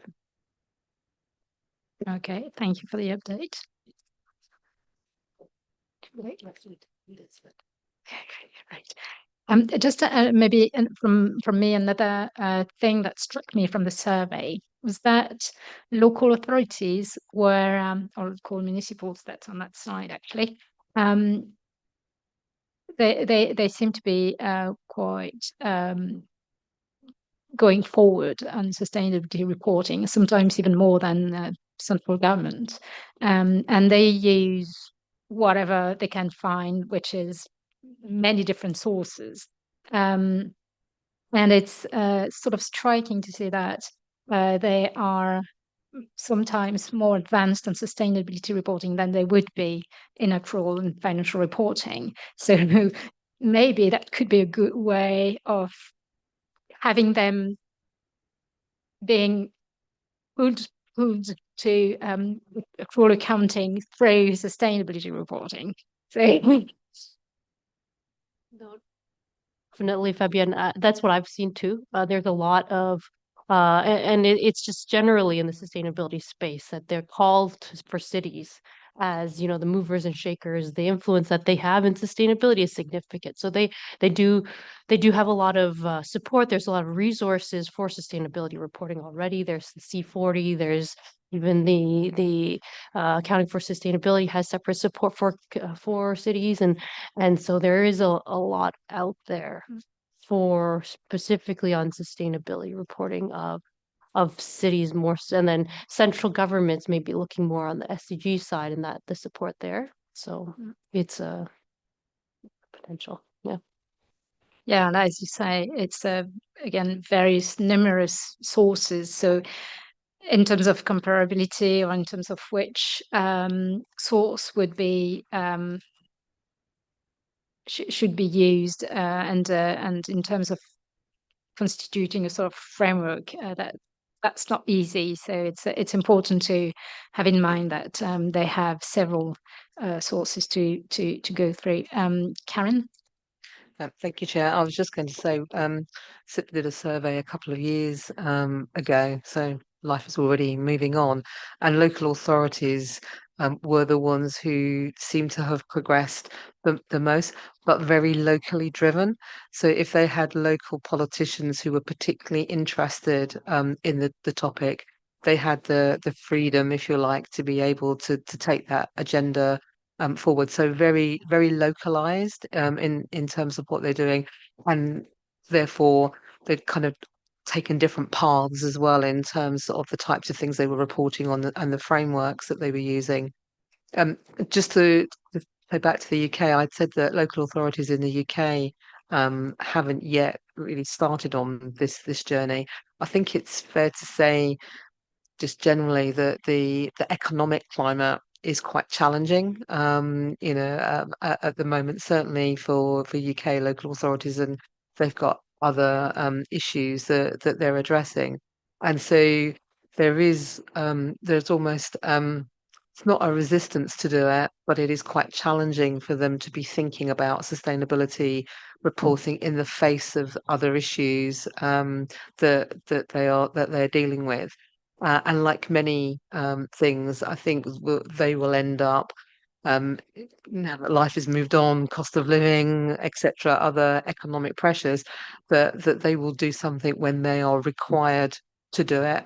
And I think in the UK we'll certainly see less sort of local driven change. I'm not going to say there isn't any, there wouldn't be any, because there are always some local councillors who have a particular interest in this. There are always some local authorities that are further ahead than others. But I think generically now I think there's been a shift in terms of the pressures being faced, and I think that's a headwind, if you like, that we're seeing for local authorities in the UK, and I don't know to what extent that exists elsewhere.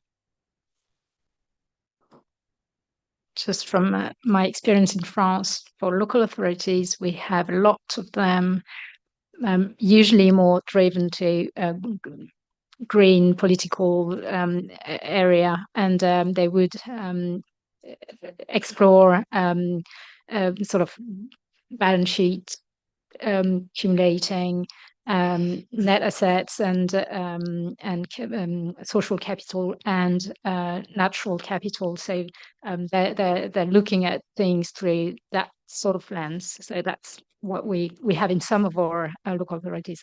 Ross, you wanted to step in? Yeah, it's along the lines of, some of these local authorities that we've been talking to, or municipalities, depending on where you're talking. And the reason why some are voluntarily reporting on sustainability, and I think climate in particular, is to the point you were making, Karen. In some jurisdictions, they're actually doing a lot. They want to tell the story, and they don't want to wait for a financial reporting system to come along. So they're doing exactly what we actually always encourage people to do, is don't treat it an reporting exercise. So it's part of their objectives. It's part of their programs they're running to deliver local services, and they think it's important, so they want to report on it, and they're not waiting. And there's 5 big municipalities here in Canada that I would say are pretty ahead of the pack in doing this for those reasons, because it's part of their everyday running of the business of local government. So, resources and everything aside, I think, and the interesting thing we found with the Canadian jurisdictions, all of them had started with TCFD and then layered on top, which I think is interesting when you look at the approach in our project that we'll talk about later this week, where we're starting from S2, which is building off of the basis of TCFD and the structure that those recommendations had. So I think it does show some applicability of that model, and that we're heading in the right direction, at least directionally. It's a long way to go in building out what our guidance would look like, but it makes me feel good that those jurisdictions that have moved first and are thinking about reporting are starting in a similar place to where we're starting our standard setting developments. Thank you, Ross. Rosa, you want to comment? Yes, maybe to do an update of what we are doing in the European Commission as an institution, not as a coordination of the 27 member states of the European Union.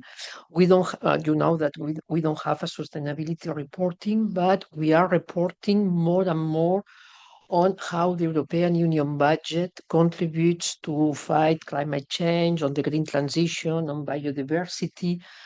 And I think, and that attracts a lot of attention in the European Parliament.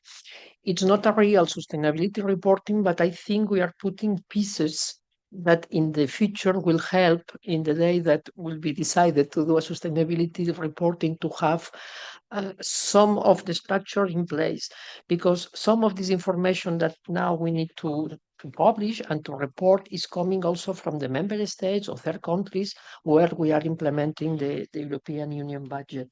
And from the last meeting in June, we have now published the second report on the green bonds, because you know that we are now issuing a lot of bonds to finance the Next Generation EU project, and 37% of all this budget needs to be on the green transition. And we have adopted the second report, and it's certified on the information that we have put in this report.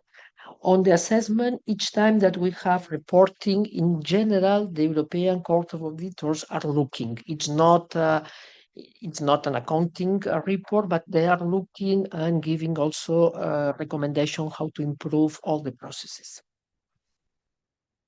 Thank you, Rosa. Karen? If I can come back in again.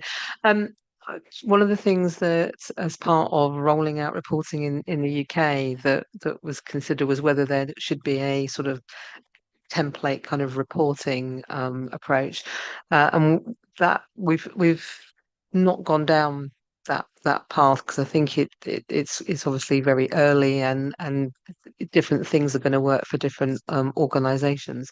I think one of the things that we will be keen to do is to share those reports that are good, so sort of case studies or best practice that others can build on.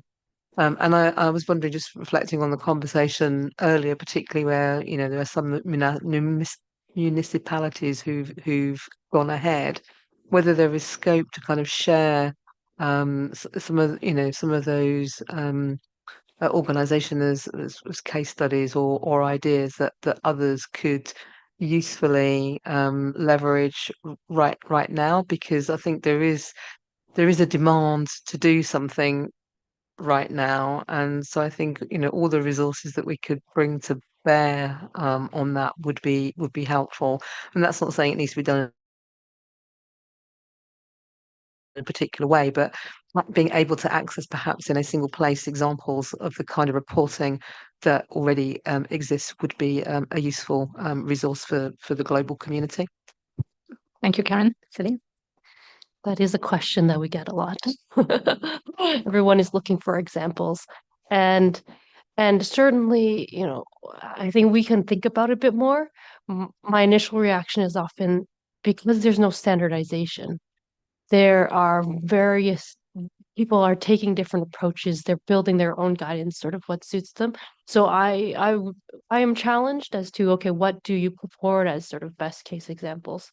But it's something, certainly, it is a question that's repeatedly asked. So something for us to think about, sort of how to present it, or maybe when we start next steps, we're thinking about how to get started guide, or our sustainability implementation form. So these different avenues and channels, perhaps we'll bring that in, if it's bringing someone experienced in to showcase what they've done, or bringing in, listing some examples, caveating that, these may be a good starting point for you to think about.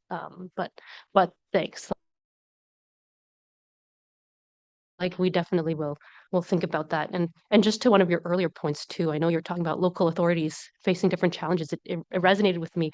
We were out in doing roundtables, and in developing countries, that was the same issue they're facing, and just the position that they're in, they're facing different challenges, and I get that same sense. It's like, let's deal with accrual or these other issues, and then this will come down the line. But definitely, I think the same story in many, many different places. You can see Timothy wants to say some words. Yeah, I think it's just reflecting on this conversation. I think clearly this conversation, is reinforcing the need for some standards, basically, and I think that's important. But also that I often use the term context matters, and that sustainability action will vary from context to context. So and then what is relevant, and also the purpose or the goal of sustainability reporting. It's important to understand that there are multiple purposes. So people have been talking about mobilizing finance, for example, and so that's one thing that and so sustainability reporting and green bonds, say, and will that give you access to cheaper or more finance? Is it around accountability for sustainability action generally, or climate action specifically, or is it how to make better decisions about what to do? Okay, and so there are various multiple purposes that one needs to think through, but also think through that something like climate change manifests itself in very different ways in different countries, and you have lots of countries where the energy transition is important, and others where resilience and is investing in climate resilience is very important, and so it is. There are lots of this is going to be hard to come up with a standard given these multiple different objectives. And then the other thing that I have repeatedly said is one doesn't want the perfect to be the enemy of the good, and a lot of the countries, there's not just varying context but also varying capabilities, and one doesn't want to come up with a standard that precludes a whole group of countries to be able to adhere to a standard, and therefore exclude them from some of the benefits of sustainability reporting, whether it's access to finance or ability to make better decisions. Thank you, Timothy. Ross and Dave. So maybe just managing expectations on what we're going to be able to do in our project and where we are already is just to highlight that the board did actually put out some guidance this year in our reporting sustainability program information project that updates RPG 3, reporting on service performance information, and RPG 1, long-term fiscal sustainability, to add 4 specific pieces of guidance to help with programs financed by different instruments like a green bond, carbon tax, tax expenditure, and how to account for investment in infrastructure to mitigate the impact of climate change. And those are real specific examples that we analyzed of real programs that we came across around the world, so that jurisdictions that are looking for a starting point and looking for practical guidance can actually go to these amended piece of guidance that we've put out there and start there. In terms of the examples, I don't think in our current project, at least in the short term, we're going to have any capacity to do these types of examples, but we will speak to IFAC, who's our partner who supports on that type of material, and any accountancy bodies that might be out there that want to work on case studies for this type of arrangement. I think there is some good material. So the good examples we've come across in Canada, maybe that's something we talk to CPA Canada about platforming, and maybe any other public sector related PAOs that might want to get into that work. I think that's a better fit for that course of work than us, because right now the big task of developing sustainability sits with just Celine over there, and she's quite busy writing the guidance that we're trying to develop. So I don't want to overcommit what we might be able to do in the short run. But we are working on more resources, and when those do come through the door, hopefully in early 2024, that might expand what we can do through our current project. I just don't want to overpromise. I'd rather do the opposite and underpromise and overdeliver. Thanks, Russ. Any other comments on sustainability reporting? I know it's the end of the day. Some of you are completely jet lagged. I am. Okay, so I guess.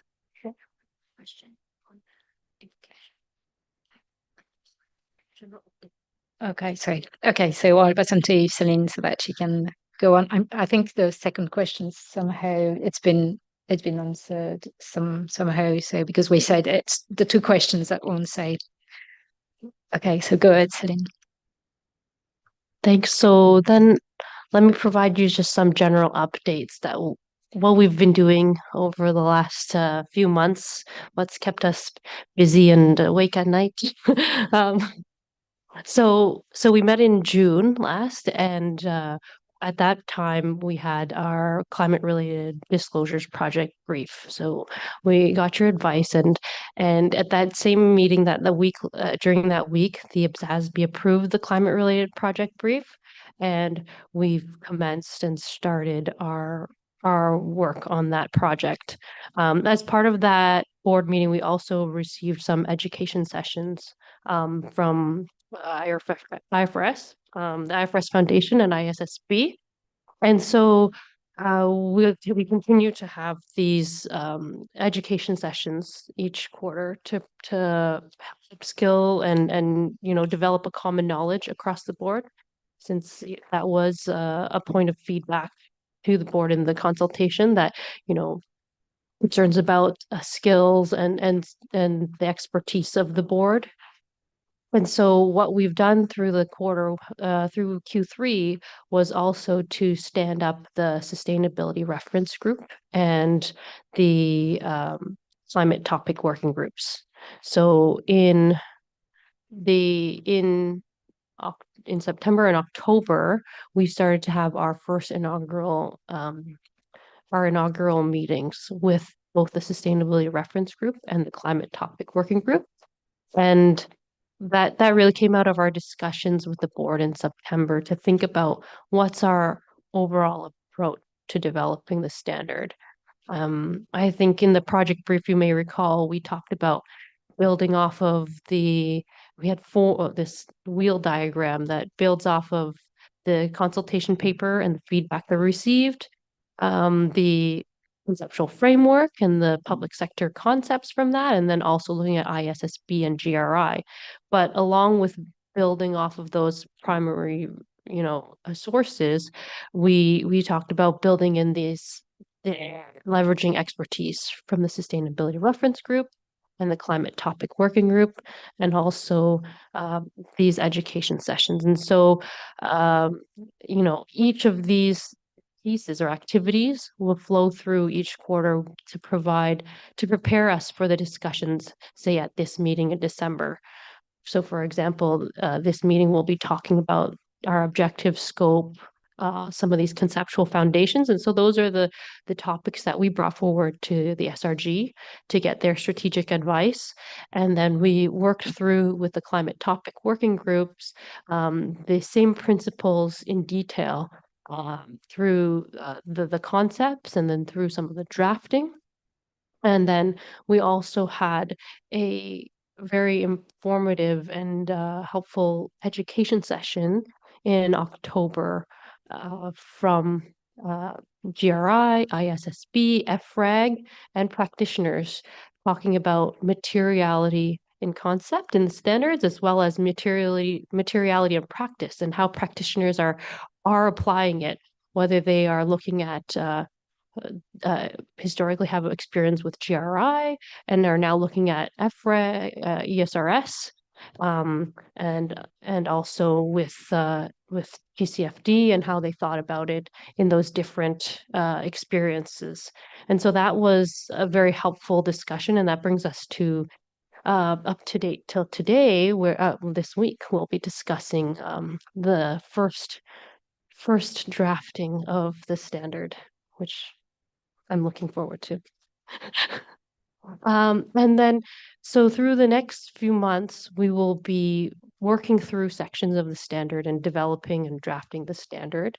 And then we will be back in June, I guess, next year, provide further updates and any key questions to seek CAG member advice.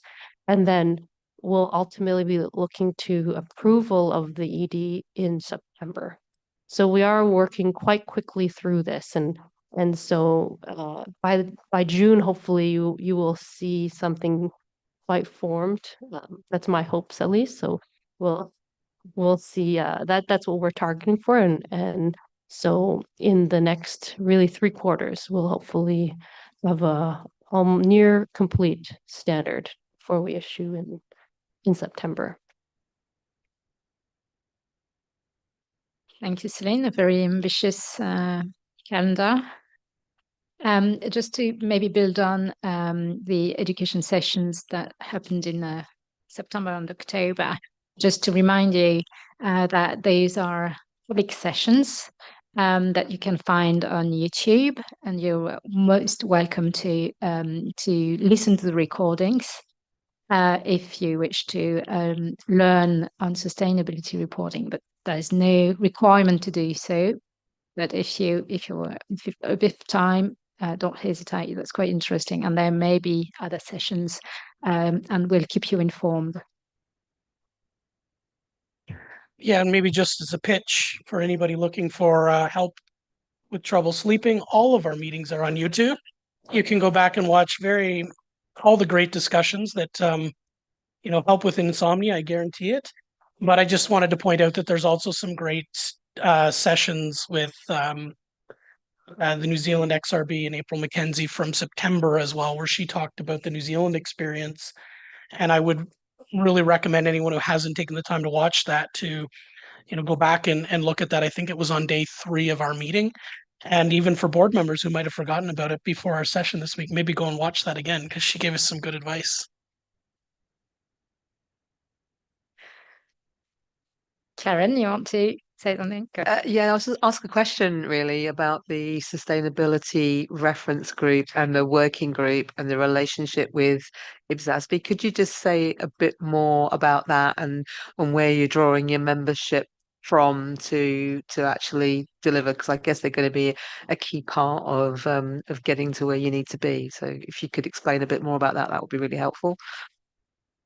Yeah, no problem. So there's a slide that I don't think we have at the moment, but basically the Sustainability Reference Group is an advisory body that sits alongside our normal task force model. So they're giving input into the team to develop through the Climate Topic Working Group, which is a fancy name for a task force. The task force makes recommendations to the board, and then we follow the same due process we would follow for any project where we come to the board and the CAG on any major issues related to those projects, as the board and the CAG are the formal parts of our governance process. The Sustainability Reference Group so far, I think we've got about 15 organizations on there. These are international organizations that have different perspectives and views on sustainability reporting.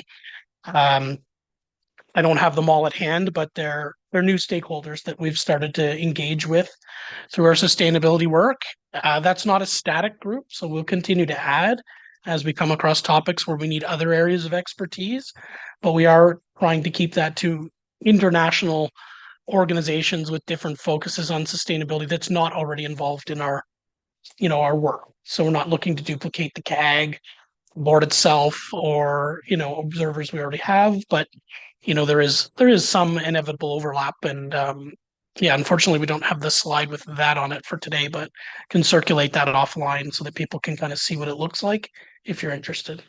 And can I just ask, in terms of the approach to the task force members, the climate one, because frequently they come from the board, and I'm assuming that you're reaching out to other people as part of this process. So just what's the approach to that? Great question. So we do have 2 members from the board. So we've got Liang Yang, who I think I saw her today. There she is. And she's doing a lot of sustainability work with Deloitte and in China. So she's one of our board members. We've got Ian, who's the Climate Topic Working Group chair. We've got a representative from the UK Treasury, who's working specifically on sustainability reporting. We've got a representative from the New Zealand XRB staff, who's been working on developing their standards and is more of a climate expert. We've got somebody from IPSASB and somebody from GRI.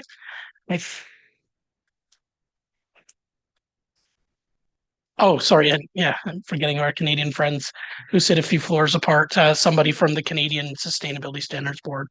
So again, that person from Canadian Sustainability Standards Board has a long history in both sustainability reporting and standard setting in the sustainability space. So really looking to complement what's already sitting around the table and help address the key comment we had from the May 2022 consultation paper to make sure the board had the appropriate support and expertise to set standards in this space.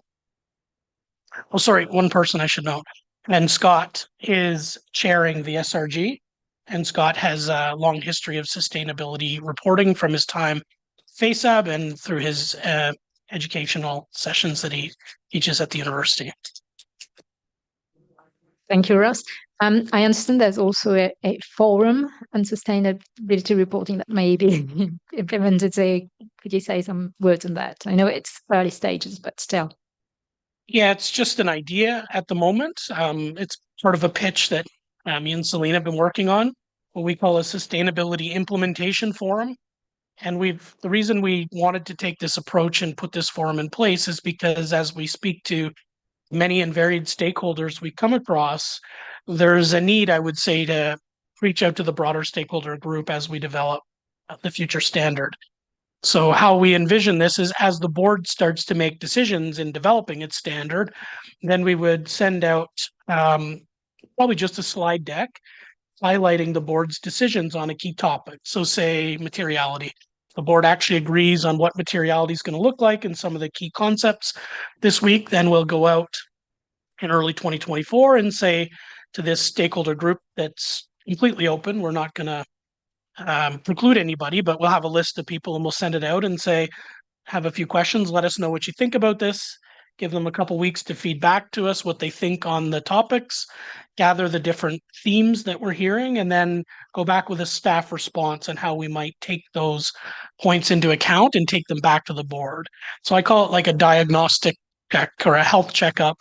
Instead of waiting for the full exposure draft, we're going to try and get feedback as we develop it because we want to move quickly. We don't want to be surprised at exposure draft stage with something that someone says, like, here's a really big implementation barrier that we don't think you've thought enough about. So again, we haven't started to move that forward, but I've talked to some members and TAs who have an interest in implementation to get them to support us. And we're hoping if the board makes decisions this week that we can start to roll that out in Q1 2024 and see how that works. Thank you. So stay tuned for that very open forum. I think it will be a good place to exchange views. Any further comments you may have on whatever Rose has told us or update from Celine? No. Okay. Well, I think that's it then. Thank you very much, Celine, for your presentation. Okay, now I guess the meeting's drawing to a close. So thank you for attending the various sessions today and for providing very good quality comments and high-level comments. And I believe we covered a lot of ground today, probably a lot of inputs from that the IPSASB can take from the sessions today. Also, thank you to the Cameroonians representatives for the insightful presentation this morning. And thank you, staff, for the preparation of the agenda papers and for the presentations. And the high quality of the agenda papers continues to amaze me and impress me. So thank you very much. Okay, so thank you for your time today, and I'll see you all for our update to the CAG meeting sometimes around March, after the March IPSASB meeting. In the meantime, have a happy winter for those in the Northern Hemisphere and a lovely winter for those in the Southern Hemisphere. And happy holidays and season's greetings to all. I'll now ask all observers to leave the room, please. The closed session with CAG members only in person and online will start in, say, 5 minutes. So bye-bye for now. Thank you.